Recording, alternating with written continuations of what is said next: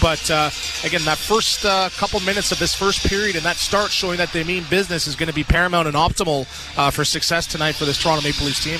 I mean, this is what the playoffs are all about, games 5, 6, and 7, if necessary. But I think they have a totally different tone than the first 4, don't they? 100%, right? And I think, any way you dice it, the expectation was we were getting to a Game 5, right? And I know some people are maybe expecting it to maybe be 3-1 for the Florida Panthers, right? So when you take a look at sort of the assessment of this team in the playoffs, yes, they started off amazing and they struggled losing the next 2 games, but they're in a 2-2 game. It's not like they're down 3-1 or it's a pivotal. Obviously, it's a pivotal game, but it's not a must-win. They are in a good position now to sort of put themselves ahead in the series and really take momentum going back into Game 6. But, the last couple days, and that's what I don't like with the long breaks in between. Everyone does the assessment and they get the fine-tooth comb and saying, what about this, what about this, what about this? But in playoffs, there's going to be adversity. And you go through the last Cup winners. What team has won 16 games in a row? There's ups and downs, peaks and valleys. From the player's perspective and the team's perspective, they're not panicking. They, in their minds, are saying, we're in a good position. We're Game 5. We're home. We have to clean up a couple of our areas. We had a couple days to go through it. We might be changing the lineup a little bit here to get a little bit more spunk and fire and a little bit more energy.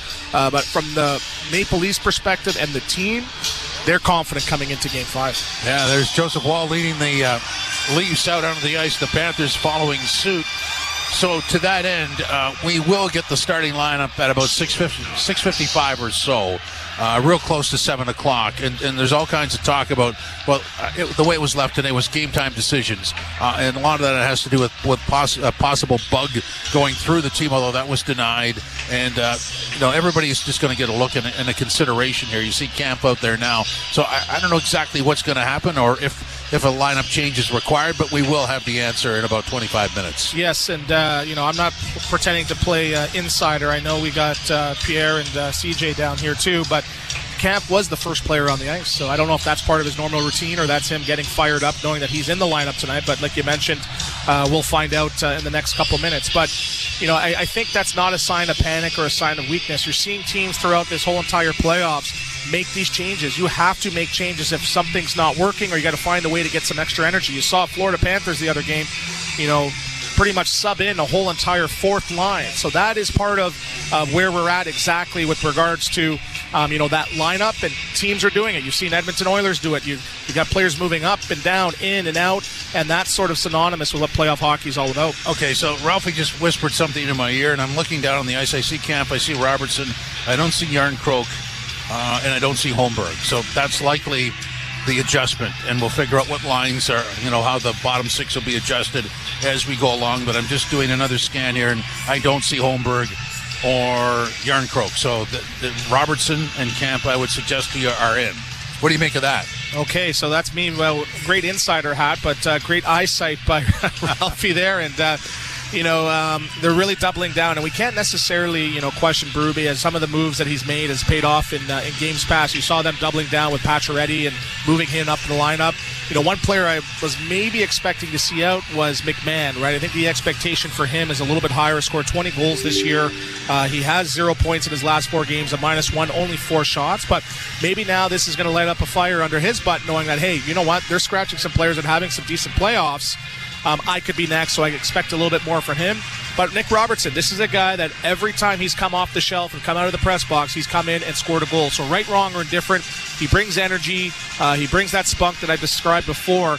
And he is a game breaker where you give him an inch on transition, or you turn the puck over, it can end up in the other team's net. So I think for him, it's just not letting the moment get too big for him, not trying to do too much. We've seen him, trying to carry the puck end to end at times.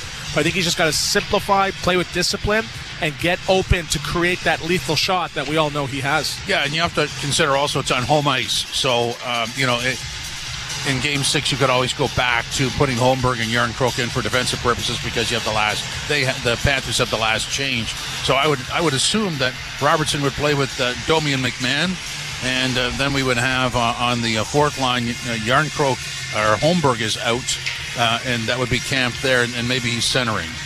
Yes, that's a lot of math, so I guess we... Yeah, I know. It's a lot of shifting. Yeah, I know. Or maybe he's not centering. Lawton's done a good job. Who knows? We'll see in a couple of minutes here when they go into their line rushes, too. And we're gonna break into Bonesy and Ralphie's call with lineup change updates as the game goes on. Yeah, but again, it's not a... I don't think you need to read too much into it, right? And, just going back to Bobby McMahon, like at the end of the day, I think, him having his size at 6'2", 215, he can get to the net a little bit more too. I like Kemp. He's a good two-way guy. But Robertson, I think he has the ability to sort of, catch lightning in a bottle here and really cement himself. Only 2 games in this entire playoffs. Again, I've been a big advocate for his game, and I think for him, he can't get caught up in the emotion of it, trying to do too much too soon. Just let the game come and develop to him. But, we're going to get into it, I'm sure, in a couple minutes. But this game is going to come down to the emergence of some of the stars that have been a little bit hibernating the last couple games. Yeah. But, again, you're at home. You have the home crowd against you. It's 2-2 in the series. You get a couple good bounces. You have a good start like you did in Game 3. That could be the key for success tonight. Yeah, and, if Robertson is with Domi and McMahon, even if Robertson doesn't score, maybe McMahon does. So looking for some offense from that line is the way I would sort of classify that adjustment. Yeah, and, that accountability, right? And Robertson, at the end of the day, you're going to see a lot of energy because this is the guy that's been chomping at the bit for the last 8 games. And I think that's sort of been the catalyst for this group, right? Where, if you have a bad series of games, there's other guys that are waiting for their opportunity and that can run away with it, right? So McMahon, remember where he started at the beginning of the season, in the press box, right? You've seen Camp in and out. Holmberg was a healthy scratch, right? Yankrook did come back from injury midway through the season. So they have a lot of options. But the one thing that concerns me, right, when Florida made the change and brought in their new fourth line, it was 6'3", 6'4", guys that can skate. There's a lot of players, I believe, in the bottom 6 that for Toronto that almost serve the same purpose, right? Yeah. So, again, I'm not advocating for Ryan Reeves or something like that, but, again, it's an opportunity for someone to show up and know that if you have a good series of games and put a couple shifts together, that can, create your opportunity going forward for these games and beyond. So let's get to the big names. Marner is having trouble getting a shot on goal, and Matthews is having trouble scoring goals. What do you make of that? It's, we are a Leafs show, right? But we do watch other games, right? And you're seeing guys elevate throughout the league. You're seeing a Wyatt Johnson in Dallas. You're seeing Jamie Benn. You're seeing Connor McDavid and Draisaitl. Guys are elevating at this time of the year. And I don't think we need to get into talk about legacy, but this is sort of where you earn this money. This is where you earn being synonymous with the best players in the National Hockey League, what you do in the playoffs, right? And I played with a guy named Eric Stahl, not the most talented player, but he was the hardest working player, and he elevated his game come playoffs. So I think that's got to be the case for Matthews and Marner. And but the one thing is, and the fans don't want to hear it, you think of a Steve Yzerman or an Alexander Ovechkin, those guys are synonymous with winning. But they both took their time to get there. It took them 10, 12 years to get to that point. But with so much on the line and what's expected from this group, especially these two, there's no sugarcoating it. They have to elevate. So I think for them, it's starting with just getting the puck out cleanly, getting on the rush, putting pucks on net. But what I want to see, and watching the rest of the league, is when you have that power play, whether you score or not, it creates momentum and gets momentum back into the game. When you're watching that Edmonton Oilers power play, it's zip, zip, zip. The team's on their heels. They're taking chunks out of them with the big shots, and guys are getting injured and that, and it's creating momentum to take over for the rest of the next couple segments. So I think for them, just elevating, but I want to see it. I don't care about the underlining numbers. I want to see a little extra hop in the step. I want to see them go into the net. I want to see them creating. I want to see that eye test. I don't want to see the analytics. I don't want to hear about the defensive metrics and all that. These two got to elevate. Well, it's the missing piece. When you go back over the years, that's the one thing that hasn't happened. Yeah, but it was, they were calling for the same thing with regards to Matthews in the series. I think it was Game 6 against the Ottawa Senators. What does he do? Scores a big power play goal. Yeah. And when they've been called to the carpet throughout the year, I think they've elevated and they've dominated. So the one thing is they have the ability to do it, and with coming down to potentially the end of the season, I think they're too good of a player to really be on the outside looking in when it comes to the score sheet. Absolutely. Well said, my friend. Thank you. There you go. Leafs game night continues on TSN 1050, the iHeartRadio app, and the Leafs. Multicultural. International. Undeniable. Your connection to the sounds from the East. To the voices of a global phenomenon on SiriusXM K-pop. How you like that? Or explore trending hits by Asian talents from around the world on Horizon. Listen to these and more anytime at home with SiriusXM on your phone, computer, Alexa, TV, or other internet-connected devices. NHL Morning Skate. Frederick Anderson, number one goaltender with the Canes. Congratulations on the contract extension. Yeah, good organization.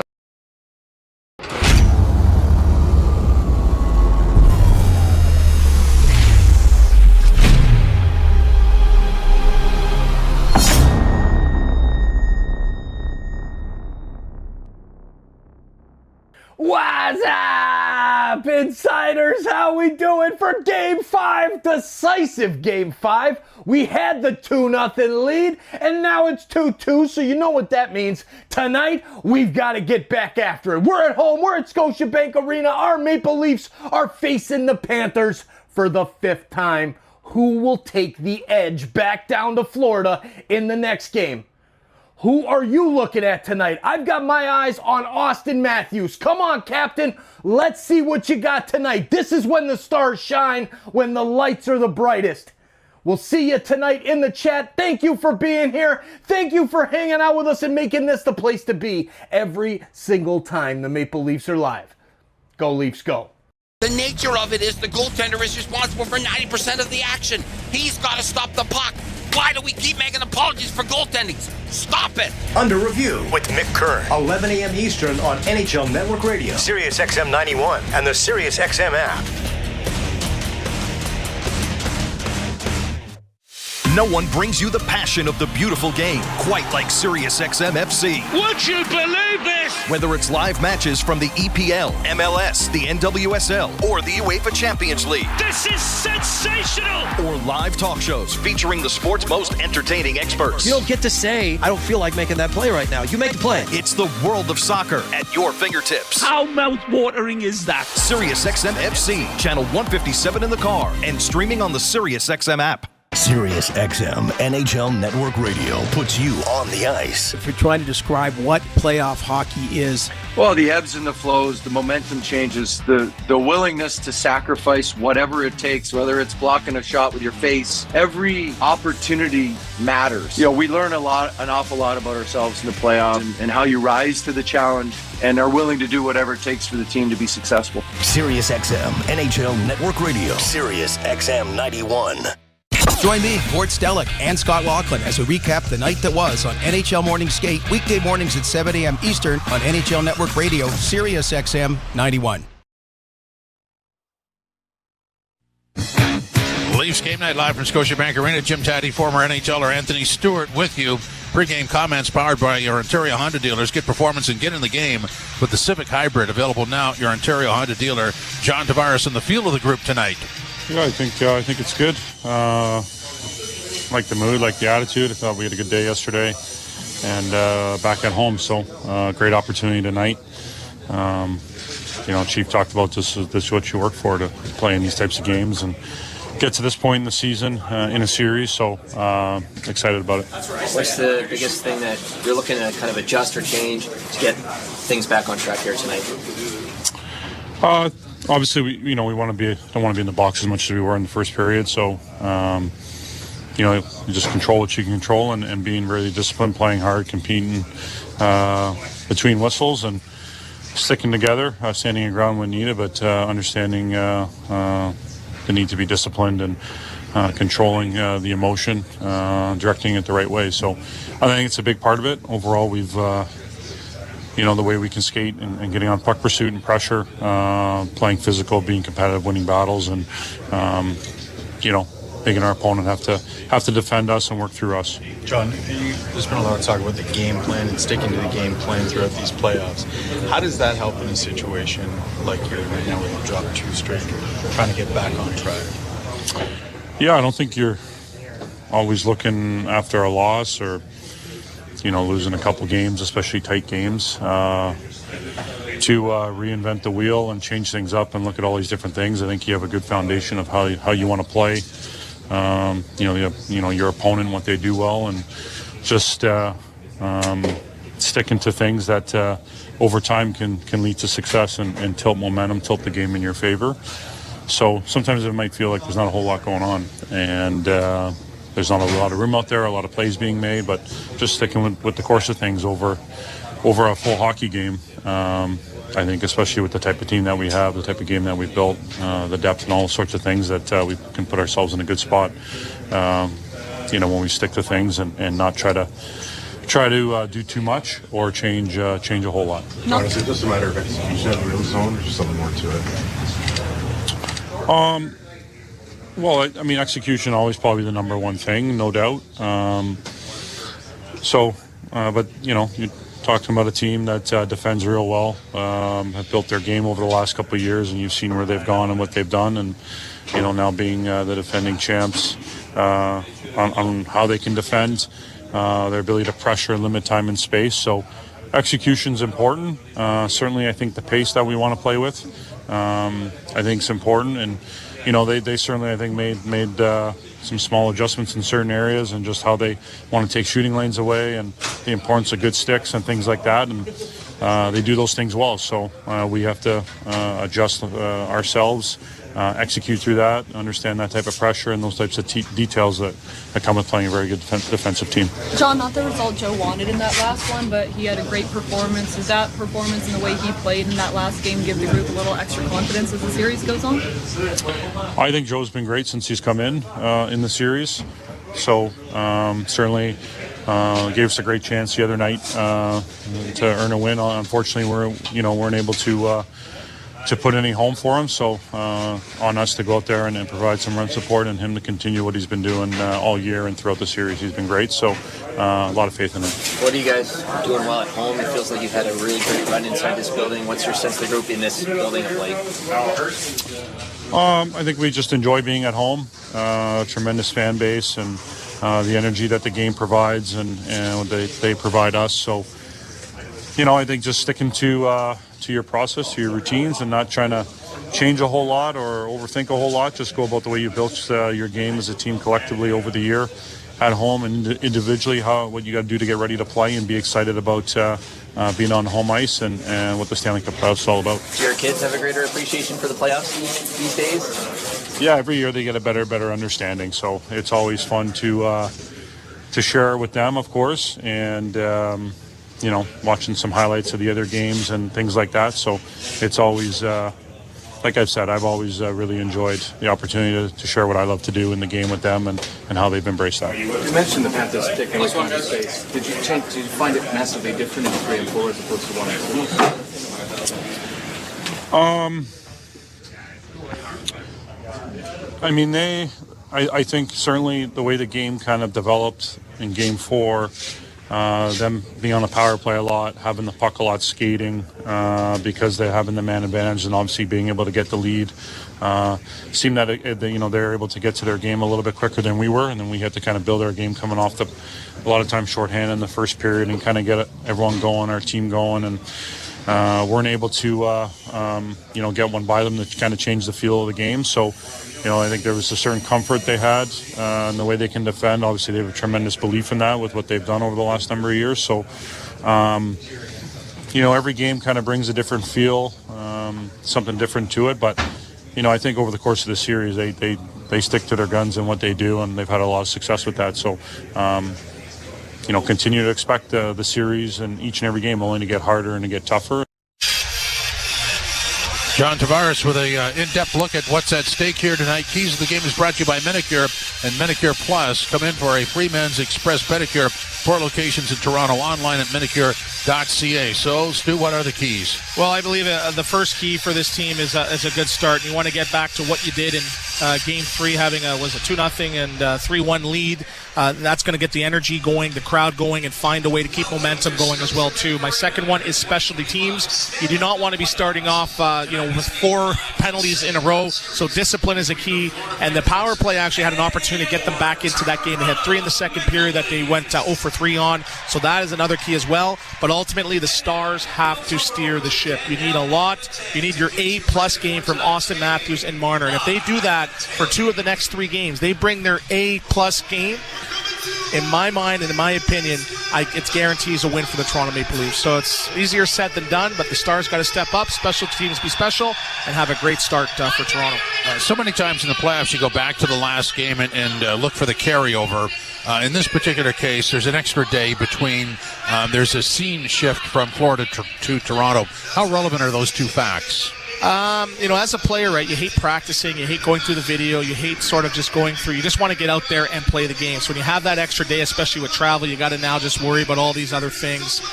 So for me, I hated those. I hated that gap. I just wanted to get right back out there. And again, especially being in Toronto, you cannot avoid it. I had two guys, on the GO train today asking me, what's going on with the team. I'm not even on the team. I don't know. Don't ask me. Berkey's down there in the other corner there as well. But it's tough. Wait a minute. Did you grab the conductor's mic? I'm going to say this. I'm only going to say it once. Listen up. Go Leafs go. But I think for it's just frustrating because you got to sit there and think and overthink, and sometimes you're your own worst enemy, right? We talked about the comments. I think of Ottinger, right? When you think about it, it's like I feel about I'm the worst hockey player in the world. So in this market, when you have to hear about it, just sort of compounds that, and you just want to get back out there and wrong the rights of games past. But again, a lot of these guys, they're known as cool breeze. They're known as not easily bothered. So we'll see how they respond. Well, I just go back to Game 4, and you try to. My warning is don't fall in love with a team that won the last game in the playoffs. I mean, they're not going to get 4 penalties in a row here. That's a ridiculous start. Who's reffing tonight? Oh, no, but that's just unprecedented. Right. The way that, again, if I'm Craig Berube, and again, the way that I look at it from a former player, you probably had a C+ or a B- game, and you were still within one shot in the third period. You had an awful start. You were in the penalty box. The team scored the first goal on the mistakes that you were making, and you were still within one shot. You had the power plays to get back in. So now you can't always, and that's what the coach would tell you, you can't always bring your A game, but you have to raise the level of their B game. So the fact that it wasn't even a B game, it was a C game, and they had the opportunity, I think they hang their hat on that and saying, guys, we have to a man, we've made some changes, we're going to have a little bit more energy, we need a good start. But in their minds, they're saying Florida's not that good. This is not the Florida team of last year. I don't think they're not coming in and running you over, running you out of the building. They found ways to respond physically as well.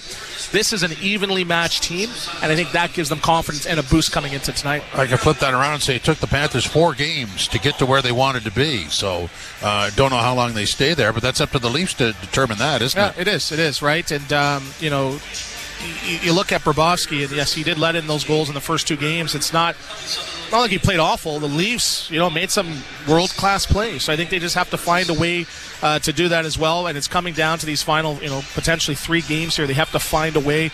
But the exciting part is we have not seen the best of Austin Matthews and Mitch Marner, and they are not synonymous with top 10 players in the entire National Hockey League, not the Atlantic Division, not the Eastern Conference, the whole entire. They're too good of a players to be shut down for this long. So for me, I want to see the response because I'm sure they're hearing about their legacy being questioned. I could see them responding, having big nights. I would not be shocked to see them, put up multiple point efforts tonight. Well, and as the series goes deeper, you always have a list of things that haven't happened that likely should happen, and that's at the top of it, isn't it? It is, but we're focusing on that. Like again, Pacioretty's had a pretty decent series too. You're seeing the bottom 6, find ways to get involved physically and killing penalties as well. William Nylander's, amongst the league leaders in points in playoff scoring as well too.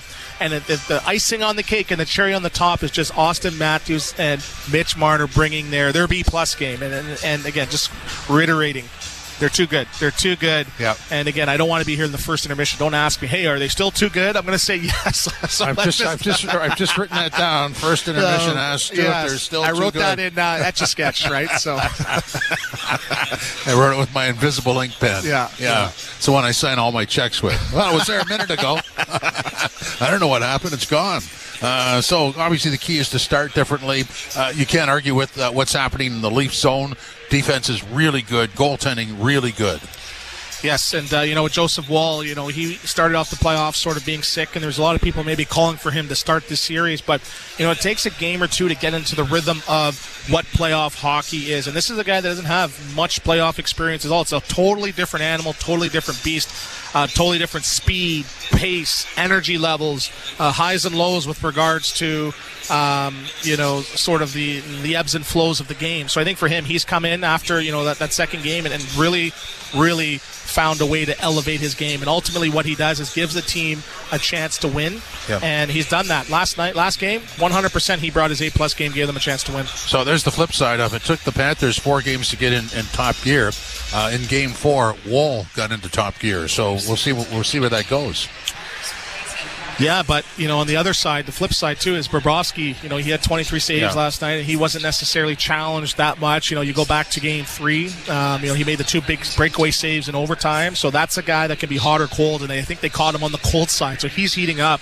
But I think the key for them is, and I go back to maybe the Oilers game against Vegas Golden Knights the other night, they made it a point to crash the crease every single shift. Even after the game, the goal for 3-0 by Evander Kane, Zach Hyman ran the goalie right afterwards. So you have to find a way to get him off his kilter, get him off and sort of, distract him a little bit. But at the same time, you have to do it with the confines of the rule and stay disciplined because you do not want to start this game with 4 penalties in a row. Yeah, so the line would be he's now comfortable. And if I'm on the Leafs side, I go, let's make him uncomfortable. Yeah, and, most of the year they've been outshot. Right, but if I'm Berube, I'm like, we got to get 30-plus shots on him. We got to go the volume route because, again, we're not necessarily getting the best look. So you got to maybe try to get a couple squeakers, throw a couple, in his feet, maybe on the power play. Right, you have to have an emphasis on puck retrievals and that as well. But come across the line, shots, rebounds, second, third opportunities, crash the crease, and that's where I'm looking for the third and fourth lines to get involved. Going to set up the opening faceoff for you next. This is Leafs Game Night on TSN 1050, the iHeart Radio app, and the Leafs Radio Network.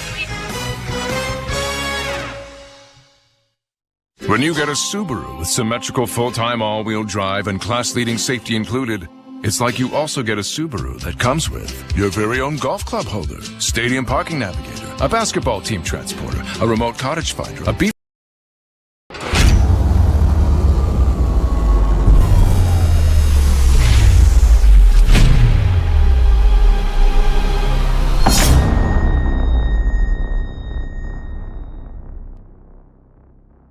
Cheers, hockey fans! Leafs fans? Panthers fans, I guess, but not really tonight. Leafs fans, thank you for being here. How we doing this evening? Please hit that like button down below. We have got to bring more hockey fans here to the chat to cheer on our Maple Leafs. These Panther fans are getting loud, and we can't have that in our chat.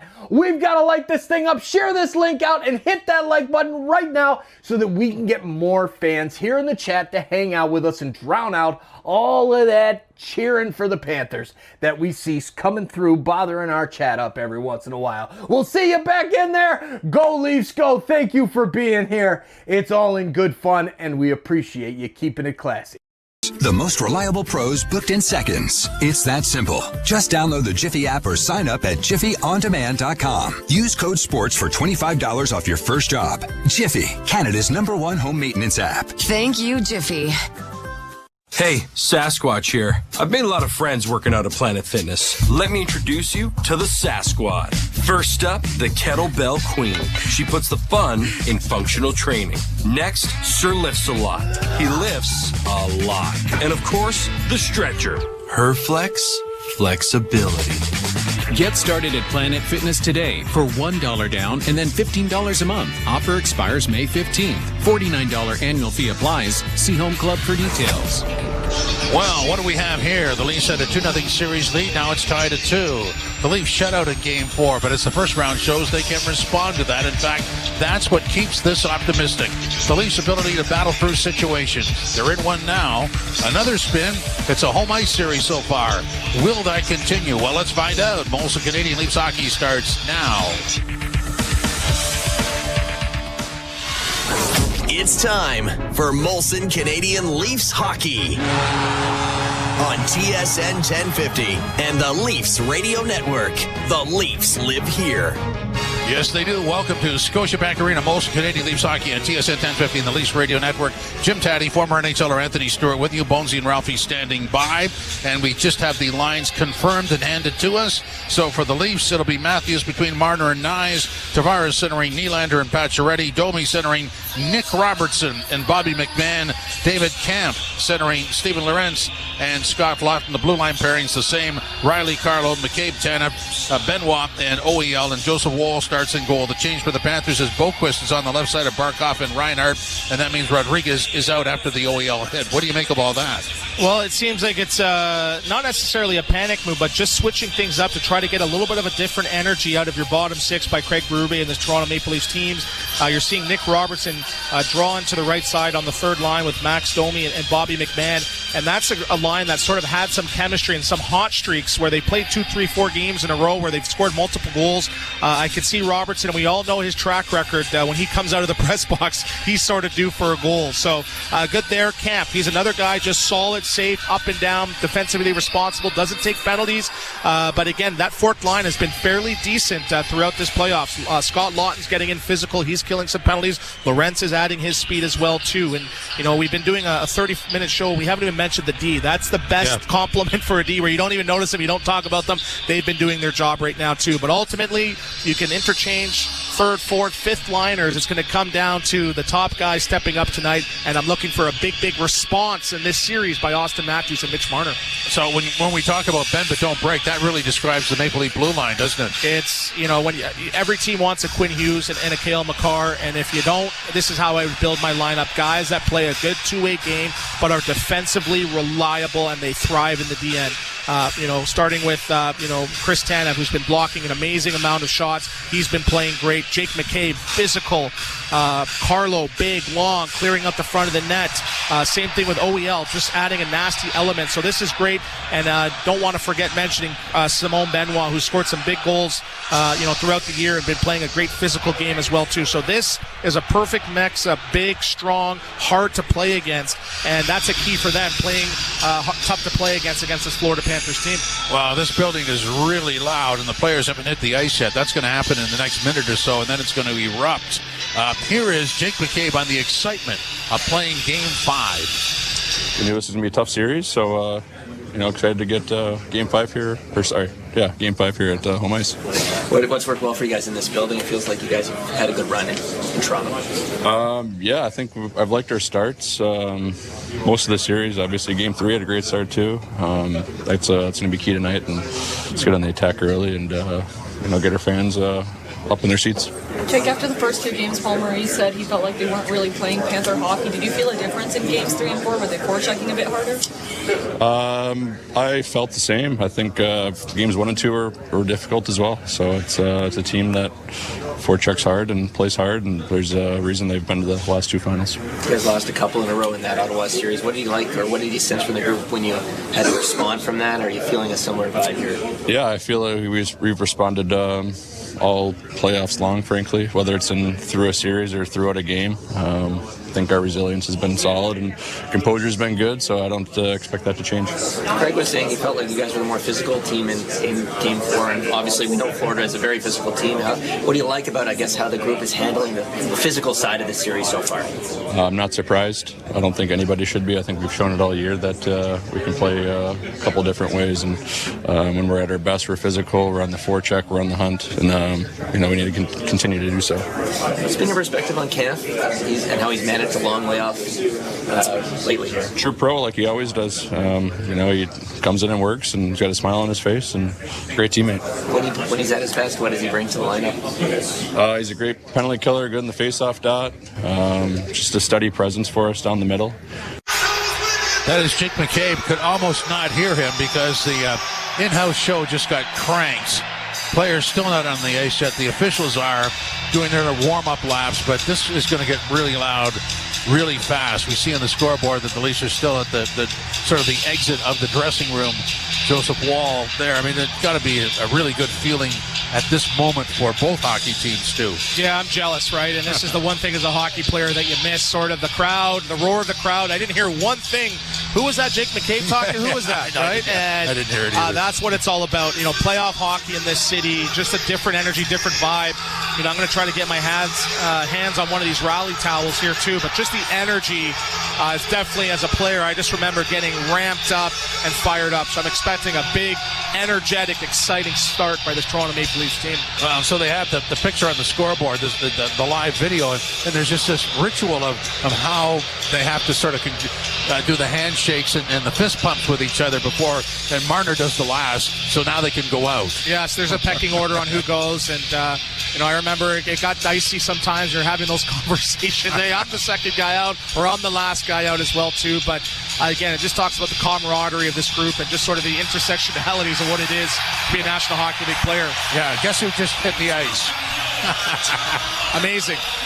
So let's go back to Marner and Matthews. When you watch what Florida's doing to them, how can they get through that? I don't think it's a skill, it's a will, right? I think for them, not turning over on pucks, getting in, and it's not about going and throwing a big hit, creating separation. How many times do you remember seeing Austin Matthews when he scored 69 goals, going in, leaning with his hips and creating separation, going to the net? He scored multiple goals on tips, redirection, 2-3 feet away from the crease. Same thing with Marner, a little bit less on the flank. Get involved, create some time and space by getting involved and welcoming the contact, not avoiding it. And for Marner, a bit of a different challenge. They simply run him, don't they? Welcome to the NHL. I got ran in the parking lot on the way here. So next question. That train ride was pretty aggressive, wasn't it? Oh, yeah. Go Leafs go, yeah. So obviously we're going to be focusing on the start and maybe the lack of penalties. So, that's pretty well. That sets the tone for sure, doesn't it? It is. I'm looking for the first 5 minutes. It's not even necessarily what I'm seeing. It's what I'm hearing. I want to hear that glass rattling. I want to hear the crowd and the energy and having them something to cheer for within the first 5 minutes of this game. Okay, Stu, fasten your seatbelts. Trey's in the upright position. The opening faceoff is next. That'll mean time for Joe Bone and Jimmy Ralph to set the table for us.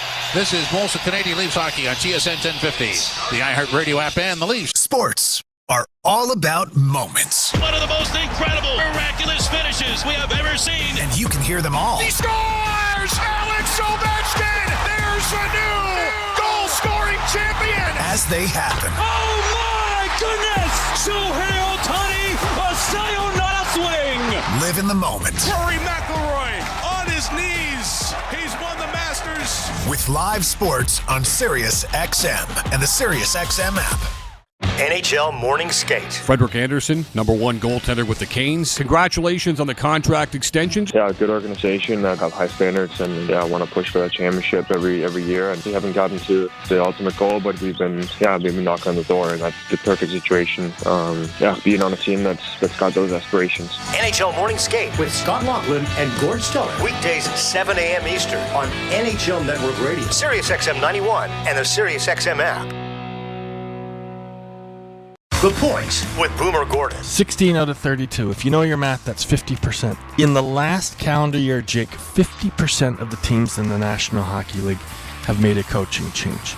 That is absolutely ridiculous. Either coaches in this league just suck. So they've been the scapegoats in this league for years and years and years, decades. It's an epidemic at this point. Point with Boomer Gordon. 1 p.m. Eastern on NHL Network Radio, Sirius XM 91, and the Sirius XM app. Under review. And stop making excuses for bad goaltending. And is it bad? Is it horrendous? If you don't win because you don't make a save or two, yeah. The nature of it is the goaltender is responsible for 90% of the action. He's got to stop the puck. Why do we keep making apologies for goaltendings? Stop it. Under review with Mick Kern. 11 a.m. Eastern on NHL Network Radio, Sirius XM 91, and the Sirius XM app.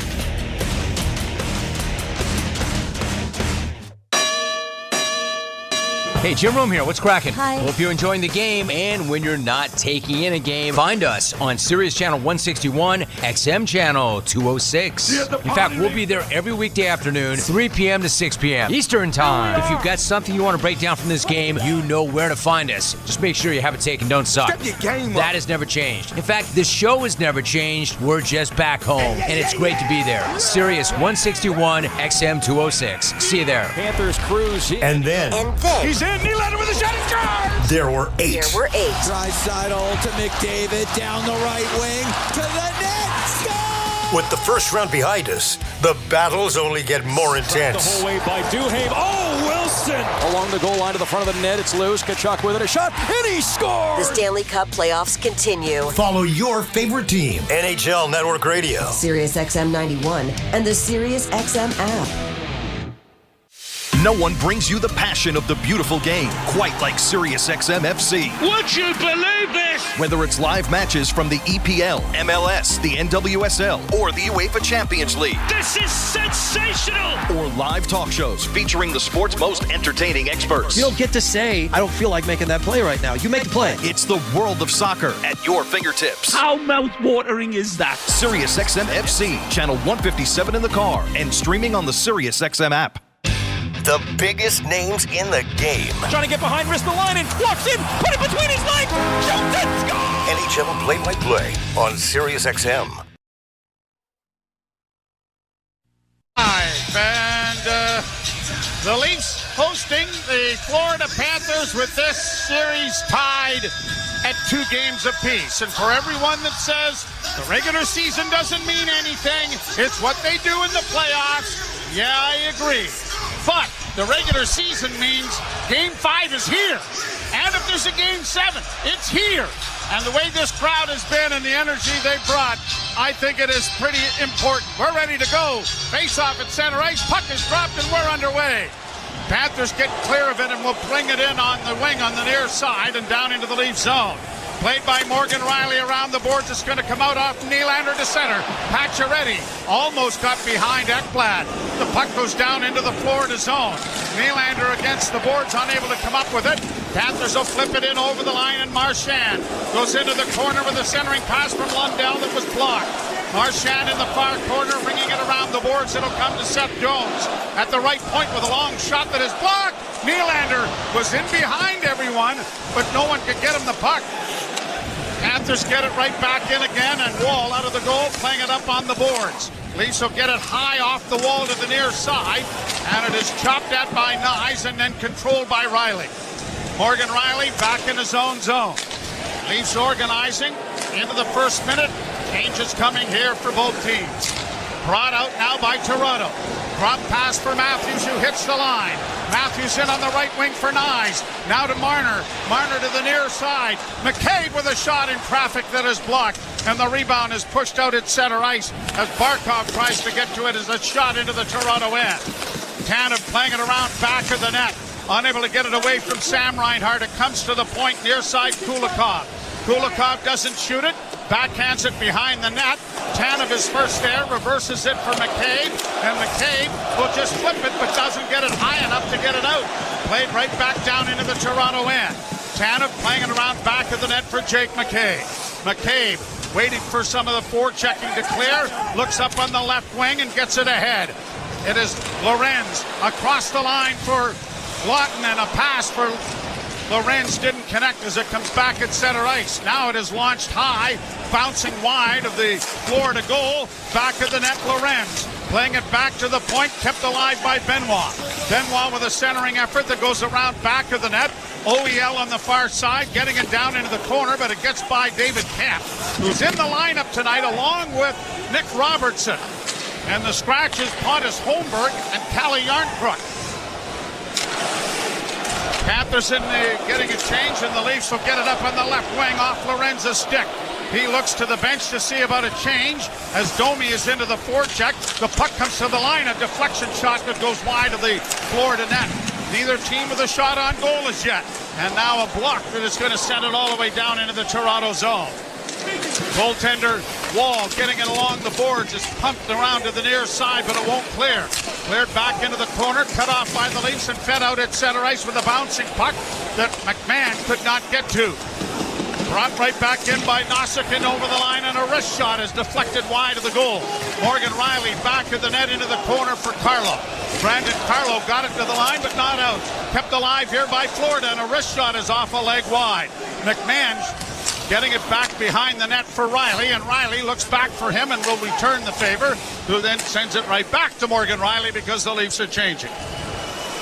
Joe Bowen along with Jim Ralph in the broadcast booth high above center ice here at Scotiabank Arena. Backhanded to the red line and played into the Toronto zone. McCabe reverses the puck for Tanev, but it was intercepted partially there. Tanev regains it, now works along the boards, had it knocked away as it comes around to the near side, and Pacioretty is there. He can't get it out initially, and the Leafs have it again with McCabe, playing it back into the far corner, and now out at center ice for Nylander. He drops it back for McCabe, who gets it ahead for Pacioretty. Long shooting, a struggle there by Bobrovsky, who mishandled it, but no damage done. Back come the Panthers in over the line with Reinhart. Getting it down and around back of the net, played back up on the wing for Matthews. And Matthews starts out of the Toronto zone. Dropping it off now for Marner, who comes through neutral ice. To the line and in for Matthews. Matthews fanned on a shot. And the puck is stolen back there by Florida. And Barkov gets it out at center. Reinhart to the line and in. Coming up on 5 minutes played without a whistle. Matthews on the far boards. Has it on his stick now. Looks to play it ahead and finds Matthew Nyes. Nyes will play it into the corner. Round back of the net with a hefty hit, Nyes. But no one on the far wing to accept his pass after stealing the puck back. Morgan Riley has to go back in Toronto territory. Played it ahead off of the linesman. And our first whistle is an opportunity to bring in the two-time OHL goaltender of the year, James Ralph Esquire, blade of the suit. I wasn't ready for the last part. No, I realize that. I figure you kind of embellished the first part. Well, I didn't want to interrupt you. Well, no, we were doing well. A great pace at the start of this game, but the Florida Panthers have had the early edge and offensive zone time. Face off to the right in the Toronto end. Leafs have actually outscored the opposition 8-3 in the 5 home games in the playoffs. Shot from an angle, deflects off a body and goes wide of the net. In the first period. All right. Yeah. At the point, another shot kicked away there by Wall, and it is Lawton getting it ahead for Lorenz. Lorenz tries to get in over the line but couldn't get around the defenseman. Panthers get it up on the wing for Bennett. Oh, Jake McCabe had the bomb doors open there. It's in over the line for Lawton. Tried to flip it off there for Lorenz going to the net, but it goes into the corner. Lorenz along the boards to the near side for Max Domi, who gets there first. Domi playing it around the wall. It'll go to the point far side. Tanev can't shoot it at the net. Goes D to Jake McCabe. Pass into the slot. Domi a backhand. And that was stopped by Bobrovsky. Wasn't much of a shot. Didn't get much on it. Panthers trying to get it out, and they do get it to center, but the Leafs are there again. Playing it back into the zone for Tanev. And the gathering is in full voice here tonight. Here's Tanev getting to the red line and shooting it in. In goes Tavares after it against the boards as it comes around to the far side, and Nylander banks it back for Tavares, who sends it into the near corner. Pacioretty arrives in ill humor to get it back in the net now for Tavares. To the point, far side to the defense, tipped in by Oliver Ekman-Larsson, but no shot at the net. And A.J. Greer is going to pump it off the boards and get it down the ice. Slow up. Linesman waved it off. No icing. Somebody's got dinner reservations. Yes, I think. Now it's back down into the Florida zone. Played along the wall out at center.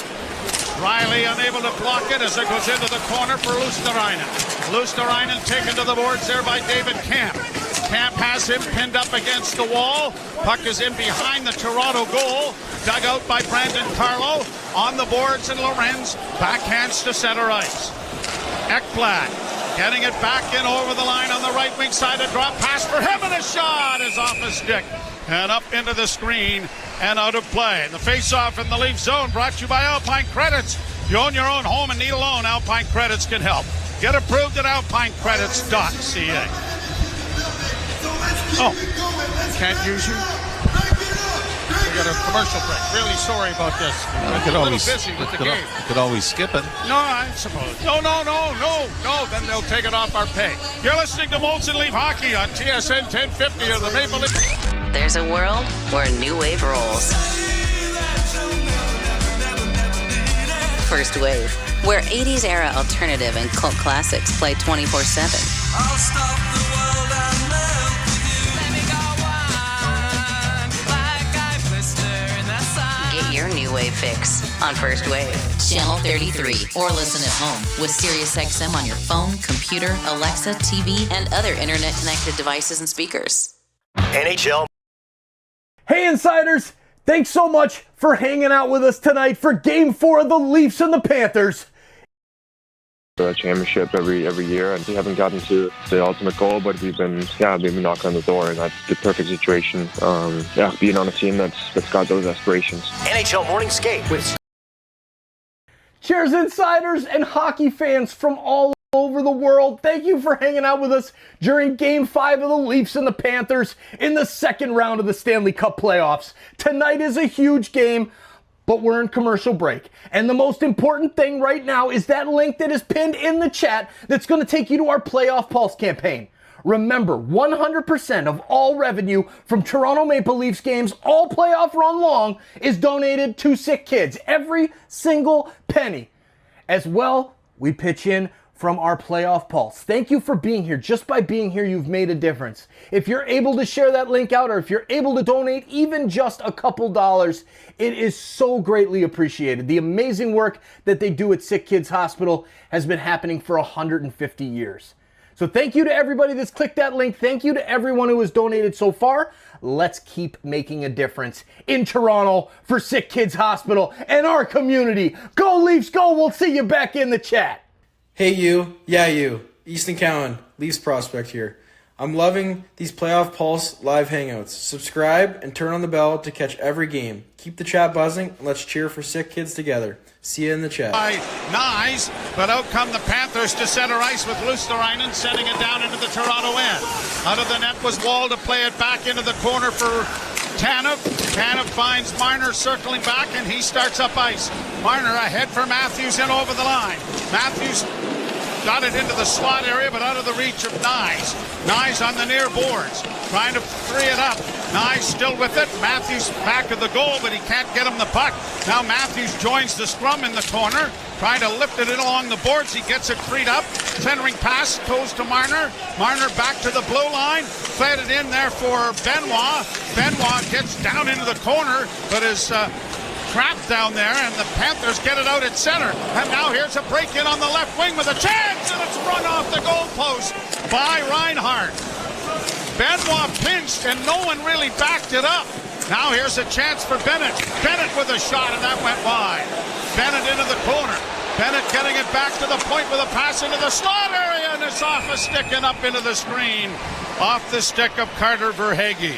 One of the things you don't like about this first period, Joe, is there have been these moments, these gaps, where the Leafs have looked nervous in their own zone. You saw Verhaeghe had the great opportunity, and then Sam Bennett right after that, where the Leafs kind of collapse and freeze.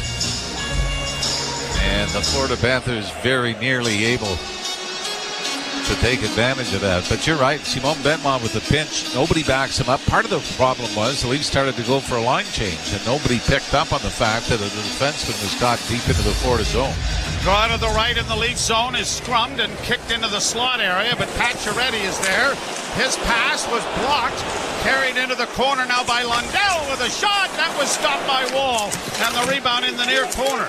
They were looking for Nylander breaking, and it didn't happen. And now Nylander steals. Nylander's got a breakaway. He's in a goal. Shoots on. A big save made there by Bobrovsky.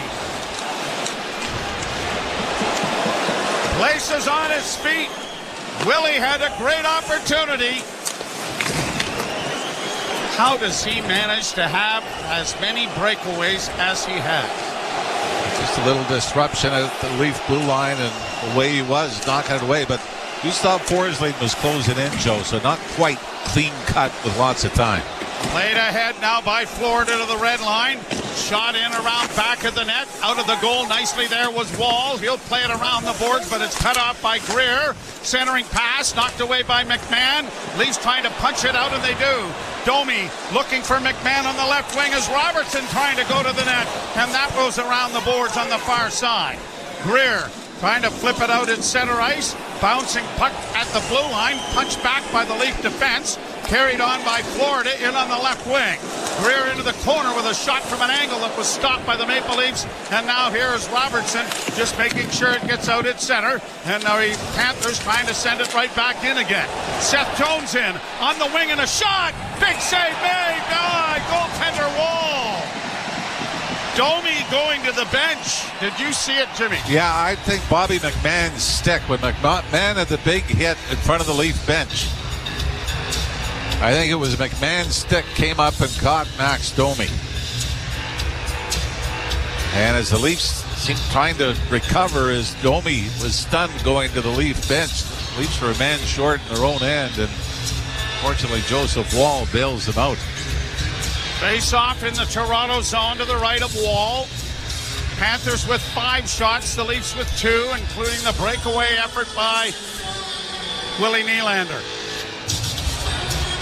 Yeah, well, actually, no, it was Barkov's stick. Shot from the blue line, blocked the rebound, is sent into the crowd, taken by OEL to the far boards, and Marner is able to circle back at the net and then start out with it. Marner with a long lead pass out of the reach of Benoit, and Benoit trying to get there for an icing denial, but the linesman says no. You can see the hash mark is the finish line. And, yeah, Seth Jones just had a step on Ceylon Benoit. Right idea, though, by Mitch Marner to throw it up that left wing boards and let Benoit step into it, or skate into it. Draw to the left in the or to the right in the Toronto zone. Matthews against Bennett. The draw scrum to the far corner. Matthews got there first to send it around on the near wing, but it's kept in by Ekblad. Now the puck along the boards, and Nye's unable to get it. It comes to Ekblad in the slot, working in with a shot, blocked away nicely by Wall. Bennett in the far corner, trying to get it in front of the net. Overskating it there was Nyes, but bringing it out is Benoit, and he'll get a change of players started as it's cleared back into the Toronto end. Tucked into the corner, far side for Lorenz. Lorenz doesn't get it up the boards enough. It comes into the corner with a sharp angle shot that is caught by goaltender Joey Wall, and he will stop play to bring a face-off in the Toronto zone when we return. 9:19 to play, first period, no score. You're listening to Molson Leaf Hockey on TSN 1050 and the Maple Leafs Radio Network. I want to learn how to cook, but I keep ordering takeout. Hey, you. Yeah, you. Thank you for hitting that subscribe button at some point along this journey. Since we have started here in Toronto Sports Insider, it is now official. Our plaque is on the way. 100K is done. We're at 101,000 plus, on our way to 102,000 tonight. Let's make it happen, Insiders. If you're new here and you haven't joined up yet, hit that subscribe button and turn on the bell so you don't miss it when we go live for every single Maple Leafs game all year long. Yes, every single Blue Jays game as well. We're live for the Blue Jays right now against the Tampa Bay Rays. And don't forget, because we're Toronto Sports Insider, TFC. Yes, TFC is live right now from BMO Field against FC Cincinnati. Thanks for hanging out with us here in Toronto Sports Insider tonight. Now let's go, Toronto. Let's get the W. Let's make it 3-0 tonight. Leafs, Jays, TFC. Come on. Holy Mackinac, we've passed 100,000 insiders on Toronto Sports Insider. The Playoff Pulse campaign is unstoppable. Your support means 100% of Leafs playoff stream revenue keeps helping sick kids with life-saving care. Let's aim even higher. Subscribe now and join this amazing community making a difference. Face-off coming in the Toronto zone. 9:19 to play, first period, no score. I'll give a special shout-out to a longtime friend of both ours, Lisa Hillary. Yes. Is listing in Calgary. She's worked in Anaheim, Boston, Philadelphia, here in Toronto. Wish we did. Yes. One of the all-time greats. Yep, absolutely. Draw to the right of Joseph Wall.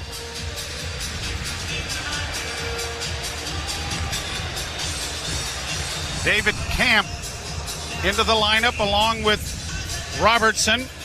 Holmberg and Yarncrook are scratched this evening. And now Camp is waved out of the face-off circle. Good to have two centermen on the line, though, isn't it? Yep. Scott Lawton will take the draw, and he wins it cleanly. Riley sends it up the middle looking for Lorenz, but it goes off his stick and down into Florida territory. Punched around the boards, it'll come out on the far wing, and out come the Panthers through center ice and into the Leaf zone. Trying to get a drop pass, a shot is swallowed up by Wall. And then Lundell is given a jolt. Oh, and there's Marchand trying to have a word with Scott Lawton, but he thinks better of that. Scotty Lawton gave him a couple of cross checks. You got to be careful. This isn't what you want to engage in, which is getting sucked into these scrums. On the linesman got an arm around Marchand. That's nice. He's going to be okay. He's going to be okay. I hope his feelings aren't hurt. He's going to the bench. Looks like he's all right. Poor little fella. It was. Uncalled for. Boy, shots on goal now 8-2 favoring the Florida Panthers. I think you were hoping for a start like the Leafs had in game one. Face off to the right of Wall.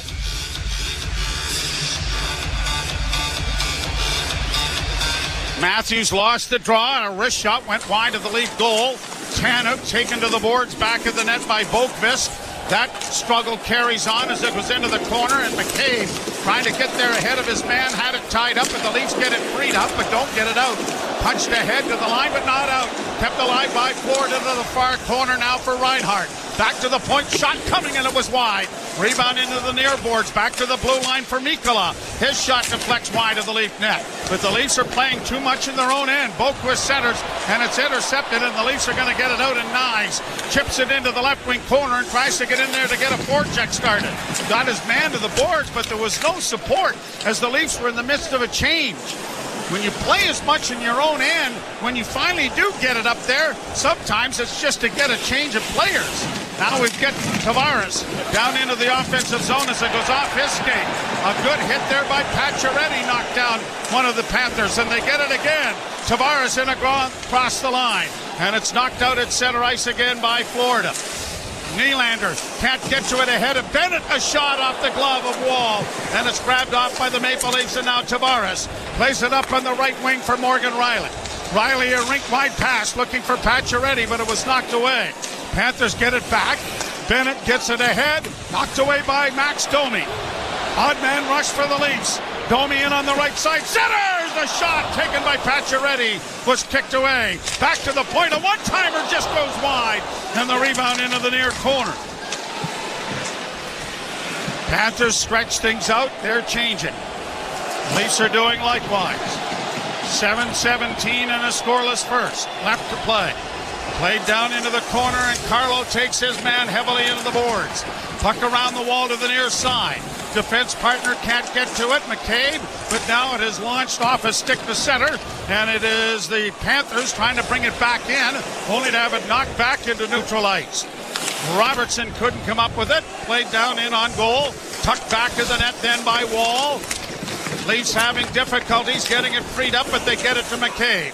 McCabe with a quick pass, and out comes David Camp with speed. Camp hitting the line and dropping it off for Robertson. Back in for Camp. He's got a man in front of the goal. Benoit! Shot it wide! Oh, what a chance that was! Holy Mackinac! Right back into the Toronto end. Camp around back of the goal. Up the middle it goes. Lorenz couldn't break. Back come the Panthers in on the right side with Marchand. Roll to the boards. Back to the point. Jones a shot. And that goes high and wide. Jones with it again at the right point. Jones working into the slot with a shot. Wall the save. Traffic in front. Much better shift for the Maple Leafs. Well, Simon Benoit, great chance at one end and then a big hit on Brad Marchand at the other. I don't know how you missed the net on this. Sergei Bobrovsky came out and challenged. Oh, he missed it by 4 or 5 feet. Jeez. I believe that is a defensive defenseman. Yeah. Does have an overtime winner. Actually, both Leaf overtime wins. Simon Benoit played a big part in both. Goal and an assist in the Ottawa series. Leafs being outshot 10-3 here in the opening period with 6:03 to go. Yeah, the Leafs probably have had the better clear-cut chances. Nylander in that one, yep. Played around the boards, but Mikkola gets there ahead of Nyes. Riley comes out of the corner to get it ahead off of Nyes down into Florida territory. Jones going around back of the net. Marner after him, knocked the puck off his stick, couldn't get it in front. Matthews unable to reach it. Kept in by Brandon Carlo, but now the Panthers have it clear and a pass up on the left wing. Here's Greer with a shot, blockered away, big bouncing puck in front of the goal. Another save made by Wall, and another save made by Joey Wall. The puck in the Toronto zone. Stolen back, centering pass, blocked, centered again, blocked. Another pass in front, shot, scores. Matter of time. The Leafs just kept chopping the puck back and forth, and eventually it ends up on the stick of Aaron Ekblad, who snaps it from the right hash marks over the right shoulder of Joseph Wall. And really, this has been the first period, Joe. The Leafs have had these stretches. They've got full control of the puck and can't get it out. And Florida Panthers, for the third time in this series, open the scoring. Let's see. Yes. Yes, third time. 2-5, 2-4 and 5. But the Leafs just 3 shots on goal, and Sergei Bobrovsky's not contested. The chances they've had really haven't resulted in forcing him to make big saves. Played down into the Toronto zone. Benoit off a stick, but this is going to be icing. Tavares giving chase, but he's not going to get there. 5:07 to play in the first period. Ekblad's second goal of this postseason. And the Leafs being outshot 13-3. With the best scoring chance that they had is a missed shot. Tavares leans in. Draw one by the Panthers. Tkachuk takes it to the boards. Run off the disc there by Nylander. Punched out at center ice. Nylander breaking in on the right side with a shot. Oh, and a juicy rebound off of Bobrovsky, but no one could get a stick on it. Now Bennett, the other way for Florida, trying to send a shot to the front of the net. It bounces in front, and the pass comes out to Nylander again.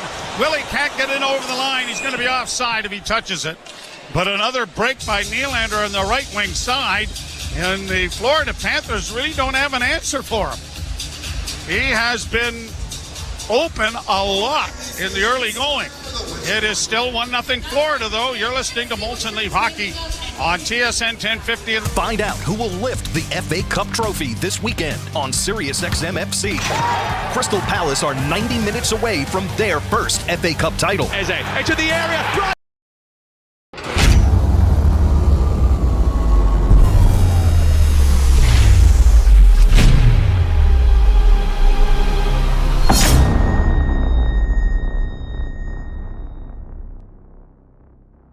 Cheers, hockey fans!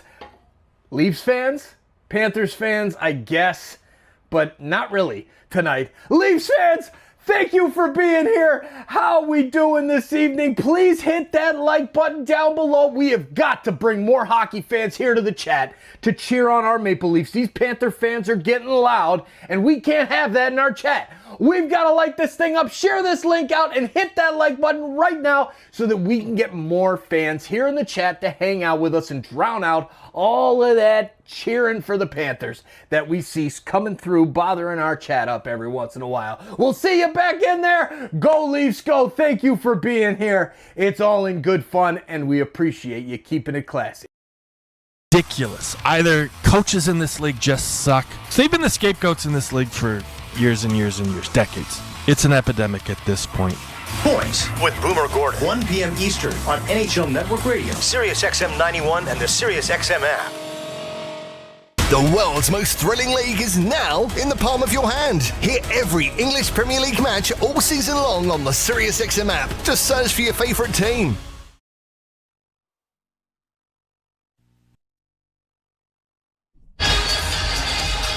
Face-off outside the Florida blue line. 1-0 Panthers. A goal by Ekblad from Reinhart and Boqvist. on a scramble around Wall, who made about 3 saves before the puck was in the net. And the Leafs could not clear. It was the Matthews line, so. Shot in on Wall. He's going to cover up on that. So, I mean, we always want to say, well, it's their 200-foot game and everything else. Well, you better start scoring now to even up for being on for a goal against. But 14-4 with 4:33 to go here in the first period. Draw to the right of Wall in the Toronto zone. It's the same thing, a lot of what we saw in Florida. It's just the Leafs' inability to make plays to get it out of their own end. And part of that is the Florida forecheck. Draw to the right of Wall. Domi taking the face off. Everybody moves early. Domi gives Lundell a bit of a slash. They'll try it all over again. Or did it? No, they won't. Domi's been waved out. Robertson moving in. And Robertson won the draw cleanly. Tanev gets it back of the net. Punched around the boards by Robertson. It comes off the wing, and now Robertson starts out with it with a pass. It hit a skate, and now off the skate it comes to center ice anyway. Now Domi sending it in as the Leafs are changing. 4:14 to play in the first period. 1-0 Panthers, and the shutout streak of Sergei Bobrovsky continues. They'll go back to the Morgan Riley goal midway through the third period of Game 3. So the shutout streak is still in effect as it's cleared out into the center ice area, as it is 1-0, and Bobrovsky is pitching a shutout. Okay, I've done what I can. Shot right back down into the Toronto zone. Chipped out at center ice by Oliver Ekman-Larsson, then followed up as it comes to Camp. Camp trying to drop it back, had it hit a skate, and it comes to center ice. Now Benoit flipping it into the left wing corner. Hustling after it is Nico Mikkola around the boards, played out into the center ice area. Leafs are there to intercept, and Riley giving it back to Brandon Carlo, who will return it to Riley. Riley gets it to Nylander. Nylander through center. Nylander pushing it in over the line, trying to get around the defenseman Seth Jones into the corner, trying to add a little punishment there was Pacioretty, but missed, and it shot down into the Toronto end. Chopped along the boards and into the corner. It goes back of the net to the near side. Max Pacioretty is there. He's gingerly, a little too gingerly, and now in fact it's rolling on edge. Gone the length of the rink for an icing. And back into the Toronto zone with 2:40 or 2:56 to go in the period. Coming in the circle to the right of goaltender Joseph Wall. So over 90 minutes between goals for the Leafs, or 90 minutes since their last goal. So that's the shutout streak? Yes. Okay.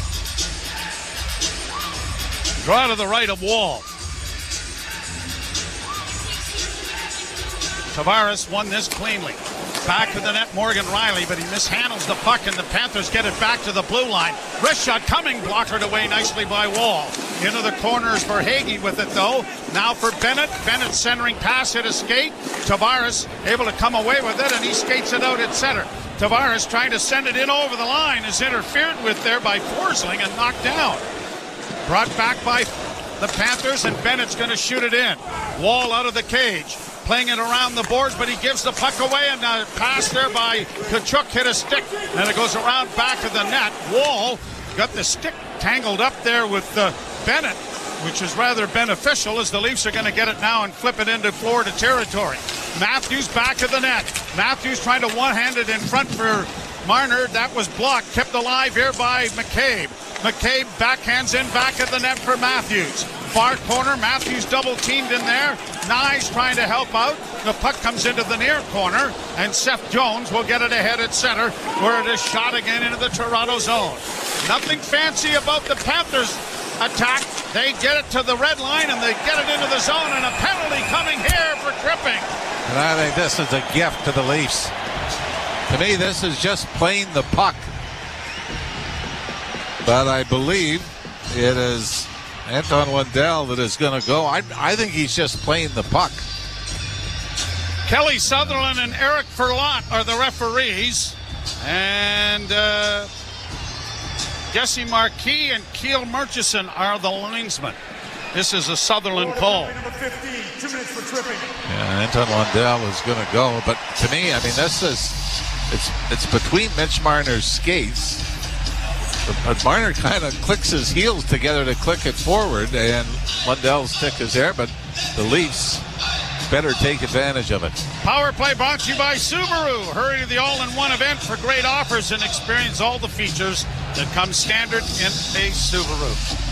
You think that was a little bit weak? No, I was fine with it.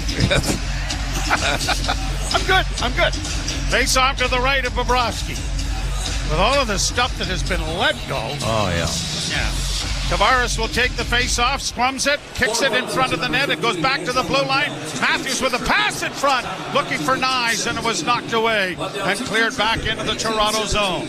Marner goes back to settle it down. Matthews will swing in behind him. Marner looking back for Matthews and now has it, and Nylander is with him. Matthews to the line and in on the right side for Tavares. Tavares on the half boards, gets it back to the blue line to Marner.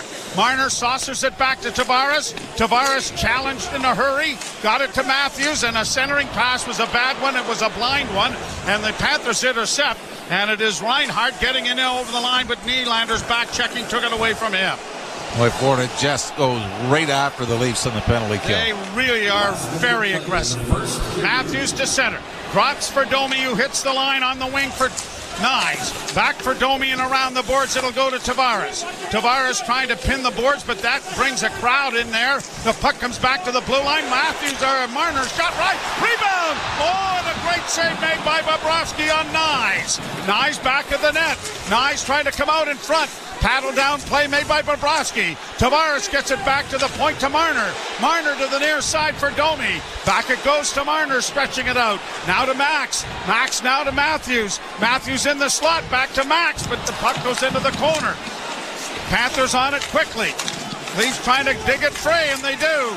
It goes wide into the far corner, though, and is played, but it hits the referee. Kept alive for Toronto, but it comes off the boards, and Nosek will send it out and down the ice. 6 seconds left in the period.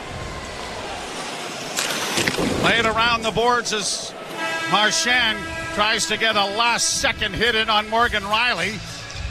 And I think Wall said something to Marchand that spun him around as if he was going to do something. On the linesman's got Marchand, got his arm around his neck again. I mean, can we just let him get along? Well, Matthew Nyes, Joe, on a shot that missed the net glove side on Bobrovsky, came back off the backboards, right out to the near post, and Matthew Nyes just could not beat Bobrovsky's left pad getting back to the post, so the Leafs would have tied it. As it turned out, it was not a very impressive power play for Toronto. So a 1-0 lead at the end of one for the Florida Panthers as Ekblad gets the goal. The Windsor native at 14:38. We'll step aside. Jim Taddy and Anthony Stewart take you through our first period intermission. The Leafs trailing 1-0. You're listening to Molson Leaf Hockey on TSN 1050 in the mix. Stay plugged into the pulse of pop culture on the SiriusXM app.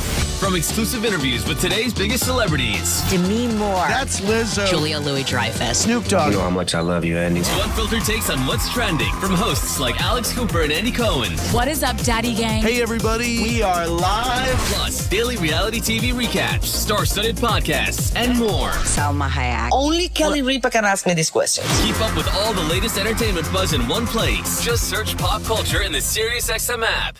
NHL Morning Skate. Frederik Andersen, number one goaltender with the Canes. Congratulations on the contract extension. Yeah, good organization. I've got high standards, and I want to push for that championship every year. And we haven't gotten to the ultimate goal, but we've been knocking on the door, and that's the perfect situation.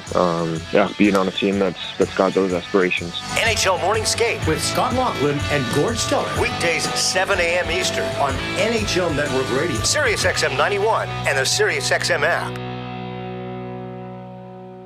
The Point with Boomer Gordon. 16 out of 32. If you know your math, that's 50%. In the last calendar year, Jake, 50% of the teams in the National Hockey League have made a coaching change. That is absolutely ridiculous. Either coaches in this league just suck. So they've been the scapegoats in this league for years and years and years, decades. It's an epidemic at this point. Points with Boomer Gordon. 1 p.m. Eastern on NHL Network Radio, Sirius XM 91, and the Sirius XM app. Under review. And stop making excuses for bad goaltending. And is it bad? Is it horrendous? If you don't win because you don't make a save or two, yeah. The nature of it is the goaltender is responsible for 90% of the action. He's got to stop the puck. Why do we keep making apologies for goaltending? Stop it. Under review with Mick Kern. 11 a.m. Eastern on NHL Network Radio, Sirius XM 91, and the Sirius XM app. No one brings you the passion of the beautiful game quite like Sirius XM FC. Would you believe this? Whether it's live matches from the EPL, MLS, the NWSL, or the UEFA Champions League. This is sensational! Or live talk shows featuring the sport's most entertaining experts. You don't get to say, I don't feel like making that play right now. You make the play. It's the world of soccer at your fingertips. How mouth-watering is that? Sirius XM FC, channel 157 in the car, and streaming on the Sirius XM app. Sirius XM NHL Network Radio puts you on the ice. If you're trying to describe what playoff hockey is, well, the ebbs and the flows, the momentum changes, the willingness to sacrifice whatever it takes, whether it's blocking a shot with your face. Every opportunity matters. You know, we learn an awful lot about ourselves in the playoffs and how you rise to the challenge and are willing to do whatever it takes for the team to be successful. Sirius XM NHL Network Radio, Sirius XM 91. Panthers cruise in. And then He's in. Nylander with a shot. It's gone. there were 8. Draisaitl to McDavid, down the right wing, to the net, score! With the first round behind us, the battles only get more intense. The whole way by Duhaime. Oh, Wilson! Along the goal line to the front of the net. It's loose. Kachuk with it. A shot. And he scores! The Stanley Cup playoffs continue. Follow your favorite team. NHL Network Radio, Sirius XM 91, and the Sirius XM app. Molson Canadian Leafs Hockey is on TSN 1050 and the Leafs Radio Network. The Leafs live here.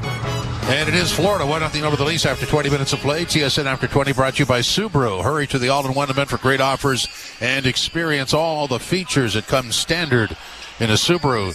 Jim Taddy and former NHLer Anthony Stewart with you, Stu. I got to tell you, 1-0, that's flattering. Yeah, and again, I do my best to try to be as optimistic as possible, right? But down, tied 2-2 in the series with 2 games that you lost on the road coming back to home, I expected a little bit of a more energetic start, right? The crowd was tremendous, loud. You saw the rally towels, right? They were loud on the breakaway by William Nylander. If that would have went in, the roof would have came off. But just the pressure that Florida's putting, they're almost outclassing them with regards to, the in-zone play. Toronto's doing a lot of one-and-done plays. Take a look at Florida. When they're in the corners or they're in the zone, there's 1, 2, 3 guys surrounding the puck, as opposed to Toronto on the other end, a lot of one-and-done plays. So you're not going to hope your way back into this game. You have to have a little bit more structure. You have to have more of a game plan. And through 20 minutes, it seems like Florida stuck to theirs, where Toronto on the other end of the puck, they just seemed like they were a little bit, discombobulated and not really sure, how to respond to the attack that Florida's bringing. So if you were in the sales business, you would have 1,000 leads and get a couple of deals. If you had a couple of calls, you'd have no deals. So what I'm saying is, shots attempts. Panthers got 14 through and another 19 that didn't. So that's let's do some math here. 33 attempts, right? The Leafs had 5 that got through and 5 that didn't. So that's 10 attempts. That's a discrepancy. It is, and Florida, again, they're a team that just sort of wears you down. They come in, they attack. It's that Joe Frazier type attack. They just keep going forward, but it comes down to just the will. They are willing their way into the O zone of the D zone of the Toronto Maple Leafs, and they're just sort of having their way, in the corners and getting pucks on net. So, we talked about it. If you're having trouble scoring on Bobrovsky, it has to be volume. You're not gonna win this game, 3-2 with 18 shots on net. You're gonna have to get 26, 27, 30. So the one positive is Florida is showing that they are human. Nylander had the breakaway. That could have made it 1-0. Yep. Kampf made a beautiful pass to a trailing Benoit coming in back door. That could have went in as well. And then on the power play, where, they still have 17 seconds left, Nyes almost had a tap in as there as well, too. So it's not like they're getting their chances. But when you're struggling to score goals or you're struggling to create opportunities in the O-zone, you got to go the volume approach. You got to just put everything on net. I think one of the first shots on net for Toronto, they threw it into Bobrovsky's glove, and he fumbled it. Yeah. Right? So, but I'll tell you, Florida, they're battle-tested. They're a team that's been to the Stanley Cup Finals 2 times in a row for a reason. This team plays the game the right way, and it's tough. So we'll see how they respond, but through the first 20 minutes, that effort for me, I just think wasn't there. But again, the one positive is they're still 40 minutes, and they're one shot away from getting back into this game. But we've said that how many times this series? This is, in that term of analysis, this is a replay of Game 4 without the penalties and the power play goal with the 5-on-5 goal. And let's go to that 5-on-5 goal. The Ekblad goal is the result of at least 4 really good scoring chances prior to the goal going in, all on the same play. Yeah, and Toronto sort of run their defensive structure. They just sort of shrink. But there was 4 or 5 guys around that puck and 2-3 rebounds, right? And Woll made 2 great saves, one on Boquist, and I'm not too sure who the other one was on, but there was 2-3 saves where those went in the net. You probably couldn't fault them. And then ultimately it pops up to Ekblad, who roofs it, right? So, when things aren't going offensively, you have to find a way to fundamentally be better in your D zone. And there was 2-3 guys puck watching on that point. And I think now with Toronto, what their plan is, they want to blow the zone. So when they're blowing the zone, you're sort of on your toes a little bit and cheating a little bit in the D zone. They got caught cheating on there because they were trying to maybe get up on the offensive zone of the puck. So I think for them, details, it starts with defense, getting the pucks out. Getting the pucks in deep. The only one I seen chip and chase and charge in that period probably was either Pacioretty and Nyes. Yeah. But again, they can't do it by themselves. They need to come in with numbers and take that volume approach for this final 40. Well, and that's the result of a sort of a stranglehold in their own zone. So how do you chip past that? I mean, you've got to somehow break through. They did get a breakaway, so it does happen. Yeah, and it's kind of weird. They are chipping, and Florida's making them take the scenic route. And almost, they could have easily, I think, got 2 interference penalties. If that's a regular season, I know there's a little bit of a different standard come playoffs. But what's going on? They're stretching out. On their breakout passes, and it's going to one of the players on the flanks, and they're isolated. Where you got to start supporting the puck. So if you're going to be blowing the zone to the left winger, right winger, you got to start cheating and supporting the puck so you can chip into him, into supporting that. But there's just one guy isolated. It's 1-on-2, 1-on-3. And Florida, they're just too big, they're too long, they're too strong, and they have numbers. So it's a 1-on-2, 1-on-3 plays. You're not going to beat them that way, too. So a little bit more puck support, a little bit more puck pressure, and I'm sure that's what Berube is telling the troops right now during this intermission. And the best tonic for this is a goal, isn't it? The body armor sports drink, I guess. I don't. Well, you need something to build on. Right? I don't know. Because it goes like this. We saw Lawton sort of get involved with, with Marchand and those extracurriculars there. I'm not sure if that's what it is. I think you just got to crush the net, draw some penalties, and hopefully the power play gets you back in. But that's Florida. They put you to sleep almost. It's a death by 1,000 cuts. They just there's no space out there. There's no space, and you're seeing a guy like Jones who's rejuvenating his career. Oh, yeah. He's twisting, turning. He's a breakout machine as well too. It's a very, very solid team, very well coached, and you got to give Florida Panthers credit. It's not much what Toronto's not doing. It's what Florida's just doing whatever they want out there and having their way so far. Well, and that is the issue, because they did that in Game 4, and it's continuing on here. So they have to come up with a solution rather fast, don't they? Yes, and I don't know. Maybe it's watching a Nathan McKinnon highlight. Maybe it's watching, McDavid and Draisaitl and sort of the big moments now. This is where some of the big guys got to step up. So I'm holding my breath. I'm staying optimistic. But I'm not saying time is running out. But I expect a little bit more. I expect a little bit more from some of the go-to guys, especially in this second period. There's a long line that would support you with that analysis. Florida leads at 1-0 over the Leafs after 20 minutes of play. This is Molson Canadian Leafs Hockey on TSN 1050, the iHeart Radio app, and the Leafs Radio Network. At Canada's Wonderland, we're serious about our guests having fun. Seriously. Just listen to our park opening sale. Buy a 2025 Silver Pass for only $89 and get unlimited visits through Labor Day. Unlimited upside-down loops, unlimited ice cream cone licks, unlimited super spinny swings. Told you we were serious. New this summer, brave the elements with Alpenfury, Canada's first and fiercest launch coaster. Save $10 when you get your 2025 Silver Pass online at canadaswonderland.com. Plus processing fees up to $9.99. What's up, insiders, hockey fans, Leafs fans? How we all doing tonight? Dang it, buds. Come on. Where the hell are you guys? Austin Matthews, Said it earlier. We're watching you, man. Come on, Captain. What's going on? Ah, man. Look at this chat flying off here. You know, people just, the politics and all that stuff. Guys, keep it out of here. That's not why we're here. We're here to talk sports. Let's just enjoy the sports and chat it up while we support SickKids Hospital in Toronto. Thank you, Carmen, for pinning that link in the chat. That is our Playoff Pulse campaign homepage link at SickKids Hospital. Click that right now. Share it out. Donate if you are able. Let's make a difference for SickKids Hospital. Because, man, our buds are struggling tonight, and it's all on the line here. It's all on the line. There's Mr. Weskers. What's up, Mr. Weskers? Margot, Conway, Panthers fans in the chat flying like crazy here. There's Andrew Hurd. Cheers, Andrew. Good to see you, man. There we go. All right, I got to get back to monitoring this chat, but I wanted to get a big shout out here to the Super Chats tonight. Dennis Levy, thank you for the Super Chat, and the Pizzo as well, and welcoming some new members. Ohai Chi Scribner, A.L., and Wang Alice. Those are great names. Great names. Welcome to Insider, and oh yeah, Kilo G is a member, and he's been an Insider for 9 months. Thank you, Kilo G. It's great to see you, everybody, here in the chat tonight. Now, let's get back to keeping it classy here on the live chat. And, yeah, go Leafs go. Come on, buds. We need to get something here. We really need to get something. You're right. Matthews is that injury must have been really mismanaged because he's struggling out there. That is not Mr. 70-goal scorer from last year at all, regardless of whether or not he shows up in big games. It's just there's something not right there.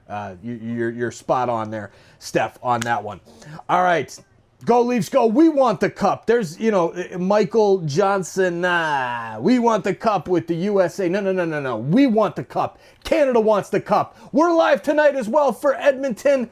Hopefully they'll wrap up Vegas tonight in Vegas. Let's take it back to the intermission report and get ready for the second period. Go refill those drinks. We're getting ready to have some more cake over here. Go Leafs, go. Come on, buds. I want to be singing a different tune next intermission. We'll see you back in the chat. Edmonton and Vegas, puck drop around 9:30. Oilers in the driver's seat there. In our game, 1-0 for the Panthers over the Leafs. After 20 minutes of play, Ekblad with the goal from Reinhardt, and Boquist, who is in the lineup tonight because Rodriguez is not. And the Leafs have 17 seconds left on the power play to start the second period on fresh ice. This is Molson Canadian Leafs Hockey on TSN 1050, the iHeart Radio app, and the Leafs Radio Network. The drama builds. Baseball's in full swing. This ball's gone! Hear every MLB game on Sirius XM. And they'll be talking about this one for a long, long time. Listen to your favorite team all season long with your hometown announcers on the Sirius XM app. A breathtaking home run by Aaron Judge. For a complete MLB schedule, go to SiriusXM.com/sports. What a night! NHL Morning Skate. Frederik Andersen, #1 goaltender with the Canes. Congratulations on the contract extensions. Yeah, good organization. I have high standards, and I want to push for that championship every year. And we haven't gotten to the ultimate goal, but we've been knocking on the door, and that's the perfect situation. Being on a team that's got those aspirations. NHL Morning Skate with Scott Laughlin and Gord Stellar. Weekdays 7 a.m. Eastern on NHL Network Radio, Sirius XM 91, and the Sirius XM app. The Point with Boomer Gordon. 16 out of 32. If you know your math, that's 50%. In the last calendar year, Jake, 50% of the teams in the National Hockey League have made a coaching change. That is absolutely ridiculous. Either coaches in this league just suck. So they've been the scapegoats in this league for years and years and years, decades. It's an epidemic at this point. Point with Boomer Gordon. 1 p.m. Eastern on NHL Network Radio, Sirius XM 91, and the Sirius XM app. No one brings you the passion of... There you go, Burns. Since you asked, here it is. Yes, we got the plaque. There is the email that we got just a couple days ago. I am so excited. I cannot wait. And we're getting a little play button too. Oh yeah, desktop version play button. That's coming. Oh yeah, I can't wait. And I can't wait to hang out with all of you in Toronto with this stinking plaque, because all of you earned it Every single one of you that's here, you're all making a difference with our SickKids Playoff Pulse campaign and our donations and our campaigns what this community has done together. Maple Leafs fans, thank you. Hockey fans, thank you. Sports fans all over the world, thank you. I'm just a regular dad, regular guy. 4 kids, crazy life, regular job, regular life. And I came up with some crazy ideas and started a YouTube channel. And my kids said, Dad, you can't do this. And I say, yes, I can. And we did it. There it is, right there. Hopefully 1 to 2 weeks. Thank you all, Brandy. Thank you so much. Lisa, thank you so much. Amazing. All right, we got to get back to hockey. Go Leafs, go. Plaque will be, trust me, as soon as I get it, you will know. I promise, you will know. Go Leafs, go. Come on. In the first period, Sergei Bobrovsky has gone 89 minutes and 4 seconds of shutout hockey against the Toronto Maple Leafs. Did you figure that out? I did all on my own. Because I had 93-37. Did you count overtime? Oh, no, I didn't. Ah, darn.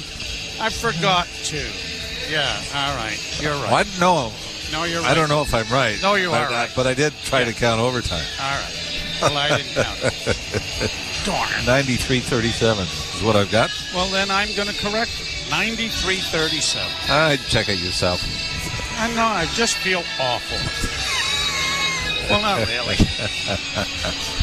Mathematics to me are two strangers in the night. Worst thing for me is I did it and I just didn't use it. Oh. Well, it kept changing as the time went on. It does. Yes. Yeah. Leafs to the left. And the puck is dropped and we're underway to start the second period. Shot down into the Toronto zone. Wall will leave it back at the net.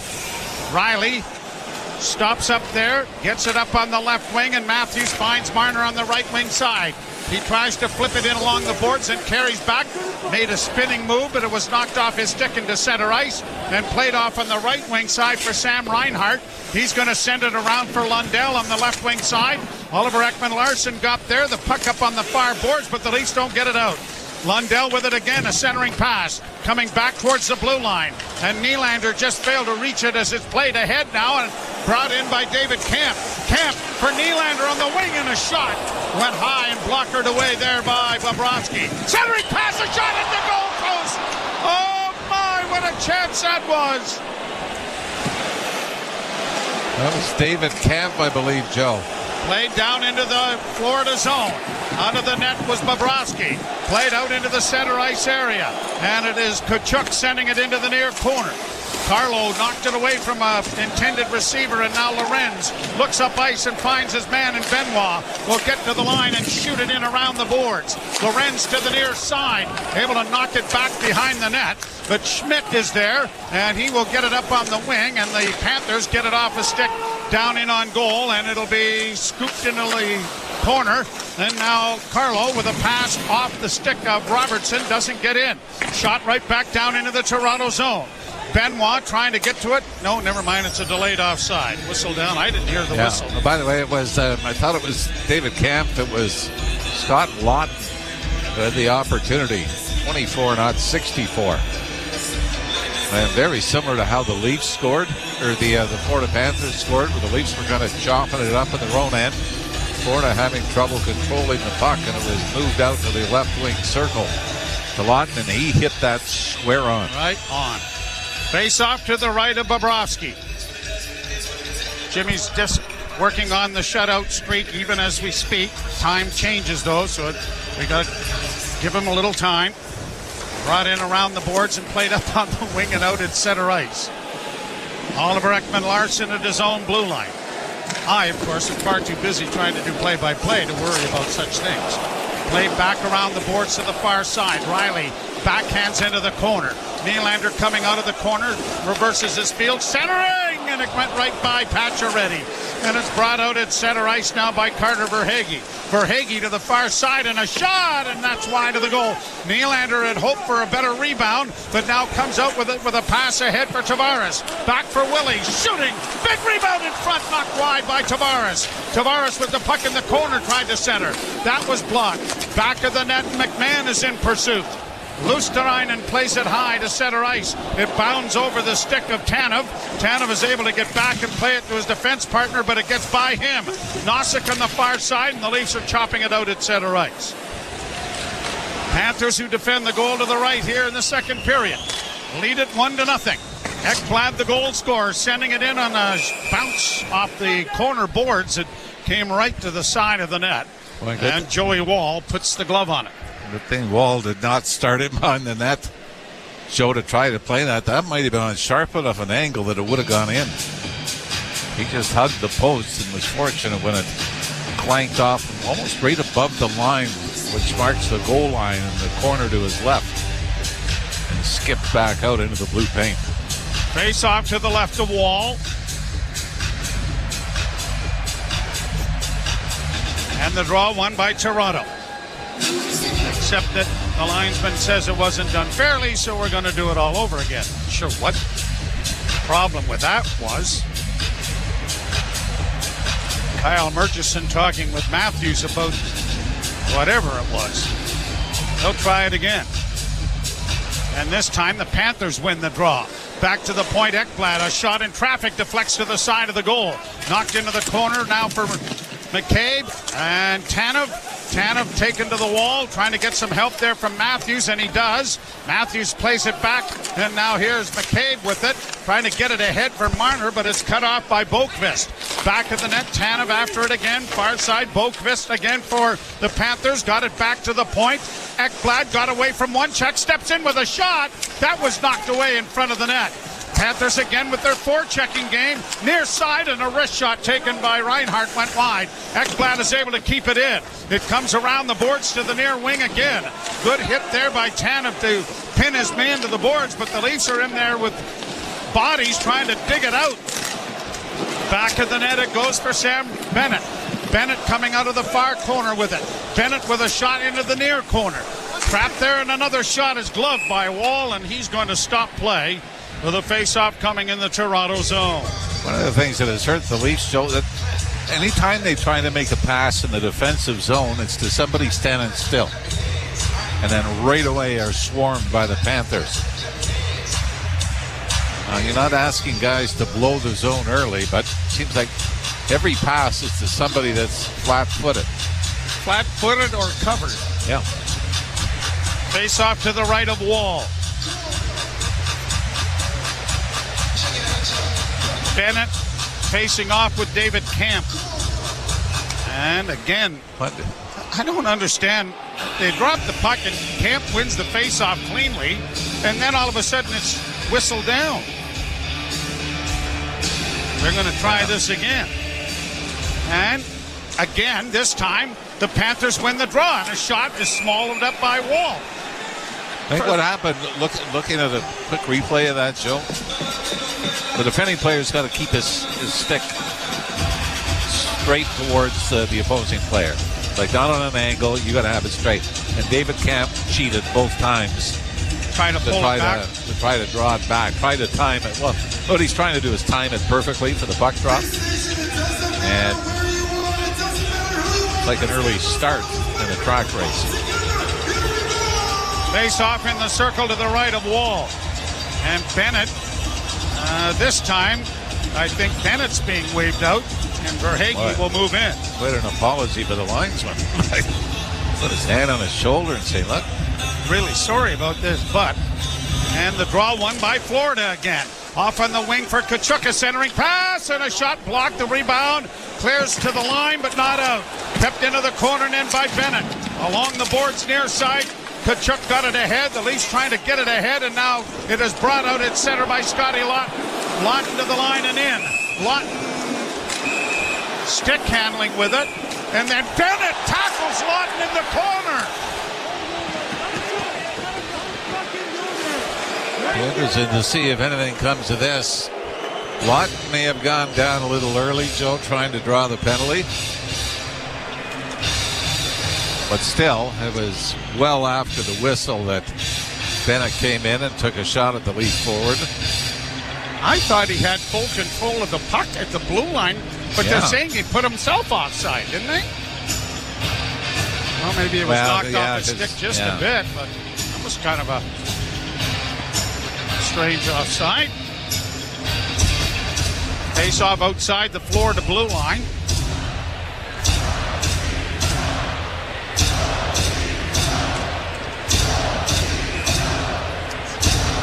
.53 to play here in period number 2, and the Leafs trailing 1-0.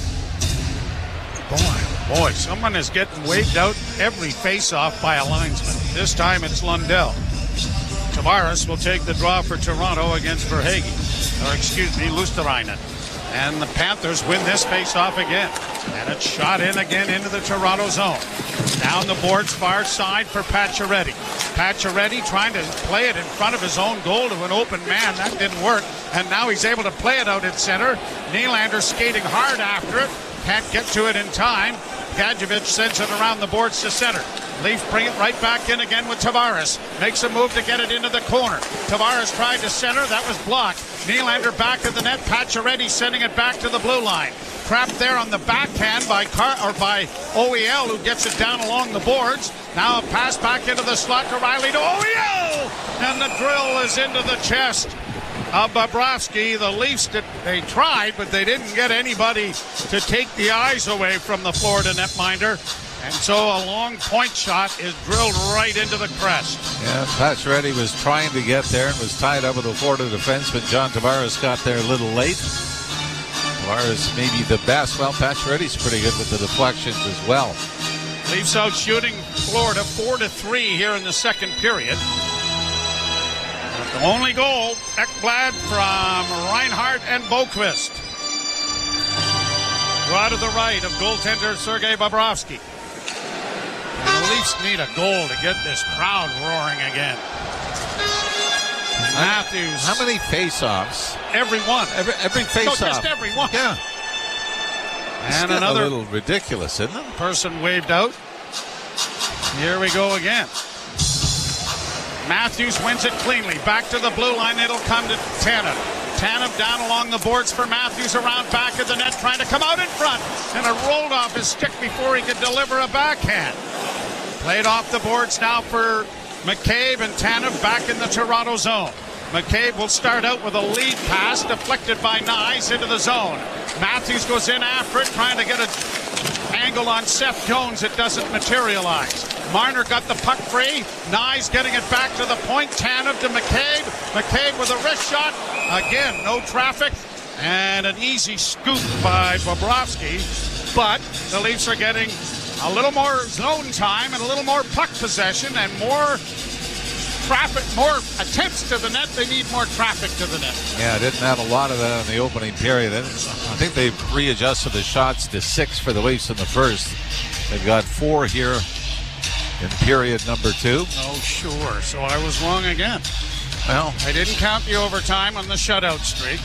Now I got your thoughts on goal. Well, of course, you're in charge of that. That's my job. I know. Draw to the right of Bobrovsky. Into the corner it goes. Pounded around the wall to the left wing side, and it is Greer getting it to the Toronto blue line, but no further. Nosek against the boards. Greer shoots it into the Toronto zone. Riley in the far corner. Took a hit. The puck comes to the side of the net, and it'll be covered up there by Joey Wall, and we get some shoving as Oliver Ekman-Larsson gets pushed on the bench, and then Larsson threw a little bit of a left jab at Greer that looked like George Foreman taking a shot from Muhammad Ali. I thought he was going to go down. Yeah, so they've let the extracurricular stuff go here so far in the second period. The Bennett hit that was late on Scotty Lott, and now Oliver Ekman-Larsson got a freebie. I mean, it wasn't much, although Greer tried to sell it. Looked like the video game boxer snapping his head back in slow motion. Not that I do that kind of stuff. No. I have a life. You do? Yes. Just a baseball and hockey game. Oh. Played off the boards by the Leafs, but cut off at the point by Kulikov. He sends it in along the wall. It'll go back of the net. Benoit chipping it along for Carlo, and the Leafs get it out at center ice. Played right back into the neutral zone and to the Leaf blue line, and shot a high stick, making contact with it, as missing a hit there was Verhaeghe. It comes through the goal crease area to the near boards. Back to the point. A shot on the far side, scores! This time it is Dmitry Kulikov finding the back of the net on a, I think that was deflected, wasn't it? Yeah, Scott Lott right off his stick and roofed up over the left shoulder. But Joe, again, it all starts the Leafs' inability to get the puck out of their own end. Florida's just dumping it in and going in and controlling it. And on a 19 shot, it's 2-0, and it's, you know, there's another one where the Leafs have control of the puck on the far boards. Then try to force it somewhere through bodies. And eventually, you know, you can call it a fortunate bounce, but the more time you spend in the offensive zone, your odds of getting the bounce is going to go up. Kulikov with his first goal of this postseason. And a 1-0 lead is now a lot bigger as it is 2-0. Panthers keep the puck into the Leaf zone. A shot backhanded, stopped by Wall. Rebound around back of the net. Marchand couldn't get to it. Back to the point. Here another chance for Forsling. A shot that was just off the mark. The wraparound attempt and a big hit there, and the Leafs get it ahead for Nylander. Nylander breaking in. Nylander driving the net with a one-hander, and it is stopped by Bobrovsky. Second partial breakaway that Willie Nylander has had. He's really been the only offensive threat the Leafs have had in this game, and we're nearly at the midway mark. 2-0 Florida, and you're listening to Molson Leaf Hockey on TSN 1050 and the Maple Leafs Radio Network. Hello, 241 Pizza. Hi, I know I should be buying Canadian, but right now I have a craving for pizza. You came to the right place. 241 Pizza is Canadian owned and operated using the freshest ingredients from local suppliers. Great! How much for a large 2-topping pizza? Right now, just 12 loonies and 99 cents. 241 Pizza really is Canadian. 100%, eh? 241 Pizza, 241, oh, 241. How did Babbel become the award-winning language learning app? We thought of you. All of you. Take Sierra. As a visual learner, she uses Babbel's wordplay videos. Today I'll share a quick lesson on shopping in French. Merci beaucoup. Malcolm is a listening learner. So he checks with Babbel's speech recognition to be Precio. However you learn, Babbel makes it easy. Save up to 50% on your Babbel subscription at Babbel.com. That's BABBEL.com. Breaking story from Alpine News Network. Firefighter Finn McHose, that's a nickname, right? Needed help contending with a blaze of debt.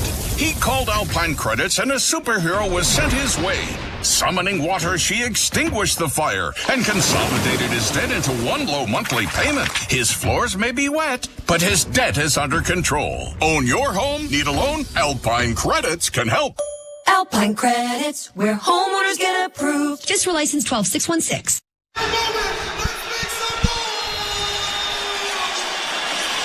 Face-off coming in the Florida zone after a Willie Nylander partial break. The best he could do was a weak one-handed backhand. Primarily, it's only because of the speed of Willie Nylander that was an opportunity at all. As they broke down the left wing side at a step in the defenseman and took it to the net, but was being cut off. So just get it on goal. And maybe put on the Captain Obvious cap again. Next goal is a big one. Draw to the right, Bobrovsky. 13-18 to play in the second period, and the Leafs win the faceoff. At the point, a shot by Marner was easily caught by Bobrovsky, and again, doing a good job of boxing out there was Niko Mikkola. Matthews will take the faceoff again. Florida's just owned the boards, both ends of the rink. And the draw, scrummed, Nyes got it freed up for Matthews, swung around the wall, it'll come to Brandon Carlo on the backhand, he sends it back into the corner. Matthews in there to dig it out. Matthews with it now, coming out of the corner with it. Still with it, a shot right on the rebound. And it was knocked away. And out come the Panthers to center ice. Good hit there by Nyes, and the Leafs get it freed on the left wing. Marner to the line and in. Marner into the slot. Had it knocked off his stick, but it goes into the corner. Behind the back pass by Riley didn't work. And it's cleared out at center ice. And the Panthers have to wait for teammates to get on side before sending it in. And it's knocked in behind the Toronto goal. Riley to Oliver Ekman-Larsson. Larsson against the boards, just does get it out, but it is quite a crowd right at the Toronto blue line. Poked in over the line by Domi, but he was stopped by Kulikov. And now Bennett in the corner on the near side. Had the puck knocked off his stick, kept in by Brandon Carlo. Cut off there by Tkachuk, and Tkachuk will play it around back of the net. Bennett hails from Holland Landing and is going to be an unrestricted free agent this year. Bennett with the puck on his backhand, lost the handle on it, but Domi couldn't knock it out past the defense. Kept into the Toronto zone. Puck is around back of the goal, then centered. And it's on the stick of Bobby McMahon, who finds Domi. Domi getting it ahead to Nylander, but he mishandled the puck. And it's cleared back to the center ice area. Leafs send it back into neutral ice. Fired right back into the Toronto zone. Slowed up and stopped by Joey Wall and left there for Brandon Carlo. He'll find his defense partner in Benoit. A long lead pass for Kemp. He gets his stick on it to just get it in the zone, but no pressure here as it comes up on the near wing, but Lawton gets there. It's cleared back out at center, and Tanev will find an opening to get it over on the far side to his defense partner. Jake McCabe returns the favor, and Chris Tanev starts out. Tanev's pass gets ahead to Lawton. He's going to shoot it, but it goes off his stick and up into the screen. Out of play with 11:04 left to play here in the second period, and the Panthers have added to the lead. It's 2-0. They stood out to the slight edge. Shots here at 7-5, but no real concentrated pressure. Austin Matthews, maybe the best opportunity here in the second period for the Leafs. Walked out from behind the net and got his own rebound. But he didn't elevate it. It was right along the ice. One was the right pad save by Bobrovsky. One was his left pad. Faceoff is right at the center ice red line. Tavares with Nylander. And the draw scrummed and played back to Brandon Carlo. Carlo gets to the red line but doesn't get it in deep. And it is Nosek sending it down into the Toronto end. Wall playing it back around the boards to Nylander. Nylander tried to chip it ahead for Tavares. That didn't work, and a shot goes wide of the net off the stick of Forsling as it goes to the far wing. Kept in, and another long shot is blockered away by Wall. Played back to the net by A.J. Greer. Leafs get there, and it is Benoit getting it ahead, and the Leafs break it out with Nylander. Getting it to Tavares across the line. Tavares holds up. Tavares with a wrist shot, a rebound, and sprawling out to cover up on it is goaltender Bobrovsky. And a face-off coming in the circle to his right as the shutout streak continues for Sergei Bobrovsky. Here we go, Leafs Nation. You know what to do. Lee beds. Pretty significant. Carry the 6. Not that I don't have full confidence in your mathematical wisdom, but I've worked with you too long, and you worked with me too long to know that we're not going to get this right sooner or later. Face off to the right in the Florida zone. Remember, the final stage is acceptance. Yes. Won by Toronto. Riley to the half boards. Back to Marner in the slot. Marner's wrist shot is blockered away by Bobrovsky. Leafs Nyes trying to send it in, but it is cut off and brought out at center ice now by the Panthers, and they're going to launch it down into the Toronto zone and go in there after it. Wall got it out of the net and up on the right wing with time and space for Marner. Marner stops in a backhand pass, a blind pass, but is brought back in now by Florida. A pass into the goal crease, they score! This is inexcusable. Mitch Marner with a behind-the-back blind pass through neutral ice is cut off. Yeah, and there was an opportunity to get it out earlier. But then instead, tried to make a spectacular exit out of the zone. And, I mean, a spinorama back pass, and it's the fourth line of the Florida Panthers that strike here and give them a 3-0 lead. Boquist. Pardon me, Boquist has been elevated to play with Barkov and Reinhart, but this is, like I said, it was a great pass by Reinhart, but it's just Leafs self-imploding here. Domi having a word with Tkachuk at the face-off dot. Nothing more develops from it as it's cleared in over the line. Tkachuk looking to get in a bit of a shot on Domi, and as it's played back into the Toronto end. Now Domi's just, everything's just falling apart. Takes a two-hander to Tkachuk and is going to go to the box. And we're one shot away from having lost this crowd here at Scotiabank Arena.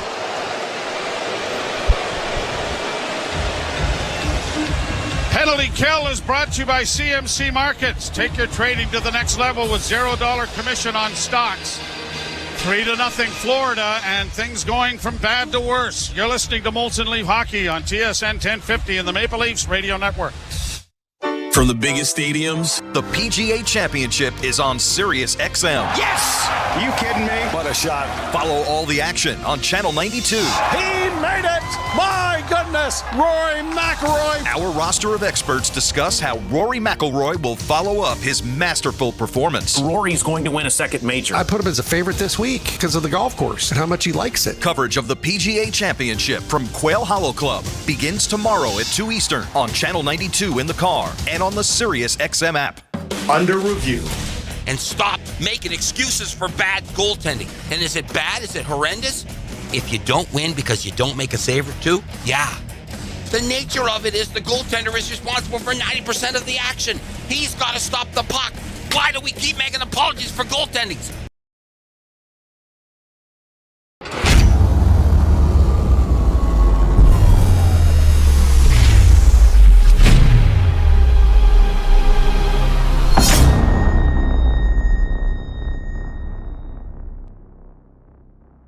Whoa, how many thousand do we have in the chat right now? Oh, man.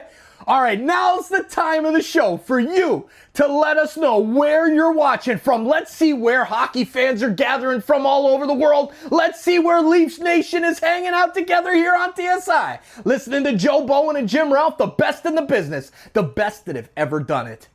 Thank you for letting us know where you're watching from, the city and province in the chat if you're in Canada, city and state in the USA, and let's see those flag emojis from all over the world. Thank you. New Zealand, Australia, Philippines, the list goes on. Brazil, all over Canada and the United States, Mexico, South Africa, Israel, Czech Republic, you name it. Thank you for being here, and thanks for letting us know where you're watching from. Now let's get back to cheering on our Maple Leafs. Come on, buds. We need the win tonight in this decisive Game 5. Go, Leafs, go. Go, Leafs, go. Go, Leafs, go. It goes to Reinhart. Reinhart on the right wing side. Down around back of the net for Tkachuk. Fed around the wall on the near side for Anton Lundell. Back to Tkachuk. Back to Lundell in the near corner. Back to the point. Jones to the right wing side, and a wrist shot is blockered away nicely by Wall. Kept in as it comes back to the point. Jones into the slot area now. Reinhart down low. Backhanded by Barkov wide. Clearing attempt was botched, but the Leafs are going to skate it out at center now, and they'll take a long shoot in on Bobrovsky, who tries to play ahead, but Tkachuk couldn't handle it cleanly. Now back come the Panthers with the power play in on the left wing. Played around the boards by Barkov. Fed back on the blue line, and a pass goes off a stick and comes to the near wing. Leafs unable to get to it initially. Now it is shot out and down the ice. Look out. That was fired by Brendan Carlo, and just enough glass over on the far side to keep that in a rink, or this would have really been a difficult spot if it isn't already. Bennett to the line and in on the left wing side for Marchand, and it was broken up by the Leafs, and now Matthews. Nowhere to go with it, but shoot it down the ice, and he does. Nate Schmidt coming out of his own zone. Pass ahead across the line for Sam Bennett, trying to drop it back. He does to Schmidt. Schmidt for Bennett to the near wing it goes. Grabbed off there by Ekblad. Ekblad to the far side. 16 seconds left in the penalty. Marchand has it go off a skate. Leafs come up with it, and they'll get an easy time to clear, and down the ice it goes. 7 seconds left in the penalty. Maybe the Leafs can try to build on something here, but it's been really the only positive that they've had. An errant pass is going to produce an icing, and the penalty expires. Domi is back on, and the faceoff is going to come back into Florida territory. Leafs need something good to happen in the final 7:39 here of the second period. I know we've seen some big comebacks in the playoffs in the third period, but 3-0 against Florida or more is pretty much a death sentence. Face off to the right of Bobrovsky. Scrummed, but cleared to the line and out. Oliver Ekman-Larsson sends it back in. It was a delayed offside. Quickly played back into neutral ice by Florida. And Morgan Riley will find his defense partner. Oliver Ekman-Larsson gets it in on goal. Whoa, that took a bit of a hawk right at the end of Bobrovsky, who was out the top of his crease. And Nosek riding the Leafs into the boards. In behind that up was Matthew Nyes, who was coming sniffing around for a rebound.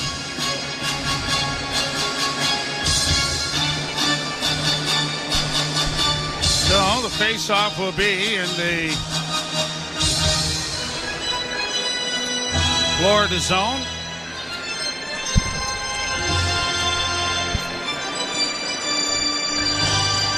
Draw to the right of Bobrovsky, who has been quite the story here.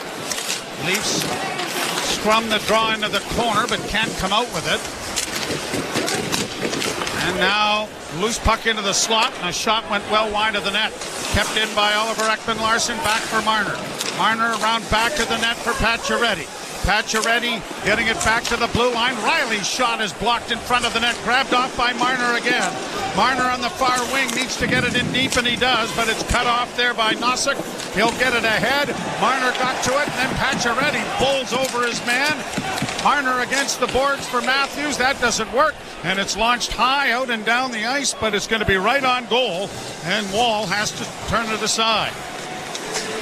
Oliver Ekman-Larsson getting it down into the Florida zone. Cleared by the goaltender by Bobrovsky, and he almost was the architect of his own demise there as it was turned over. Leafs keeping the puck in. Nylander with a shot towards the net. Nyes couldn't get there to redirect. McCabe with a good hit on the boards. And now here is Lundell bringing it to center. He's going to drop it into the Toronto zone. Mikkola goes after it into the corner. Lundell taken to the boards by Tanev. Tanev with the puck on his stick now, trying to play it up, but had it knocked off his stick, and it comes back to the point. Drive, scores!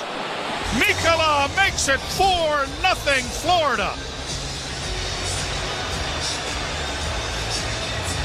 Chris Tanev is usually so good at chipping pucks out. For some reason, started the stick handle on the left wing boards. He had time and space. Ends up losing it. It goes to Mikkola on the left wing side. This is one Joseph Wall. You kind of need the save, but Florida Panthers, 3 defensemen on the scoreboard, plus Boquist, who was put in because of the injury to Evan Rodriguez. So, from a Leaf standpoint, they haven't been getting beat by the snipers of the Panthers. Kulikov, Boquist, and Mikkola all scoring their first goals of the postseason. And that has siphoned the air right out of the building. And the Boo Birds are here instead. Puck along the far boards, and now it is pushed by Greer out at center ice. Schmidt will send it down into the Toronto zone. Bouncing puck in the slot, comes back to the point. Another shot goes wide of the Leaf goal, near side for Schmidt. He'll play it into the corner. Panthers getting it back of the net. Benoit ties his man up to allow the puck to come free, and Lawton gets it to Oliver Ekman-Larsson to the line and in. Drop pass for Lorenz, looking in front of the net for Lawton, who was going to the net, but it was deflected well wide of the goal. 5:13 to play in the second period. It has been a disaster for the Maple Leafs thus far. Chipped in over the line by Bobby McMahon. Ekblad lost his stick. Puck in the corner now to Domi. Domi getting it back to the point, and a shot coming is blocked. Rebound in front. Reinhart able to play it gingerly down into the Toronto zone, and no icing here. Change of players for Paul Maurice's team.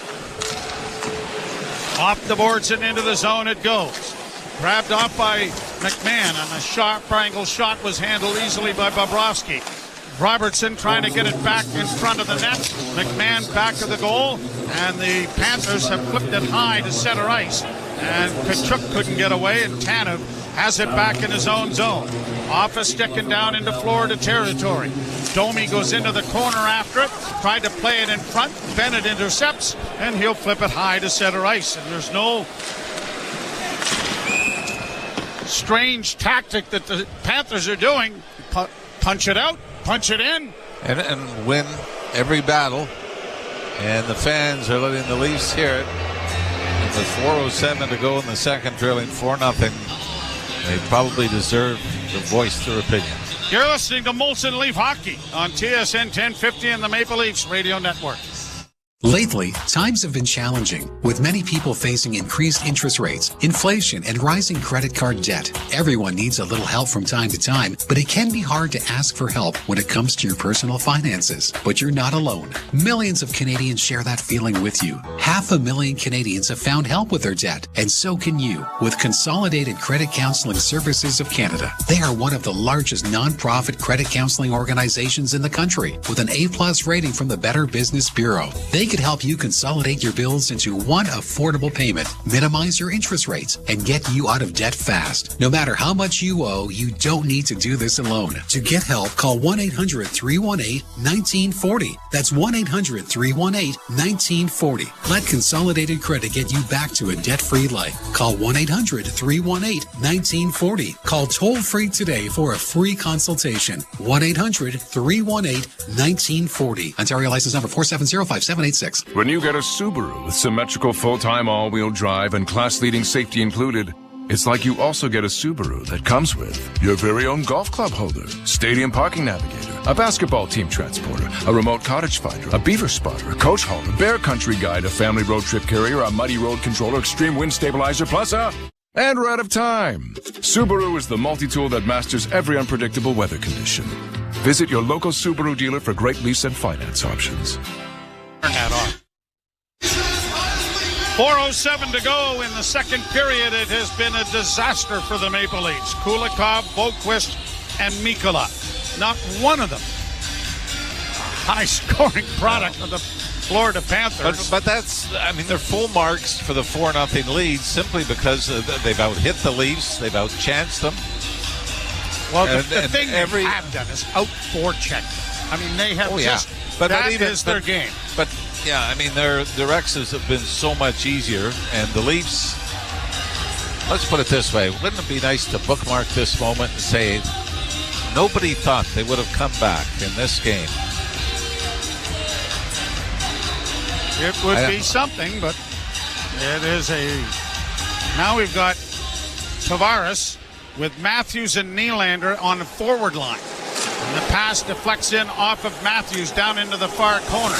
Nylander in there after it, and Tavares able to play it in around the boards, but it's going to go all the way out and down into the center ice area. Oliver Ekman-Larsson getting it ahead off a skate by Nylander, but brought right back in again by the Panthers. Barkov got it in front, backhanded towards the front of the net by Luosterainen, and the Leafs get it ahead, but out of the reach of Nylander. And an icing call is going to come here as Forsling is able to get position on the Leaf winger. So Craig Berube trying to pull out all of the stops here, juggling things up. I know he has been asked about breaking Matthews and Marner up, and said he's always ended up going back to them, but I guess this would be the perfect time to start experimenting, right, and get something that might work. Well, that behind-the-back pass by Mitch Marner that results in a goal, and here's a shot right off the face-off by Reinhart that is swallowed up by Wall. That was disastrous. Yeah, I mean, the Leafs' top line is -2 in this game. They're on the ice for the first goal as well.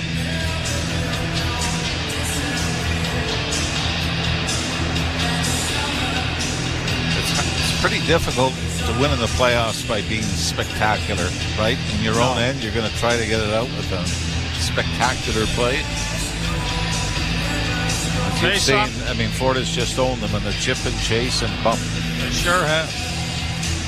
And the draw won by the Leafs. Launched high into the center ice area. Backhanded and into the zone by Lorenz. He'll go in there against Seth Jones. A hit by Lawton. The puck along the boards for Lawton. Back to the net for Lorenz. Lorenz trying to get to it, but it is grabbed by Boqvist, and he brings it to center. Pass down into the Leaf zone. Along the boards is Sam Reinhart. Challenged there by David Kemp, and the puck comes free, and the Leafs back of the net get it up ahead, and now it is pushed on the wing, and now here is Tanev having difficulties with it, but he gets to the red line, and he's going to launch it high into the left wing corner. Domi, fresh off the bench, along with Marner on this line, and is brought to center ice now by Florida, and a wrist shot is blocked. The Leafs bank it off the boards, just getting it out, quickly shot right back in again, and Riley has it for Toronto. Riley looking for Domi, and it deflects down into the Florida zone, but it's going to be an icing call. So Domi with Nyes and Marner, a forward line for Toronto, as Craig Berube is mixing and matching, trying to find anything that might provide a spark. But the spark's got to turn into a forest fire because it's 4-0 Florida. Right now, the Florida Panthers looking to do what their opponents in the Stanley Cup Finals last year did. Lose the first two in a series, like Edmonton did to LA, and then come back and win the next one. Shot blockered away by Wall. Pushed ahead for Marner. Marner launching it high into the zone. Nyes trying to get there and denied an icing, but couldn't get to the loose puck. Panthers have it again and get it to the line and out. Oliver Ekman-Larsson for Domi, dropping it back for Morgan Riley. Riley playing it ahead off Bobby McMahon, sticking into the zone. Minute 59 to go in the second period.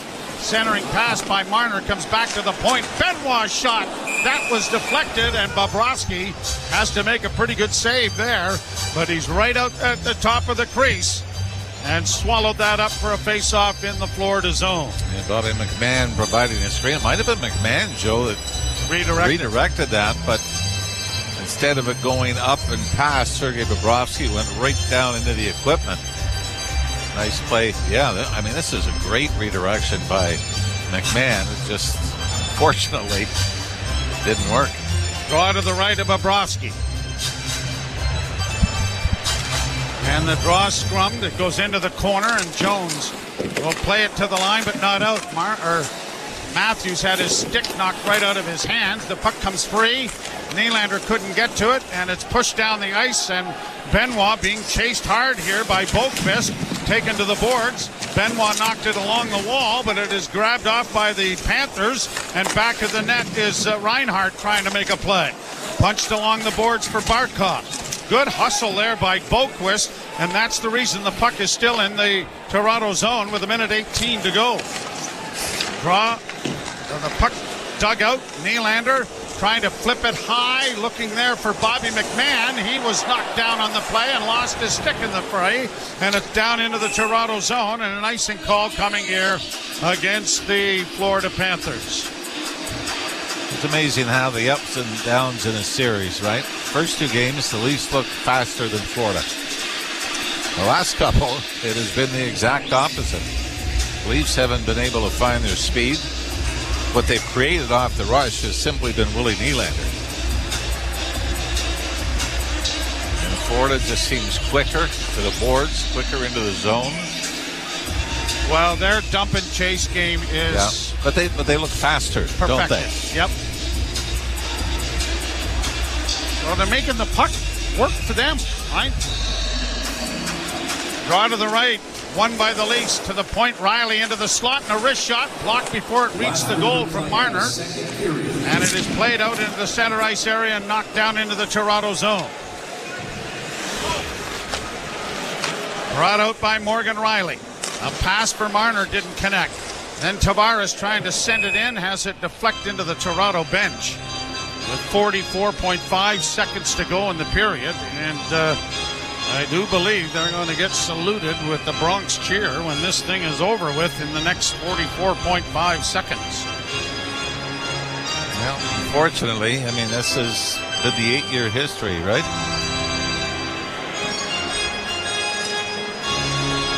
Somebody said after the first period, they said, I think I've seen this movie before. And I think that's where you're going to get a reaction from the crowd. That's why. Face off outside the blue line. Flipped high in the air. Domi didn't see it. And then it turns into a high stick making contact. So they'll face it off in the center ice area again.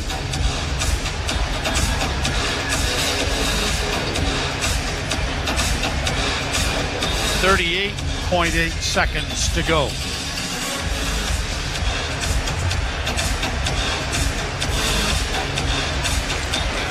And the draw won by the Leafs. McCabe shoots it in. Around the boards, it's going to come to the near wing. Cut off by Domi. Sent back into the corner for Nyes. He collides with Kulikov, but the puck is free, and the Panthers are going to get it out at center ice. Verhaeghe sending it in over the line, and the Leafs come away with it. And it is McCabe taking it back of the net, giving it back to his defense partner, as Tanev has it back of the goal, and a pass up on the wing, and Robertson gives the puck away with a bad pass, and it's shot right back down into the Toronto end. 5 seconds left, and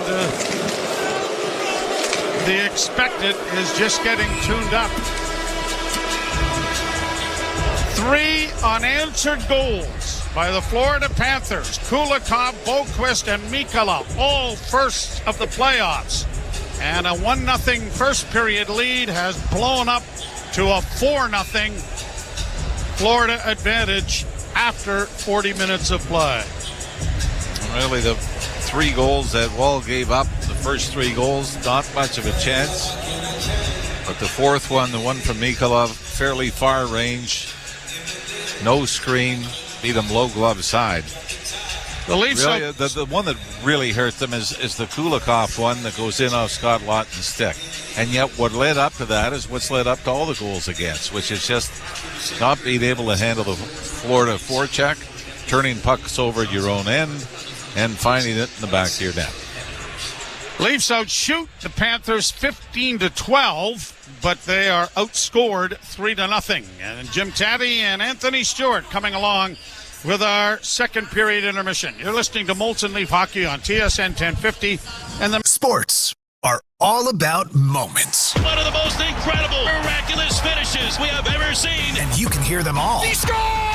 Alex Ovechkin! There's a new goal-scoring champion! As they happen. Oh my goodness! Shohei Ohtani, a sayonara swing! Live in the moment. Rory McIlroy on his knees. He's won the Masters. With live sports on Sirius XM and the Sirius XM app. NHL Morning Skate. Frederik Andersen, #1 goaltender with the Canes. Congratulations on the contract extension. Yeah, good organization that have high standards, and I want to push for that championship every year. And we haven't gotten to the ultimate goal, but we've been knocking on the door, and that's the perfect situation. Being on a team that's got those aspirations. NHL Morning Skate with Scott Laughlin and Gord Stellar. Weekdays 7 a.m. Eastern on NHL Network Radio, Sirius XM 91, and the Sirius XM app. The Points with Boomer Gordon. 16 out of 32. If you know your math, that's 50%. In the last calendar year, Jake, 50% of the teams in the National Hockey League have made a coaching change. That is absolutely ridiculous. Either coaches in this league just suck.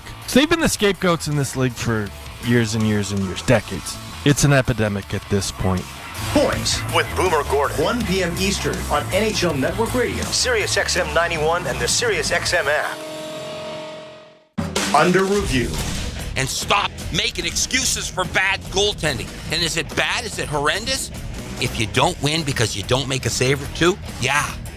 The nature of it is the goaltender is responsible for 90% of the action. He's got to stop the puck. Why do we keep making apologies for goaltendings? Stop it. Under review with Mick Kern, 11 a.m. Eastern on NHL Network Radio, Sirius XM 91, and the Sirius XM app. Panthers cruise. And then He's in. Nylander with a shot and scores. there were 8. Draisaitl to McDavid down the right wing to the net. Score! With the first round behind us, the battles only get more intense. The whole way by Duhaime. Oh, Wilson. Along the goal line to the front of the net. It's loose. Kachuk with it. A shot. And he scores. The Stanley Cup playoffs continue. Follow your favorite team. NHL Network Radio, Sirius XM 91 and the Sirius XM app. Hey, Jim Rome here. What's cracking? Hi. Hope you're enjoying the game. And when you're not taking in a game, find us on Sirius Channel 161, XM Channel 206. In fact, we'll be there every weekday afternoon, 3 p.m. to 6 p.m. Eastern Time. If you've got something you want to break down from this game, you know where to find us. Just make sure you have it taken. Don't suck. Step your game up. That has never changed. In fact, the show has never changed. We're just back home. And it's great to be there. Sirius 161, XM 206. See you there. No one brings you the passion of the beautiful game quite like Sirius XM FC. Would you believe this? Whether it's live matches from the EPL, MLS, the NWSL, or the UEFA Champions League. This is sensational. Or live talk shows featuring the sport's most entertaining experts. You don't get to say, I don't feel like making that play right now. You make the play. It's the world of soccer at your fingertips. How mouth-watering is that? Sirius XM FC, channel 157 in the car, and streaming on the Sirius XM app. Molson Canadian Leafs Hockey is on TSN 1050 and the Leafs Radio Network. The Leafs live here. And trailing 4-0 after 40 minutes of play. TSN After 40 brought to you by 241 Pizza, 100% Canadian owned and operated. Order a large 2-topping pizza today for just $12.99. Call 241-241. Jim Taddy and Anthony Stewart, the former NHLer, in the booth with you, live from Scotiabank Arena. That was a tough period, Stu. Yep. And, it's I do my best on these programs as a former pro to not, try to criticize and do my best to analyze. But there's no real way to sort of dress up, sort of that period, right, with what's all at stake with regards to this season, changing the narratives and so much to prove on certain players. It's just the effort's not there, right? And I've been in this exact situation, and, I've been on teams that, were, awful. And, sitting in this situation, coaches are in this room right now saying not good enough. And this is an opportunity now to go around the room and sort of call some players out and say, we have to be better. And I've been in these situations where there's almost a fist fight. That's how much passion and privilege it has to be in today's NHL. It just seems like that's not there.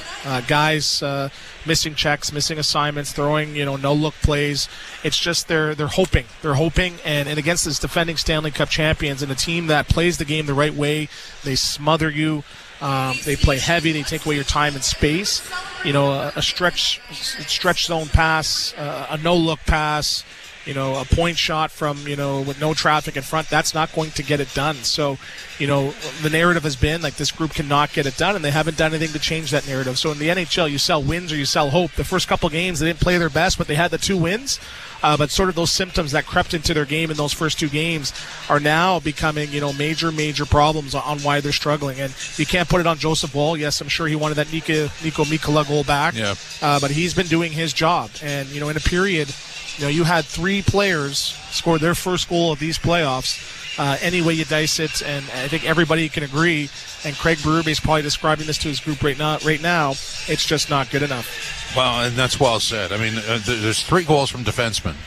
that wasn't anybody's bingo card. And Boquist, who wasn't in the game the last time they played on Sunday, is in because Rodriguez can't play and he scores. And I mean, there's the score sheet doesn't tell you what's happening. What's happening is Florida is dominating. If you look at who gets the goals, you go, how does that happen? Well, it's because it's the result of domination. Yeah, and I try to sort of, maybe take the listener into the mind of a player. And the last thing as an athlete you want to admit, it's too hard. But I've been out there and I've been in situations where I'm playing against a team or a certain player, and I'm like, it's very, very hard. And I look around, and I look for somebody else maybe to bail me out, or maybe someone step up and throw that big hit. But as I got on in my career, I understood I had to be a difference maker. If I want to be in this league, I got to do something. And it just seems everybody's looking around. And when you look around enough throughout the room, the microscope comes back on you. So that's what I'm looking for. Who's going to step up? Who's going to step up? And I played with a lot of guys that were $5 million guys, $6 million guys. Those are the guys that stepped up. And when you're a $10 million, $13 million guy, the onus is on you based on your salary. And that is a fact. And in this market, it's an expectation and it's a reality. So, yes, world-class players, but in the playoffs, it's just not good enough at this point. And, again, I'm not trying to be critical, but for me, as a guy that was $1 million guy, I would have the onus to try to step up and do something. There's enough talent with this group, but the will is just not there through the first 40 minutes. And it's pretty bleak because what can you hang your hat on? Saying, well, in the third, maybe if they get the power play or if they get the bounce, maybe if Nylander gets 4 more breakaways, right? He's been buzzing. He's got 5 shots on that. He's bringing his effort, but he is. Against the Stanley Cup champion, you got to match them blow for blow, speed for speed, chance for chance. And the system that got them to this point, it's just not there. It's one and done. They're making the hope plays. They're trying to spring guys on breakaways. The D zone coverage is not there, and they have to find a way. And that's the thing. They're not down. This is not a series clinching win tonight if Florida wins. But it's a series tipper, isn't it? From Game 3 led to Game 4, led to this game, and it looks like it's going to lead to Game 6, whenever that may be. Yeah, well, that's Friday night. So, what do you salvage out of this, and what can you do in the third period? I'm not predicting a comeback here, but you got to do something to either even it out or tip it in the other direction. If you're under the age of 12, please to turn the dial, but you gotta take some chunks out of them, right? Whether it's shooting pucks at ankles or getting involved physically, crashing the net. You got to do something to show, like, hey, we're not going to roll over and die here. Game 6, we're going back to Florida, and we're going to show you why, we were up 2-0. But it just seems, Domi tried to do that. What did he do? He came in, and he took a 2-minute penalty, and there was a goal a short time later. So, again, you got to do something. I'm not sure what it is. But if I'm Craig Berube right now, I would not want to be in that dressing room listening to what he has to say. I'll tell you, it's not pretty. But at least show some effort and finishing strong with these 20 minutes. Whether you score or not, show that you're not going to roll over and die. Match some energy, match some hits. Try to rattle Bobrovsky, which he seems unrattable in the last couple of games too. But you got to do something going into this final 20. Yeah, I mean, it's just like a breakdown of the unit, right? And you're left with individuals trying to do things on their own, but it's the unit that has to sort of, I guess, rekindle itself. Yeah, it's like everyone has a game plan until they get punched in the mouth. It's like that punched in the mouth knocked out a couple of teeth, and they're sitting in the dentist chair, hoping to get it fixed before the game is over. So it's frustrating, and it just seems like it is too hard, and it's tough to describe that to a fan who would, do whatever it takes to be out here. But it's too hard for some guys right now in this series. 4-0, the Panthers lead over the Leafs after 40 minutes of play. This is Molson Canadian Leafs Hockey on TSN 1050, the iHeart Radio app, and the Leafs Radio Network. Hey, Sasquatch here. I've made a lot of friends working out at Planet Fitness. Let me introduce you to the Sasquad. First up, the Kettlebell Queen. She puts the fun in functional training. Next, Sir lifts a lot. Boom, pulled the switch on you there because I turned the camera off so it'd save a little bit of battery. Hey, Toronto, hell yes. Let's go, Blue Jays. Come on.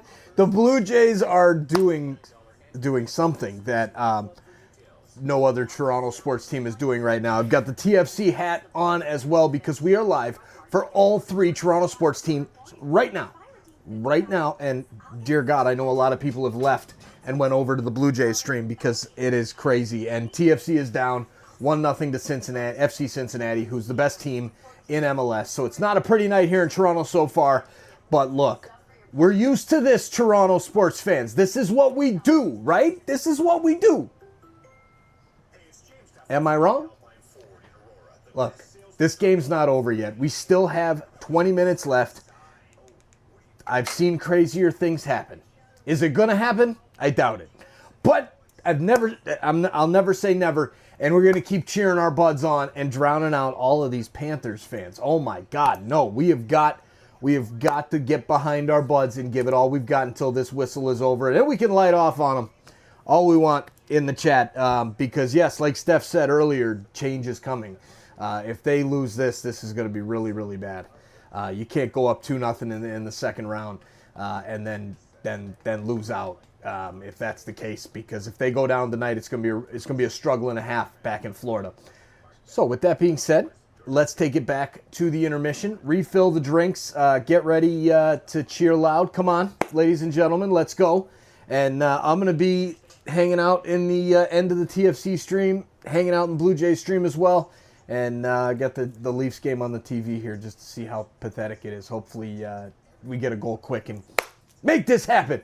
Toronto fans, we were bred for this moment. Let's go. Peter, I know, right? I know. They say change is coming every year. But it's not, probably. You're right. But hey, whatever. So damn it, let's just cheer and hope that something happens good, right? Go Leafs, go. We'll see you. We'll see you back in the chat.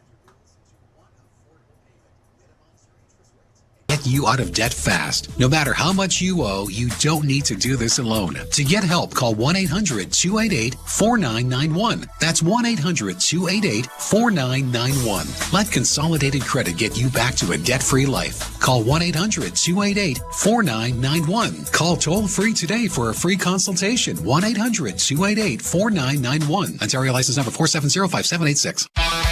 The out-of-town scoreboard is brought to you by Maple Toyota. You don't have to go to town for a great new Tundra RAV4 gas or hybrid. Maple Toyota has them in stock and ready to deliver. Visit mapletoyota.com. Just went to the game, Edmonton and Vegas. Edmonton in the driver's seat in that series, and that will start in about a half hour or so. In our game, Florida 4-0 over the Leafs. Ekblad his second, Kulikov his first, Boquist his first, Mikkola his first. 3 defensemen getting goals in this game.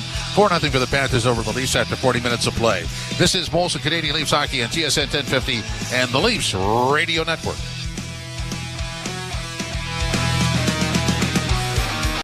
Relive the party anthems,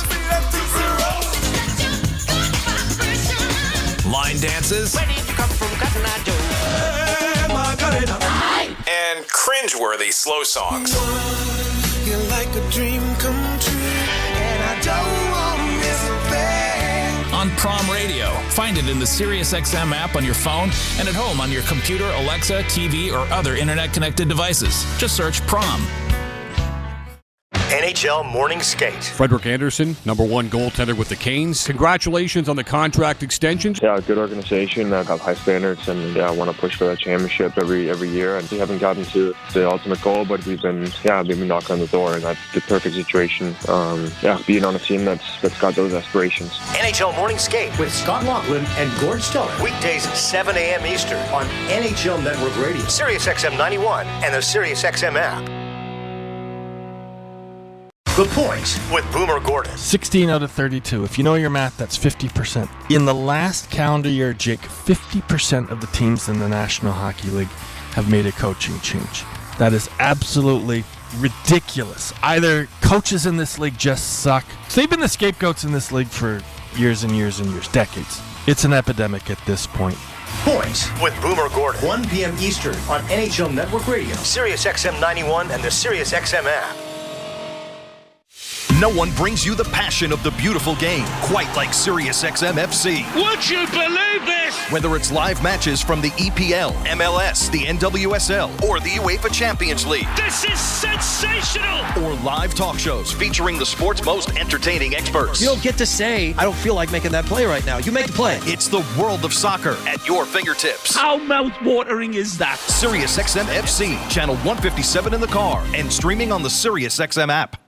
Join me, Scott Laughlin, and Gord Stellick, along with former NHLer Mike Johnson for NHL Morning Skate. Weekday morning, 7 a.m. Eastern on NHL Network Radio, SiriusXM 91.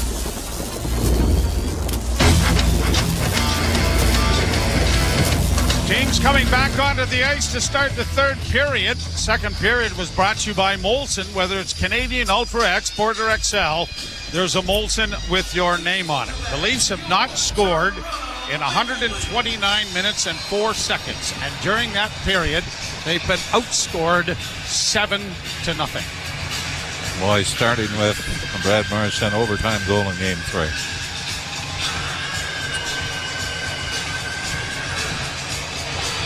Whether you say Florida's gotten better or Toronto's gotten worse, I think a little bit of both. A little of both, I would suggest. They got here. Yep. And now, do you remember any huge comebacks of epic this proportions? Magnitude? Yeah, in the playoffs. Not that the game against Columbus. Yeah, when they were down 3-0, yep. About 4 minutes to go. Yeah. That's the one that probably sticks out. Nobody was here to see it live either. Well, the other one that you remember, the miracle on Manchester. Yeah, that was, 5-0 late in the second period? Yeah. Or 5-0 into the third period, I believe. Yeah. And the LA Kings roared back. We need Darrell Evans here. Goal scorer of that was a long-time color commentator for radio and TV for the Kings. Leafs to the right and the Panthers to the left. That was against the Wayne Gretzky Edmonton Oilers as well.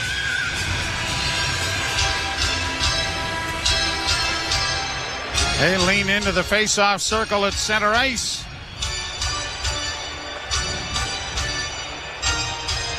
And the puck is dropped, and we're underway.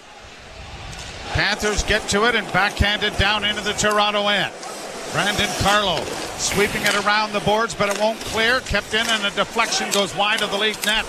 Into the near corner, Marchand takes his man down. Marchand gets it back to the point, though. Panthers in with a pass, and it's directed off a stick by Lundell up into the screen, out of play. It's another simple play, right? Florida dumps it in. Brandon Carlo stops it behind the net. Doesn't seem like he's got any options, even though he's got all kinds of time. So he rings it around the boards, right back to the left point. Florida keeps it in. It's been a very simple but effective formula for the Florida Panthers here in this game. Tavares, Nylander, and Nyes for Toronto. Nyes knocks a puck down and gets a bit of a break in on the left wing. He's in a goal. That was up the rebound. Comes back, and there's going to be a penalty here for hooking against the Florida Panthers. From the little acorn grew the mighty oak, Mr. Ralph. You better get out your watering can. That was Matthew Nyes knocked it down out of midair right at the Leaf line and took off. Leafs got actually not only the opportunity by Nyes, but the rebound as well. But Sergei Bobrovsky has been perfect when tested. Power play brought to you by your Subaru dealer. Hurry, the all-in-one event for great offers and experience all the features that come standard in a Subaru. Leafs win the face-off. Tavares back to the blue line. Marner trying to settle it. Got a shot at the net. That deflected wide. Keeping it in. No, it comes out at center ice as Matthews was unable to find it. Now Marner in on the right side for Nyes. Nyes stutter steps into the corner. Got it back to the blue line to Matthews. Matthews along the boards for Marner.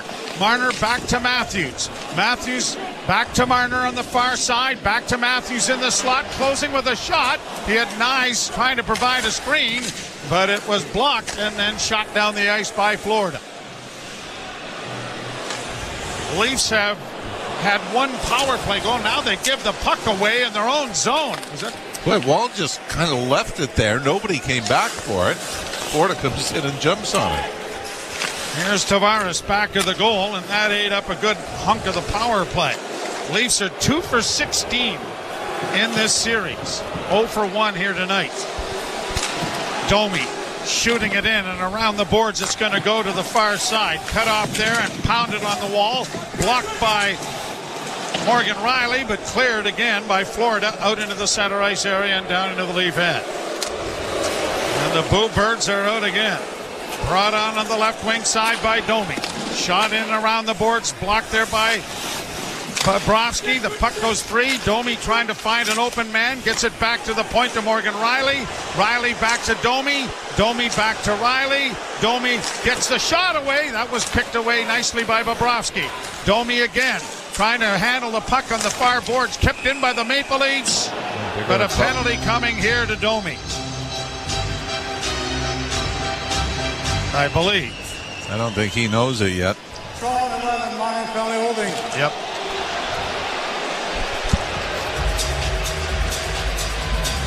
So after Mikala took the penalty on Nyes, Domi trying to keep the puck in the offensive zone, takes a penalty here. And Florida's going to get a power play of about minute 44. Now, I mean, it wasn't much of a hold, but he does let go of the stick. And it's just sort of that one hand. It was just like a split second. It was on his. Wow. This is. Let's not talk about the officiating at this point. This is all Leafs to this point, but that is something. Draw to the right in the Toronto end.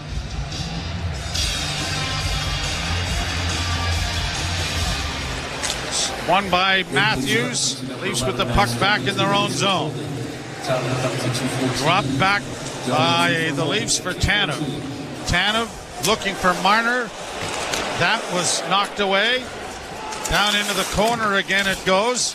Maple Leafs with it again, and the penalty is over, and now Florida is on the power play as Marner gets it out at center but can't find McCabe jumping into the rush. The Leafs are changing their defense and forward complement as Lawton comes over the boards as well. Marner remains out there. Barkov will drop it off. Jones dropping it back. Barkov has to go back. Lawton will finish his hit on Barkov, and the puck is brought out by Seth Jones to center. Got it in over the line on the right wing for Tkachuk. Over on the left wing looking for Barkov again. It comes back to the blue line. Jones to Tkachuk to the far side for Reinhart. Back it comes. Tkachuk to Reinhart again. Deflected off the stick of the Maple Leafs. Lorenz, and it comes to center ice. Leafs will change again. 48 seconds left in this power play. An errant pass is going to come to the line and out. And Florida will go back to their own blue line to organize. Don't think for a moment Florida wouldn't love to shove another one. Here's a shot taken there off the stick of Tkachuk. That goes off a shoulder and up into the screen and out of play. Face-off coming in the Toronto zone. Sure, I remember this building being this quiet at a playoff game. Well, and it's getting emptier and emptier. Yeah, at this point. One thing through all the losses over the last 7 or 8 years, we haven't had a lot of these. No, they've been close games. I mean, they've been disappointing, but this is, bordering on disastrous. Shot down the ice off a face-off win by the Maple Leafs. 22 seconds left in the power play.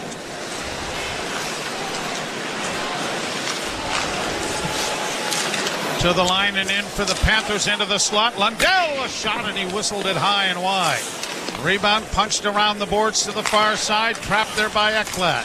Back to the net it goes. Back to Ekblad in front, and the shot off Luosterainen just went wide. Penalty is over. Domi's back into the fray. A centering pass for Lundell didn't work, but he's able to come away with the puck in the far corner. And now along the near side, the Leafs are going to get to it and backhand it out at center. And Nyes is there to regroup it back into the Toronto zone as the Leafs are changing. Played to an open corner then by Tanev. And the Leafs have to go back to retrieve it. Chris Tanev, long rink-wide pass, finds Nylander. Nylander to center, fanned on a pass. Then when he tried to send it in, that might have been offside. I'm with you, Tavares. Yeah. Kulikov trying to get it out. Well, it doesn't matter. The Panthers get it out at center ice anyway. Riley missing on a pass for Tavares. Goes down into the corner. Played around the boards to the near side. Nylander couldn't get to it. A hit there by Pacioretty against the boards. The Leafs are able to keep it in, but as they play it in deep, Nylander has gone to the bench. And so the Panthers will do likewise. 14:42 left in the third period. 4-0 Florida. Brought out on the right wing side by Mikkola. Shot into the zone and around the boards to the far side of the Toronto end. Back of the net for Benoit. Chipped up on the wall. McMahon couldn't come up with it. Brandon Carlo to the far side. Got it ahead. Pushed to center ice. And McMahon got it in a little deeper, but Tkachuk's back checking was diligent enough to play it out into the center ice area. Brandon Carlo can't get it into the zone, and Matthews will find Benoit on the left wing boards. His pass ahead is deflected into Florida territory. Going in after it to try and get in the forecheck there was Lorenz, but he was a little late, and back down in Toronto territory it comes. Played up on the wing on the far side, and the Leafs will start out with it. A pass on the left wing, too far for McCabe, turns into an icing. And it's coming all the way back into the Maple Leaf zone. Face-off coming to the right, I believe, of Joseph Wall. If that is where the Panthers want to have the face-off, and they usually do. You know, even a little play like this, I mean, trying to break out of your own zone. Jake McCabe's coming up the left wing side, but there's 3 Panthers around him. So even if you make the play, the long diagonal pass out of your zone, he's got nowhere to go with it. And the other worst case scenario is you get an icing. Austin Matthews -2. And another one off the face-off, won by the Florida Panthers, and it's 5-0. And this is the fourth line. As A.J. Greer is the one that puts it in. So again, you know, we're talking about, you don't think it's a big deal. You try to force that play out of your own zone. It's an icing. You get a face-off in your own end. And guess what? A couple of seconds later, it looks like Jake McCabe. Joe got high stick. In the face? Yeah, right before, and by Greer, who ended up scoring it. McCabe ended up dropping his stick. Or did he got hit by the puck. Yeah, it was the got puck hit came by up. The puck. Yep. It's been that kind of game, hasn't it? Matt Murray is going to come in now for Joseph Wall. You're going to believe at this point, no point risking injury or further damage to the confidence of the Leaf goaltender.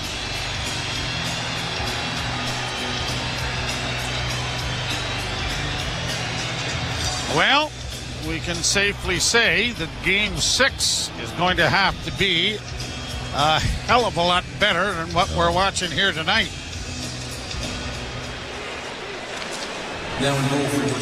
Greer gets the goal, and that is his first point of the postseason. So it hasn't been the guys all that have 8 points. Bennett, Reinhart, Lundell, Barkov, Tkachuk, Verhaeghe, Luosterainen, Marchand all have 8 points in this series, but it's been the lesser lights. Kulikov, Boqvist, Mikkola, and Greer who've scored the goals. And the Leafs' number one line is, that's what I was looking up before I was rudely interrupted with the goal being scored. -2 on the night, -3 in some instances. Matt Murray, by the way, hasn't played a playoff game since the 2019-20 season. Leafs keep the puck in with a long shot wide of goaltender Bobrovsky, who is looking for his second shutout in the row. With 12:22 left to play in the period. Sent down, Murray getting it up on the wing. Leafs will start out with it, and now here's Benoit carrying to the line and in. Down into the corner for Tavares. Tavares up against the boards, double teamed on the wall. Pacioretty can't get it to him, and it goes into the near corner. Pacioretty throwing his weight around, and there's going to be a penalty here for high sticking. And is it Tavares who is getting it? I believe it is. And now we get some shoving over on the far side that's drawing a crowd. Well, Matt Murray, buckle up. Yep. Yeah, the Florida power play coming up. And a couple of Leafs were overtaking a bridge with Tkachuk, but no challenge was matched. So another penalty to the Maple Leafs, and Tavares going to the penalty box. You're listening to Molson Leaf Hockey on TSN 1050. And Find out who will lift the FA Cup trophy this weekend on SiriusXM FC. Crystal Palace are 90 minutes away from their first FA Cup title. Eze into the area, right-footed shot, slams it in! In their path is a dangerous Manchester City side, keen on salvaging their season. Oh, Kevin De Bruyne, that is simply sensational. It's the FA Cup final, Palace versus City, Saturday at 11:30 Eastern on SiriusXM FC, channel 157 in the car, and on the SiriusXM app. NHL Morning Skate. Frederick Anderson, number 1 goaltender with the Canes. Congratulations on the contract extension. Yeah, good organization that have high standards, and I want to push for that championship every year.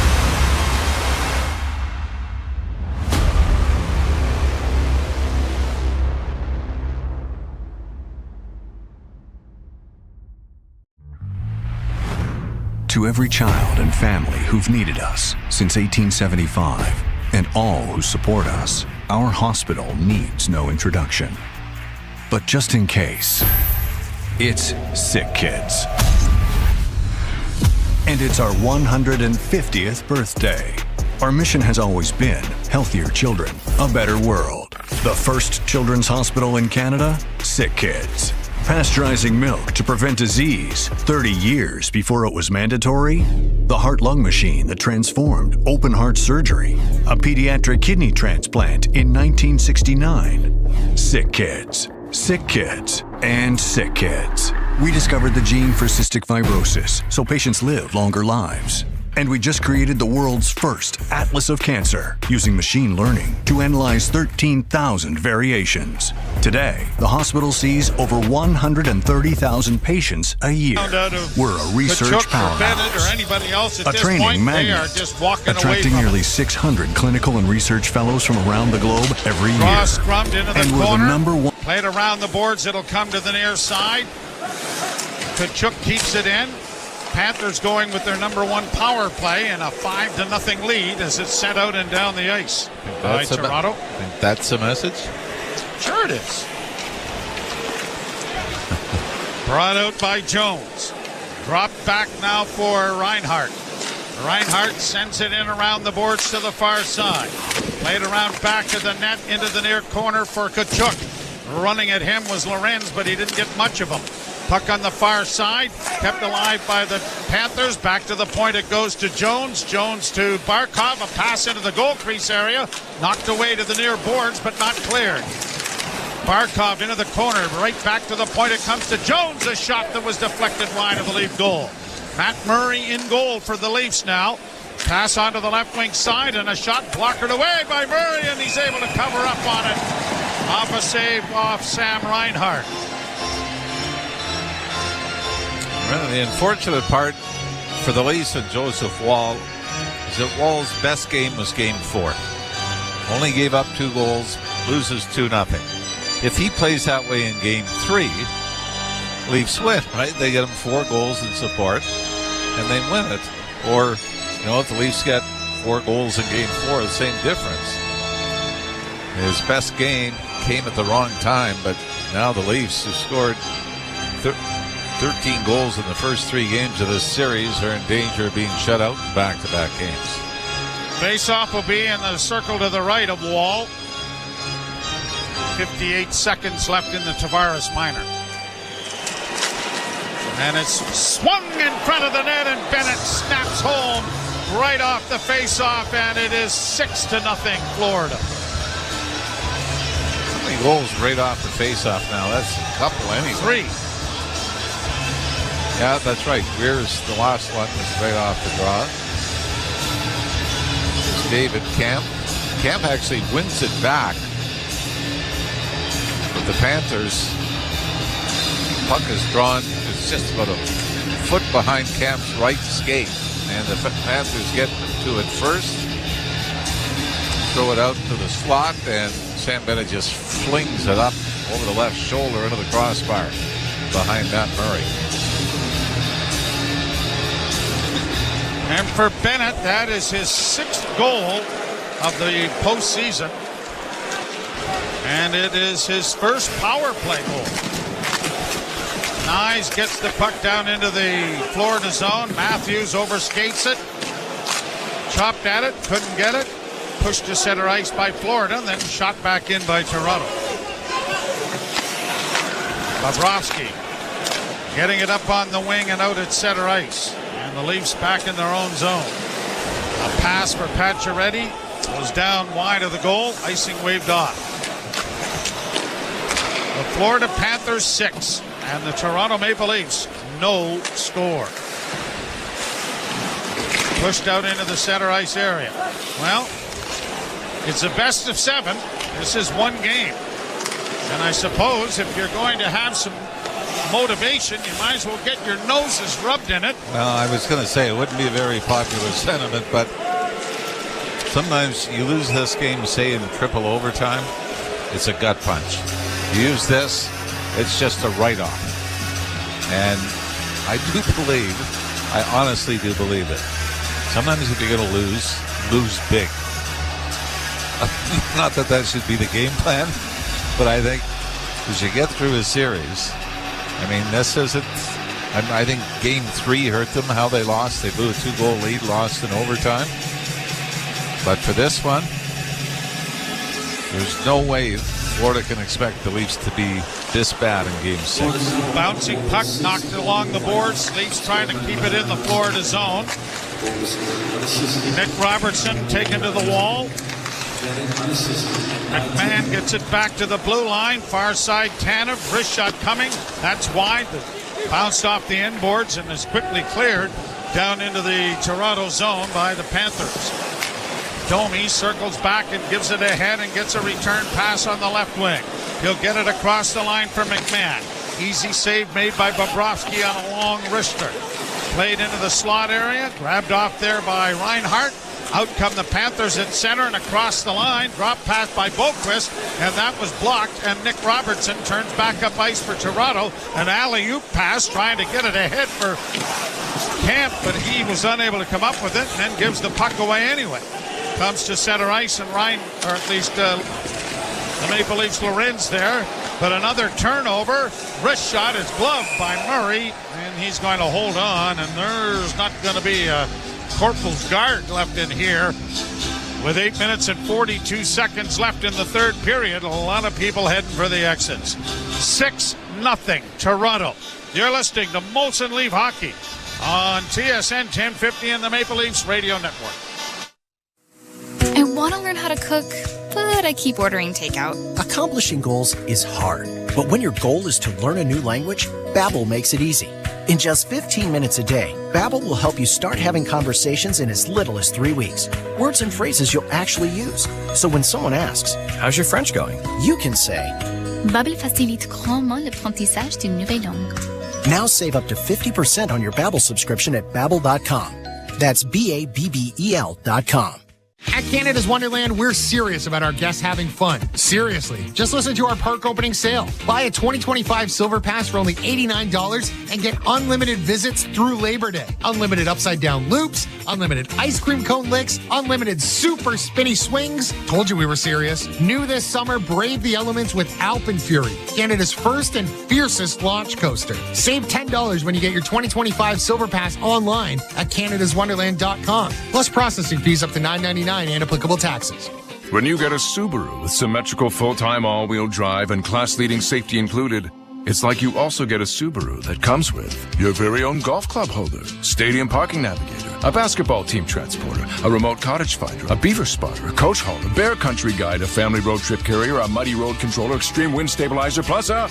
And we're out of time. Subaru is the multi-tool that masters every unpredictable weather condition.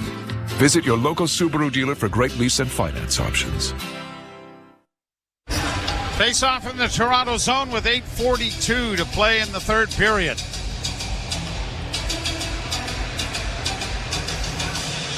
And after leading this series 2-0, the Leafs are going to be on the brink of elimination Friday night.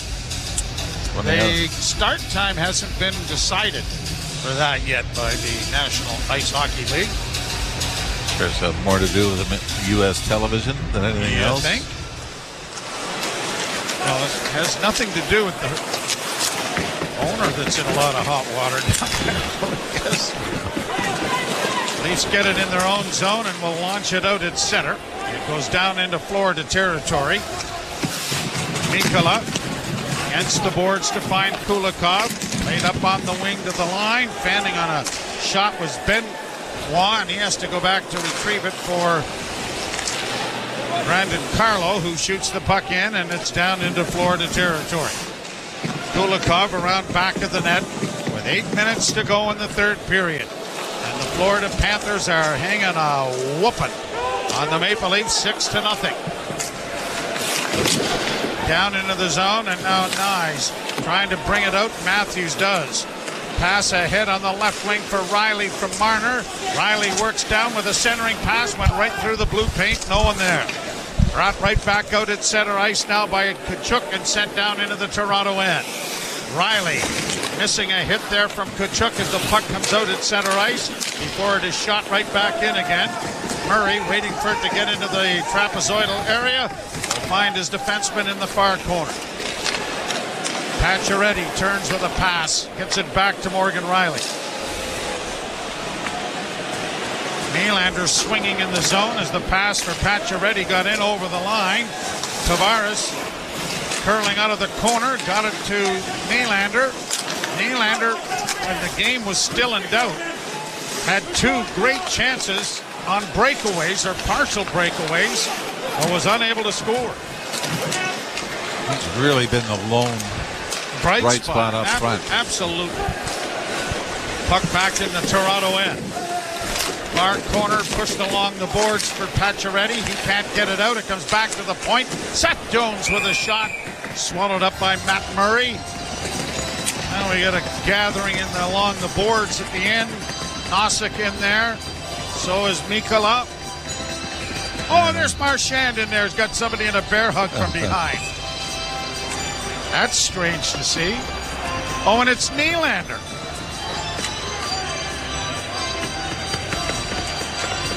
And of course, the linesman's got to protect him, right? That's kind of the frustrating thing with a lot of players like that. It's the linesman goes and protects Brad Marchand, who's got a hold of Willie Nylander. This is still escalating. Now we've got Tanev and Mikkola tangled up.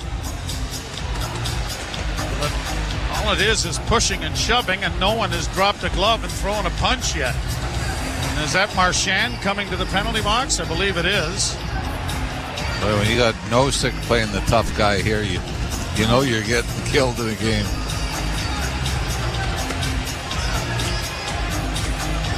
So this is carrying on in back of the goal. Now Tanev throwing a shadow punch there. Jones and Tavares. That's not going to go anywhere.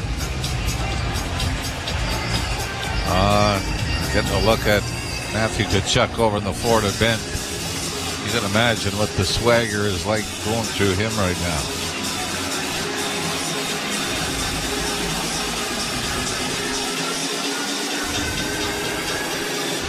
So there'll be a face-off. We'll wait and see after they sort out all of the penalties. Pacioretty has gone to the box. Marchand is in there as well as Nosek. And they're going over the list of players who are on the ice. Figure out who else is going to end up going to the box.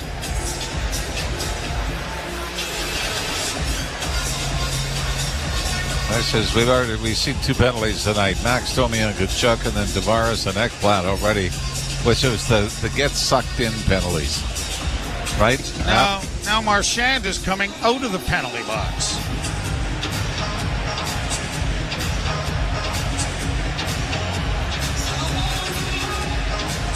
Boy, as disorganized as the Leafs have been tonight, I'd say the officiating crew is joining them right now.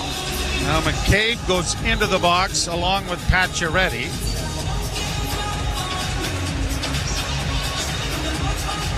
He might be dangerously close to the 10 players, 10 minimum contact penalties.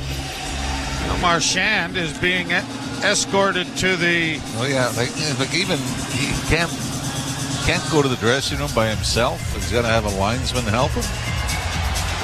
Well, he's getting thrown out of the game.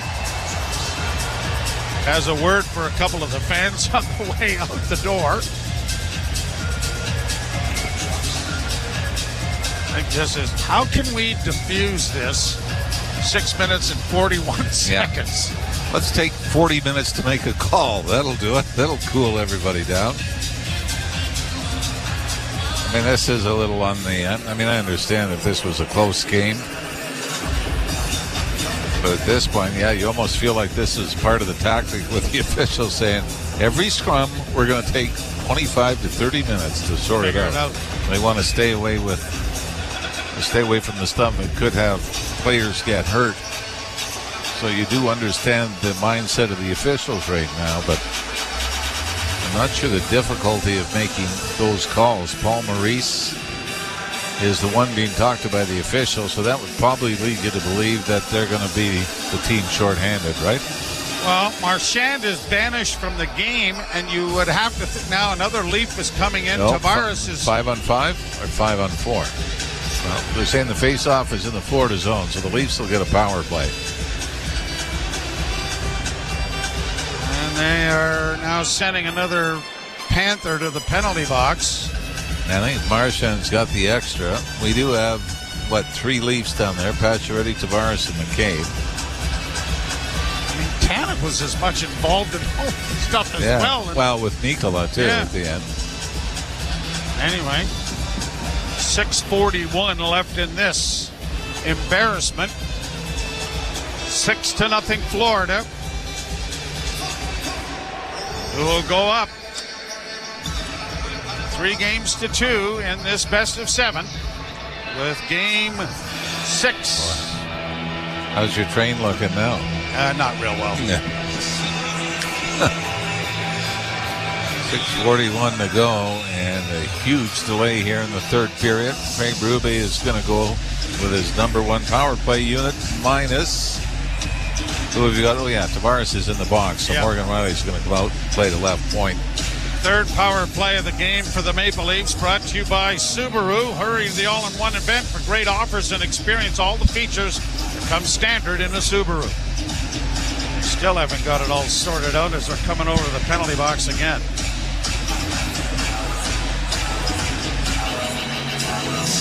David Keon Jr. down there, and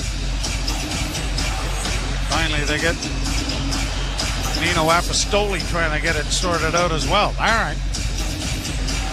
So play continues as it's won by Florida. Comes back to the point, though. The Leafs are able to keep it in. Nylander to Riley. Back to Nylander. Back to Riley. Near side to Matthews. Down into the corner for Marner. Marner is pushed off the puck. The puck along the boards. Matthews trying to get it back to the blue line, but it is stolen by the Panthers and carried to center ice and in over the line. It'll be played around back of the Toronto goal. Nylander circles the net and starts out. Hits the line with speed and in on the near boards. Works to the top of the circles with a pass that didn't connect. It goes back to the point. Riley keeping it in. Riley banking for Marner. Back to Riley. Riley to Nylander in front of the net. Matthews corralled it, but then couldn't get a shot away. So many of the chances. Now here's a chance for the Panthers as they deflected it just wide of the goal, up against the boards, pinned there, and the Leafs are trying to get it freed up. Minute to go in the power play. And I don't know if Austin Matthews is injured or what the issue is. I mean, he's taken every shift, but just not able to get pucks to the net. Well, even when you looked at shot attempts and like that, Joe, there were very few that you would consider a high danger scoring chance. He leads the league in missed shots, but how many of those were that you thought were dangerous? That's the issue, right? Here's Robertson playing it around the boards to the near side to Domi. Domi gets it back to the point. Oliver Ekman-Larsson to the far point. Back it comes to him, and the wrist shot in traffic is blocked. Lawton gets into a shoving match, and now a pushing match, and a couple of jabs left there for Mikkola, who decides that I'll skate over here and stay out of it. And there'll be penalties to both players, I believe. Yeah, Mikkola and Lawton are both going to go.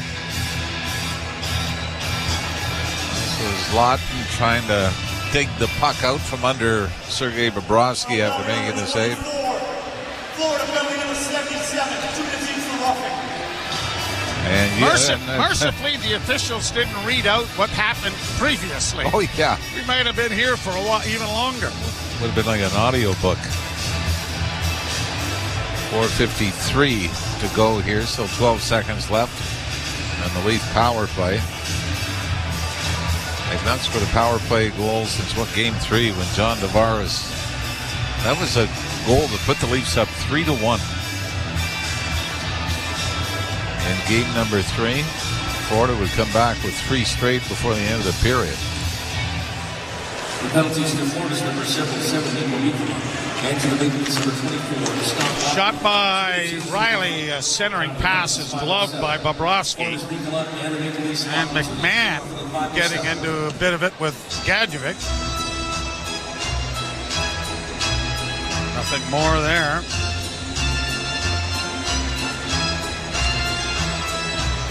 I don't know if pushing and shoving does anything.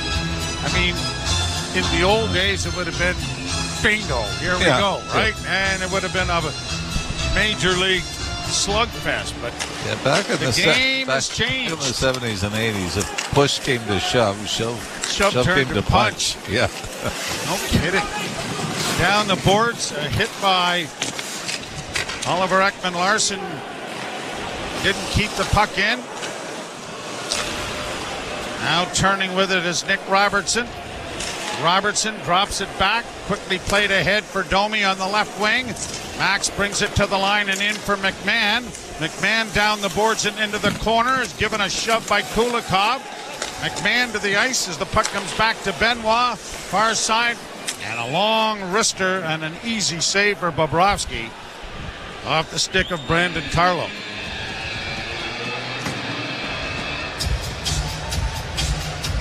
You wouldn't say that Bobrovsky has had to be the difference by any stretch of the imagination, but he's throwing a shutout, and he is accumulating shutout minutes. You're listening to Molson Leaf Hockey on TSN 1050 in the... Stay plugged in to the pulse of pop culture on the SiriusXM app. From exclusive interviews with today's biggest celebrities. Demi Moore. That's Lizzo. Julia Louis-Dreyfus. Snoop Dogg. You know how much I love you, Andy. To unfiltered takes on what's trending from hosts like Alex Cooper and Andy Cohen. What is up, Daddy Gang? Hey, everybody. We are live. Plus, daily reality TV recaps, star-studded podcasts, and more. Salma Hayek. Only Kelly Ripa can ask me these questions. Keep up with all the latest entertainment buzz in one place. Just search pop culture in the SiriusXM app. Under review. And stop making excuses for bad goaltending. And is it bad? Is it horrendous? If you don't win because you don't make a save or two, yeah. The nature of it is the goaltender is responsible for 90% of the action. He's got to stop the puck. Why do we keep making apologies for goaltending? Stop it. Under review with Mick Kern, 11 a.m. Eastern on NHL Network Radio, SiriusXM 91, and the SiriusXM app. No one brings you the passion of the beautiful game quite like SiriusXM FC. Would you believe this? Whether it's live matches from the EPL, MLS, the NWSL, or the UEFA Champions League. This is sensational! Or live talk shows featuring the sport's most entertaining experts. You don't get to say, I don't feel like making that play right now. You make the play. It's the world of soccer at your fingertips. How mouth-watering is that? SiriusXM FC, channel 157 in the car, and streaming on the SiriusXM app. The world's most thrilling league is now in the palm of your hand. Hear every English Premier League match all season long on the SiriusXM app. Just search for your favourite team.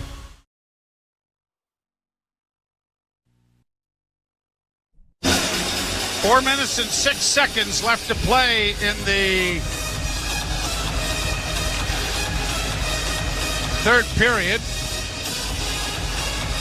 Face off in the Florida zone to the left of Sergei Bobrovsky. who really is not the story of a 6-0 lead, right? Or back-to-back shutouts, right? Yep. I mean, he was solid in the 2-0 game in Game 4, but not the difference. Shot goes wide of the Florida goal. Chip to the boards, but not out. Lorenz is able to keep it in. Lorenz playing it back to the net for David Camp. Camp stops up. Chance to come out in front. Instead gets it back to the point. Near side for Benoit. Benoit bank pass to the side of the goal. Back to the net, Lorenz. Lorenz off the boards to the point, and Brandon Carlo's shot was right on. They jam away at it. The puck high in the air. Knocked into the corner and played by Florida out to the blue line, but not out. Benoit keeping it in with a wrister that went off the glass. Lorenz getting it back to the point. Carlo with a shot that goes wide of the goal. Rebound on the near side. Played into the corner, and the Panthers are going to get it out at center ice. Leafs really haven't gotten any traffic to bother Bobrovsky. They certainly haven't come close to him doing what Bennett did to Stolarz anyway. As Matthews gets it across the line with a wrist shot that was blocked by Bobrovsky. Centering pass comes back to the point. Tanev to Matthews. Matthews a shot. Bobrovsky the save. It trickled behind him, but he had slid past the goal and it went harmlessly wide. Nyes trying to find Marner. Marner comes away with it. Trying to center. Goes back to the net. Grabbed off by Schmidt and played to the line, but not out. Leafs are able to keep it in. Matthews back to the goal. Played it to himself. Tried to chip it in front of the net, but was blocked. Best shift the Leafs have had. They're not going to get a scoring chance as it's cleared out and down into the Toronto zone with 2 minutes to go in the game. You hate to say it, but I'm almost glad they didn't score, right? Because they'd probably be mocked for it more than anything. Yep. Played into the Toronto zone by Gadjevic. McMahon filled him in from behind. Played in over the line by Tavares. McMahon runs his man Kulikov to the boards with a hefty hit. If nothing else, you got to try and put some things in the bank here. Yeah, set the tone. Yep. Play the final minute and a half and make sure you get a good hit in no matter what. Morgan Riley coming to the red line. He's going to shoot it in. Round the boards to the far side. Domi misses his man with a hit as it comes back to the point. Riley with a wrist shot in traffic that deflects wide.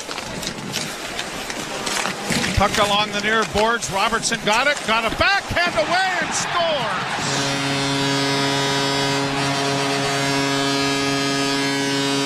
Now we've got a big pile up in the goal crease area. One of the Leafs is down. Is that Robertson after scoring the goal? No, I think it was Max Domi. Robertson was down after he slid it in. I think it was Max Domi that then got pulled down into the blue paint.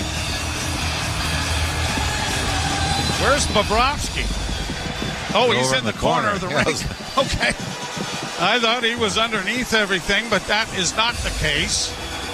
Ekblad. See, now this is Ekblad again. So there was talk about, what Domi did at the end of Game 4. Domi kind of came in and initiated this.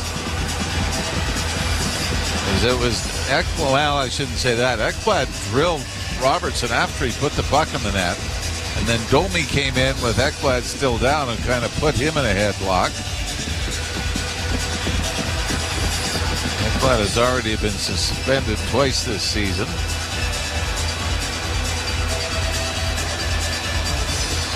Nick Robertson has, unless I'm mistaken, his first ever NHL goal in the playoffs. 147 minutes and 58 seconds of shutout goaltending from Sergei Bobrovsky. Remember, there was a coach that once said, no matter how bad the game is, score the last goal. Keep having some sort of goal to build towards. Domi came in and grabbed Ekblad, then Schmidt grabbed Domi. Ekblad had already knocked Nick Robertson to the ice. Now, does that goal have any bearing on what lineup you put into Game 6? Probably not. No, I wouldn't think so. I mean, this is... But they're looking for goal scoring, and Nick Robertson, whether you think it was important or not, is the one that does it. First ever playoff goal for Nick Robertson, whose brother is back in the lineup. Lineup for Dallas.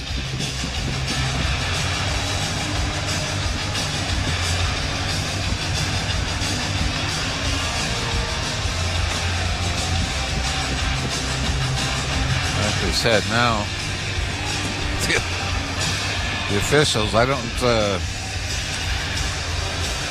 not sure they would make great managers, because this is really,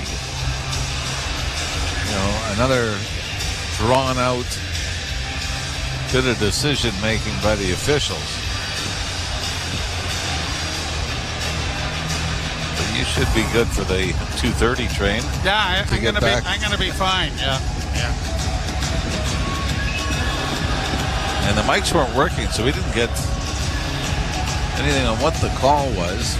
Who's coming over here now? That is Nick Robertson. Did Nick Robertson get a penalty? Well, if he didn't score, there wouldn't have been a delay.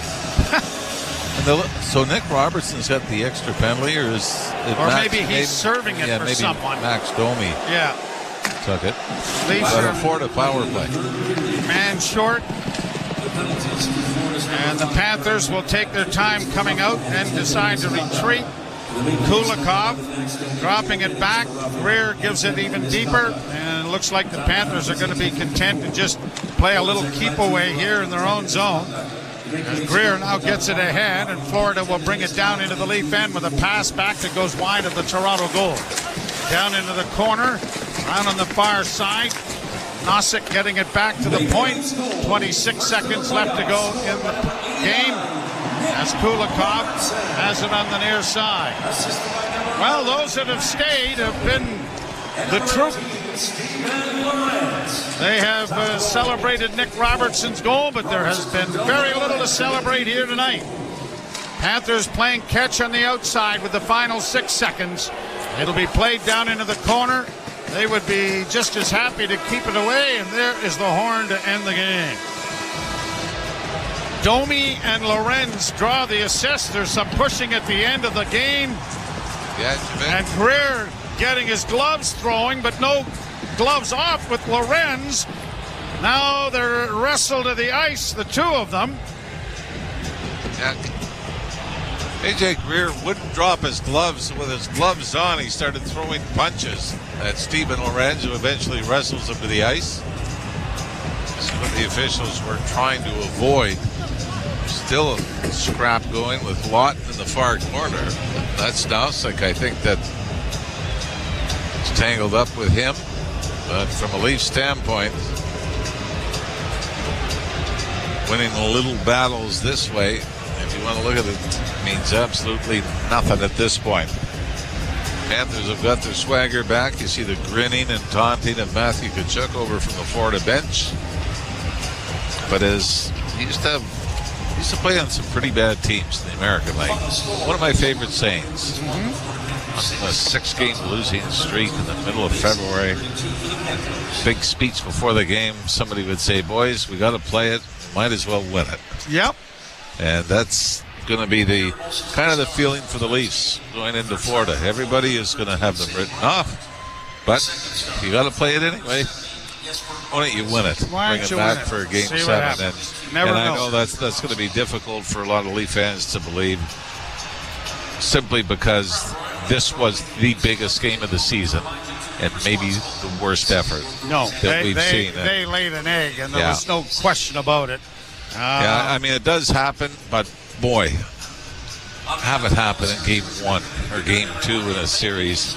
Not when you got a chance to go up 3-2 and get 2 whacks at closing things out. But, they're going to have to get through it. We did say that there is something, if you want to take a very small silver lining, sometimes it's better to get blown out than lose 3-2 in triple overtime and wonder what if, and try to have to rebound from it.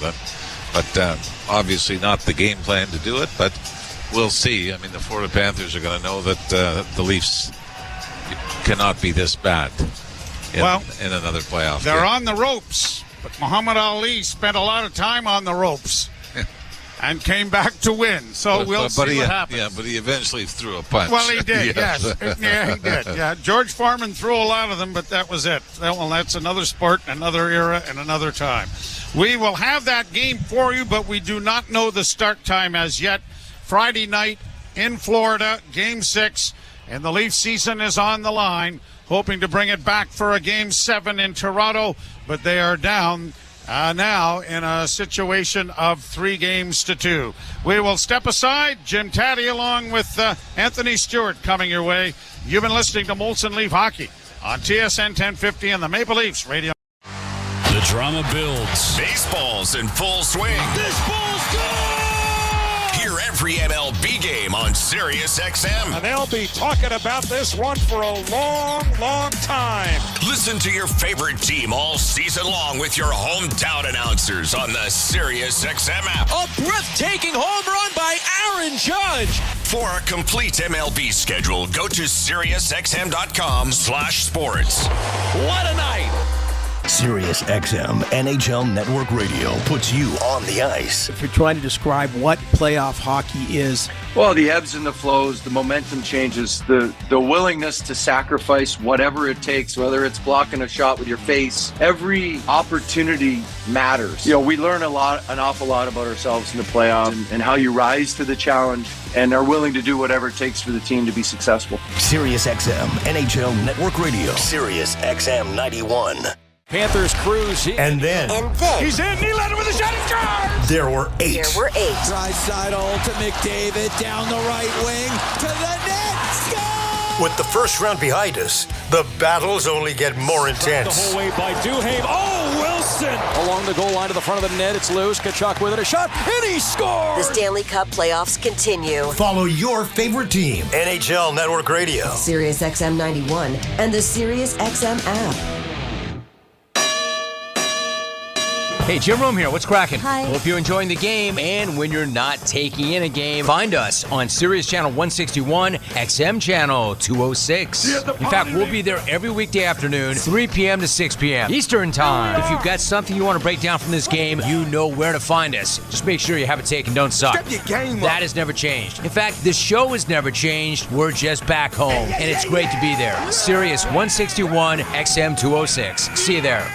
No one brings you the passion of the beautiful game quite like SiriusXM FC. Would you believe this? Whether it's live matches from the EPL, MLS, the NWSL, or the UEFA Champions League. This is sensational! Or live talk shows featuring the sport's most entertaining experts. you don't get to say, I don't feel like making that play right now. You make the play. It's the world of soccer at your fingertips. How mouth-watering is that? SiriusXM FC, channel 157 in the car, and streaming on the SiriusXM app. The biggest names in the game. Trying to get behind, wrist the line, and walks in, put it between his legs, shoots and scores! NHL play-by-play on SiriusXM. The best hockey lives here. Burns gets it back, stick handles to the backhand, moves in front, score! NHL play-by-play on SiriusXM. Join me, Scott Laughlin, and Gord Stellick, along with former NHLer Mike Johnson for NHL Morning Skate. Weekday morning, 7 a.m. Eastern on NHL Network Radio, SiriusXM 91. The world's most thrilling league is now in the palm of your hand. Hear every English Premier League match all season long on the SiriusXM app. Just search for your favorite team.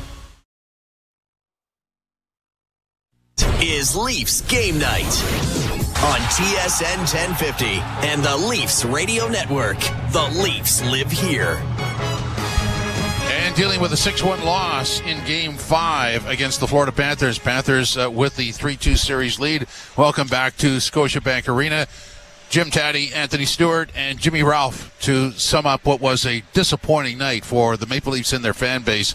Ralphie, obviously this just is a complete dud. I don't know what else to say other than, they've got their attention now, and you nailed it at the end. You have to play the next game, so might as well win it. Yeah. You got to respond. Yeah, that's. I don't think Stewie was on headset when I was saying that. I played in a lot of bad teams in the minors, and we used to be on a 6-game losing streak in February, and somebody would pipe up before and say, "Boys, we got to play it. We might as well win it." And the Leafs, you got to play Game 6 and try to find something. And I know you're trying to draw on anything that could be positive. Sometimes those two, would you agree with this? Sometimes losing 6-1 is better than losing 3-2 in double overtime, where it's a complete wash. It's not the disappointment of what if and what could have been on one bounce. You just wipe it clean. Yeah, I think it's tough, especially in the playoffs, right, where you sort of have to build on something towards the next game, right? Yep. So tonight, what is that, right? Yeah, they had a little bit of pushback, and they weren't getting pushed around. Maybe Nick Robertson was, came out of the press box and scored, but it just seems, you sort of have hope. What's the hope going into game 6? Is it hopefully Matthews and Marner, show up, or they have a big game? And that's my question, sort of leading to my next question here. How do you respond after 2 lackluster efforts? Do you break down the video? Do you kick over a Gatorade tub, or you just have to turn the page and say, you know what? It's we won the first 2 and lost the next 3. We got to step up and try to make something happen. Yeah, and really though, you knew this game 5 minutes in. You're going the Leafs are in trouble. Yeah. Florida controlled the boards. They controlled the forecheck. The Leafs couldn't establish a forecheck. 4-1 every battle all around the ring.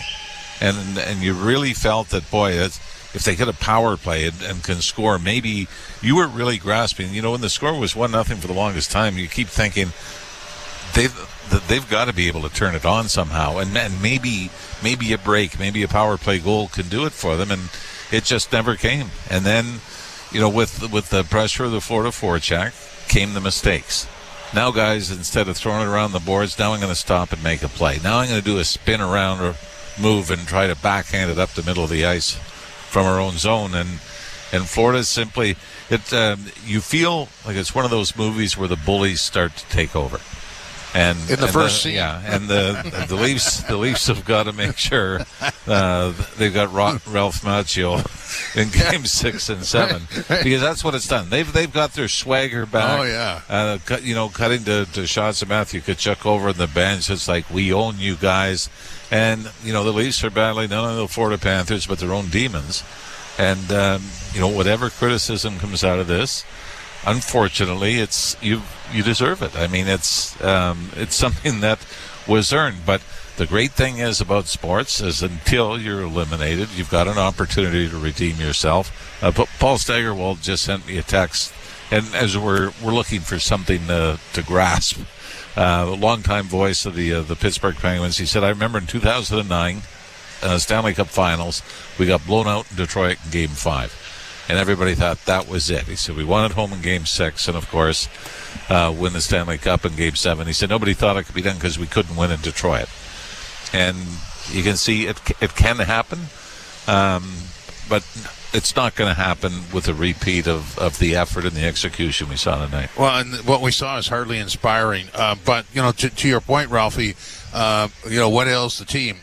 Everybody has to be better. So, and everybody knows that. It's not like you're trying to convince people they have to be better. I mean, they played the game. They know they have to be better. Yeah, and that's from the crease out. Joe Wall, kind of the dagger so far in the series for the Leafs. The best game Joseph Wall plays, they don't score. If he plays that same game in Game 3, they win. He gets a little more goal support, and it's just unfortunate that this looked like a statement game from the Florida Panthers.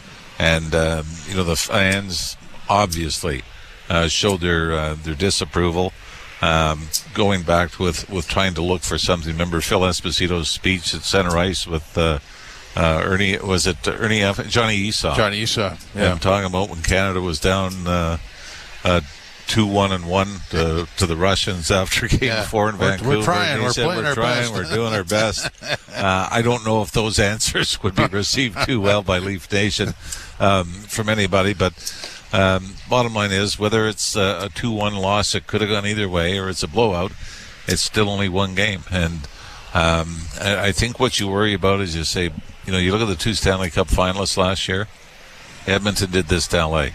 lost the first 2 games on the road and came back and won 4 straight. So the Leafs have an opportunity to show, because you really believe if they can get through, if they could ever get through this series, not that it would be easy, but you're going, this could be one of the the hardest challenges. But how many times did we say that, I think both of us felt that at some point, all 3 of us, that they'd end up in the same spot and somehow find a way out, and they're in the same spot now. Yeah, and we're going to see if there is a way out. But I mean, everyone from the goal crease out has to be better, and whether, I mean, Florida gets 3 defensemen score. You get the guy that Boquist scores, who's only in the game because Rodriguez was hurt with the Ekman Larson, and then you got AJ Greer scoring. So it's one of those, the Matthews line wasn't beaten by Barkov, Tkachuk, Reinhart. I mean, it was just because the overall game of the Florida Panthers was so much better than the Leafs.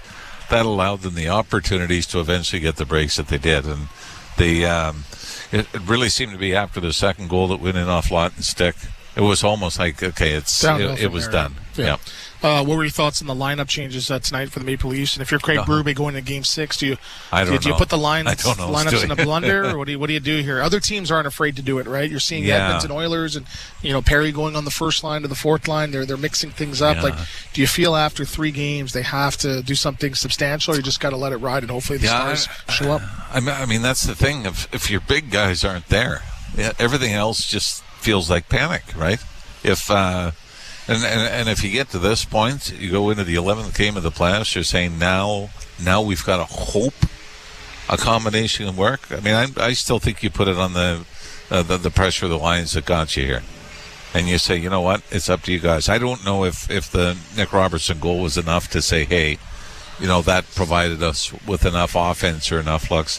It was just, the difficult part was there was nobody that you could say, maybe outside of Nylander, who had a couple of opportunities on partial breakaways. Nobody stood out. Nobody even, on the defensive side of things. They were just overmatched in this game by Florida. And I don't know how you look at it, where you say the Leafs have gotten worse as the series has gone on, or Florida's gotten better, but that's why you get a 3-2 advantage for the Panthers. Well, so the ultimate question is, I mean, as you say, Florida has the swagger, and we know how they manhandled the Leafs. How do you contend with that? What is the answer to that? Well, first of all, stop taking stupid penalties. I mean, you had the Domi penalty was a retaliation on Tkachuk. And then what was the other one? Tavares on Ekblad. I mean, again, when you talk about the Florida swagger, that's exactly their game. Right? We're going to give you a little shot, and then when you retaliate, you're going to go.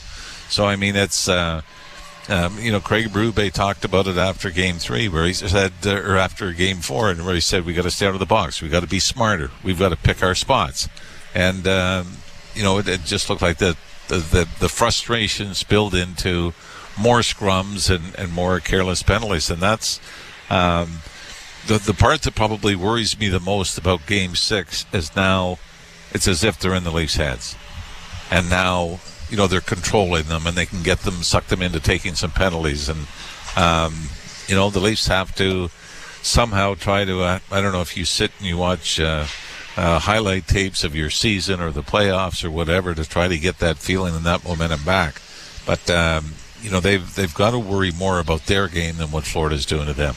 Yeah, so from like a systems or a structure standpoint, what do they have to do in Game 6? Or it's not about that. You got to throw it out the window. Some guys just have to step up. Yeah, and they lost so many one-on-one battles. I mean, you can go back to the first goal of the game. The Matthews line is on the ice.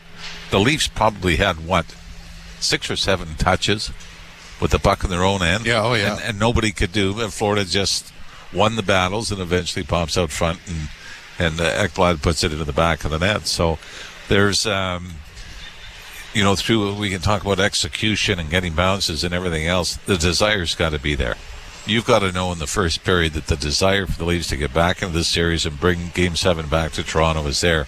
And if you go through the first 5 minutes and the shots are similar to what we saw tonight in the first period, they're going to say, you know what, it's something we've seen for 8 straight years. But, until then, you've got the opportunity to try to rewrite the script. Right. 2 games to rectify everything. Ralphie, thanks for hanging around. Appreciate it. Boys, let's hope there's more of this. We have Game 7. Game 7. Game 7 Sunday. Thanks, boys. Okay, thank you. 6-1, Panthers win. Leafs Game Night, TSN 1050, the iHeartRadio app, and the Leafs Radio Network. From the biggest stadiums to the coziest holes in the wall. From house parties to porch hangs to pride celebrations. From your favorite fuss shop to your local Indian spot. From noodle bars to sports bars to salsa bars.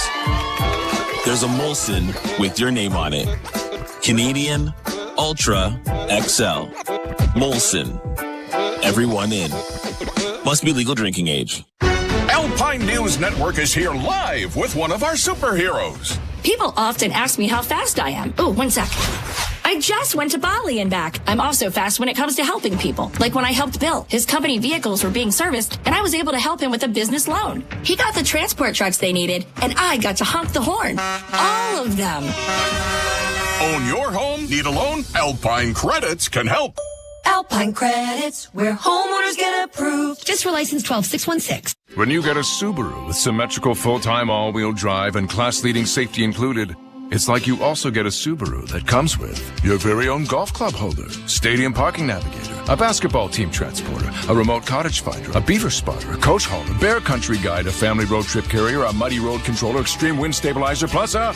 And we're out of time. Subaru is the multi-tool that masters every unpredictable weather condition. Visit your local Subaru dealer for great lease and finance options. Leafs Game Night live at Scotiabank Arena. Florida wins it by a score of 6-1 and has a 3-2 series lead. Tonight's post-game comment powered by your Ontario Honda dealers. Get performance and get in the game with the Civic Hybrid, available now at your Ontario Honda dealer. Austin Matthews, on what went wrong tonight? I just think obviously the start wasn't great. I think we just, the way that they play, I think we just fed into what makes them successful. I mean, thought they won the net fronts tonight. I thought they competed harder and won more puck battles. I think that's the game. It's really as simple as that. Just little details. I don't think we were very sharp tonight in executing either. How do you explain that performance though on such a big stage like this? I don't think there's really any excuse or explanation. It's obviously the only thing we can do is regroup and reset, go out, and we got to win a game to keep our season alive. And I think there's confidence in this group, of course, because we've been able to push back and we've been able to bounce back all year, and it's no different than now. Just looking in the mirror and all of us being better. What are they doing in the last 2 games that's really kind of hurt your offense? I think I said it earlier, just kind of winning the net fronts. They got a good goalie, and when he's able to see the puck, he's gonna stop it. What was your sense of the team at the start of the game? Did you sense nerves, or why do you think the start went the way it did? I don't know. Like I said, I just think we fed into what makes them successful. We didn't take care of pucks, turned it over a lot, especially in the neutral zone, and they transition well, and they have tight gaps. We just didn't do a good job managing those pucks that we were getting in the neutral zone at their blue line. They were able to pick them off and go the other way, and it just kind of kills offense, kills plays there. How do you guys turn the page? How do you turn the page? Well, there's nothing we can do now. We got to put our best foot forward, look in the mirror, and just be better. That's really it. How much did you put on your own shoulders going into Friday? I think everybody's got to look in the mirror, like I said. Myself included. Everybody wants to be better. Everybody wants to obviously win, and we've been a great road team all season long. There's always going to be belief in this group and a confidence in this group from what we built off throughout the year. So we got to go in this game with confidence, and it's got to be our best game of the year. How frustrating has it been for you to go through a scoreless streak like this one?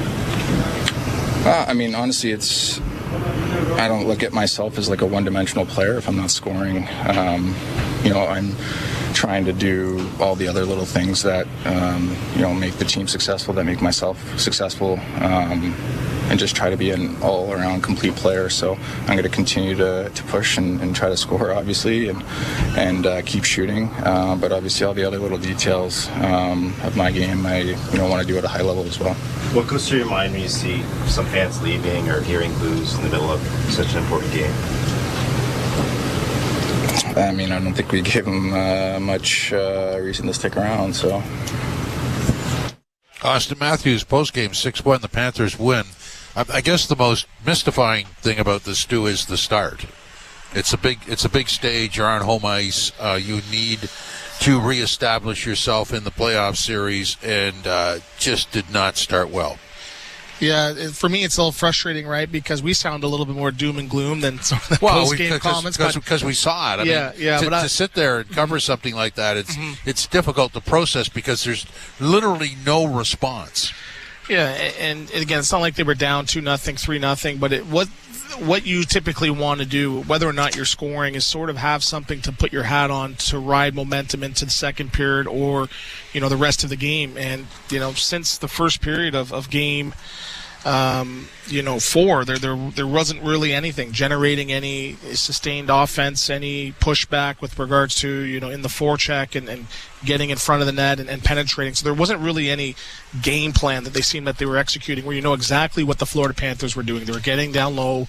They were beating them up in the corners. They're getting pucks at the net, getting into the interior. We've heard that term many times, defending the interior. And for me, that's frustrating. It's 4-0 going into the third period. You got Matt Murray coming off the shelf, coming off of how many injuries he's had the last couple seasons, and his first couple saves that he has to make is a point-blank shot from Sam Bennett, 10 feet outside the crease, right? And so for me, on a execution, but caring and, caring about your fellow man and executing the system, you can't now let one goalie out to dry and then now have your backup goalie come in and the exact same thing. So for me, it's the pushback, but it's like, what can you build on going into the next game, whether you lose or what? And, if I'm the Florida Panthers and there's all those scrums and all that, for me, that's fake toughness. That we're laughing at that, saying, we'll see you next game, check the scoreboard. But for me, the pushback when it matters just wasn't there. And what is the hopeful thing going into the next game? And it's just not there. But ultimately, someone's got to step up. And that's what it is. And I'm sure that's what Craig Berube and co are talking about. We need our stars to be our stars. If not, it's going to be an exit in the second round again.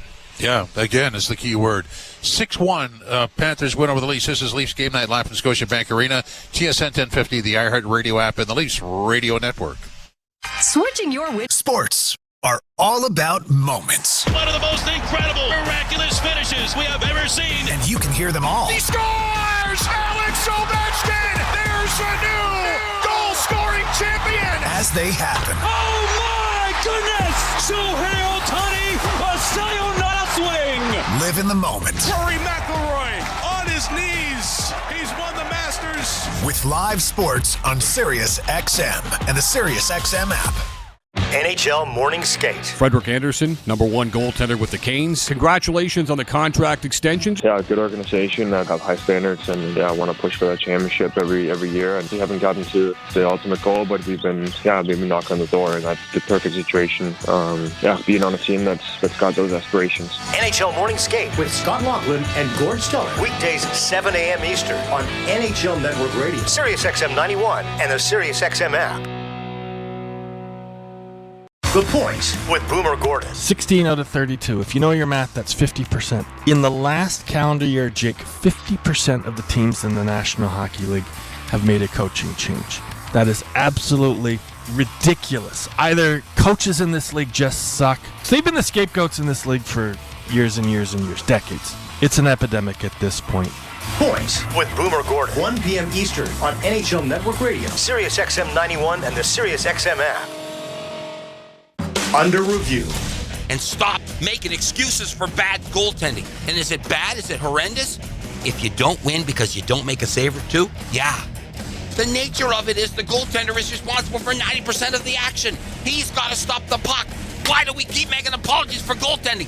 Stop it. Under review with Mick Kern. 11 a.m. Eastern on NHL Network Radio, Sirius XM 91, and the Sirius XM app. Join me, Gord Stellick, and Scott Laughlin as we recap the night that was on NHL Morning Skate, weekday mornings at 7 a.m. Eastern on NHL Network Radio, Sirius XM 91. 2 series lead, Game 6 Friday night in Sunrise, Florida. Post-game comments, Mitch Marner, and how this one got away. And some sloppy play. Not hard enough working. Gave him way too many opportunities around our net. There's a good list of it. This is a big night for the group, big night for the team. How do you explain the performance? I don't think anyone's happy about it. time to reset, refocus, and be ready for our flight tomorrow and go into Florida and win a hockey game. Mitch, do you feel like the Panthers have been playing harder the last couple of games? Maybe. I mean, I thought tonight was really the first night that we just didn't, reply well or play our game. And, when you do that against a team like that over there, they're going to make you pay, and that's what they did. Any thoughts coming off the ice tonight that this might be your last home game as a Maple Leaf? No thoughts of that at all. Like I said, reset. It's obviously not the spot that we want to be in, but you can't do anything about it. We knew this was going to be a roller coaster of a ride. It's not going to be easy. Like I said, we got to have the mindset now to go into Florida and take it shift by shift and win a hockey game. How do you do that? How do you reset after a tough one like this? What do you have to do? You go home. You realize that it wasn't close to good enough. You flush down the toilet. Everyone has their own way of kind of coping with things and forgetting about things. Whatever yours is, just go home and do it. Like I said, relax, do what you need to do to your body to recover, be ready for a hard game. How do you process the booze and folks leaving early in a game like tonight? It is what it is. I'm not focused on that. It's you focus on the team and what you can do out there. And like I said, it wasn't good enough from our standpoint, and that's what happens. What gets said in the room after a game like that? Who speaks up? It's going to stay in the room is what got said. And it probably should. Stu, I'm going to throw this at you. 11 minutes into the game, during a TV timeout, this is when I reassessed things. I turned to you and said, Florida has 8 shots on goal and another 12 that missed for 20. And the Leafs had 2 shots on goal and 2 that were blocked. So 20-4 were the shot attempts at 11 minutes into that game. First goal doesn't go in until 14:38. You plant seeds, you get crops. That's a perfect way to sort of describe that, right? And Toronto was on their heels, essentially, that whole entire first period. And, yes, they got sprung for a couple of breakaways and a couple of hope plays here and there. But just from a system standpoint, Florida stuck to it. They got the puck in below the dots. They got second and third opportunities. And Wool was he was tracking towards having another fantastic game. But sometimes, when it's just, wave after wave, you just start to break down. And that's sort of easily what Florida's doing. They're breaking down this Toronto defense. And, you're hearing players like Chris Tanev saying, I got to be better. He's at 17 minutes tonight. And, when you play that physical game and you take away their energy and take away their time and space, you just start to break down and you make those mistakes. And that's why you had 4 Florida Panthers today get their first goals of the playoffs, because they just come in waves and there's different guys coming, and there's nothing you can really do to stop it but try to match that energy, and it just was not there tonight. Stu, thanks very much, and we'll talk to you again tomorrow on Leaf Sky, noon, TSN 1050. See you tomorrow. Yes, you will. Leafs Game Night, live from Scotiabank Arena, TSN 1050, the iHeartRadio app, and the Leafs. You've been listening to NHL Play-by-Play on SiriusXM. Head over to SiriusXM NHL Network Radio, SiriusXM 91, for the best hockey talk. An audience engaged as if the clock is ticking. Find the person that's been kidnapped, disable the bomb, stop the terrorists, get to the stage on time so you can get up and do your stand-up comedy when the audience is waiting. The ticking clock makes people realize we don't have time to screw around. We got to fix this and do it right now. So that was, in many ways, as miserable it was for, and particularly with my team, because I had a great team, but they did the heavy lifting, because in essence, we had to do everything on handshakes. You're not going to get everything documented, but you're talking about the most honorable parties on earth, the mayor, Fox, Liberty Media. When they shake your hand, it's gold. And so we got it all done, and here we are. What was it like this is 1997, so no e-transfers. What was it like to tell the Rangers, to quote a song, to take this and shove it? Who made the call and said, by the way, here's the check for Joe Sakic, bye-bye, NYC? Well, Pierre went to Joe's house and delivered the money. I got up with Liberty and Fox and the mayor at City Hall, and we announced the arena deal, Fox, and Liberty. And we were coordinated. It was choreographed. And then I was a speechwriter when I was a kid. And I had the blessing to do some work for the governor of New York when he was vice president, Nelson Rockefeller. And he had that famous picture where he was being heckled and he offered his opinion of that. And that picture of him flipping the bird was, I figured, a nice gift to send Dave Checketts, who was a good friend of mine, by the way.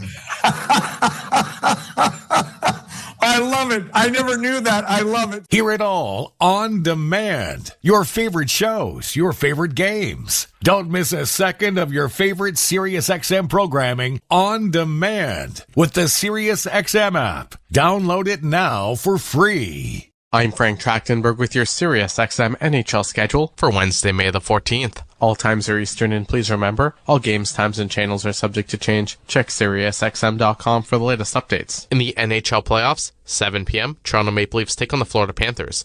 Leafs on Sirius and XM channels 91, Internet 946. Panthers on Internet 931. 9:30 p.m. Vegas Golden Knights take on the Edmonton Oilers. Knights on Sirius and XM channels 91, Internet 949. Oilers on Sirius and XM channels 167, Internet 930. For 24/7 coverage of the NHL season and hockey across the world, keep it locked on Sirius XM NHL Network Radio, channel 91. I'm Frank Trachtenberg with your Sirius XM NHL schedule for Wednesday, May the 14th. All times are Eastern, and please remember, all games, times, and channels are subject to change. Check SiriusXM.com for the latest updates. In the NHL playoffs, 7 p.m., Toronto Maple Leafs take on the Florida Panthers. Leafs on Sirius and XM channels 91, Internet 946. Panthers on Internet 931. 9:30 p.m. Vegas Golden Knights take on the Edmonton Oilers. Knights on Sirius and XM channels 91, Internet 949. Oilers on Sirius and XM channels 167, Internet 930. For 24/7 coverage of the NHL season and hockey across the world, keep it locked on Sirius XM NHL Network Radio, channel 91. I'm Frank Trachtenberg with your Sirius XM NHL schedule for Wednesday, May the 14th. All times are Eastern, and please remember, all games, times, and channels are subject to change. Check SiriusXM.com for the latest updates. In the NHL playoffs, 7 p.m., Toronto Maple Leafs take on the Florida Panthers. Leafs on Sirius and XM channels 91, Internet 946. Panthers on Internet 931. 9:30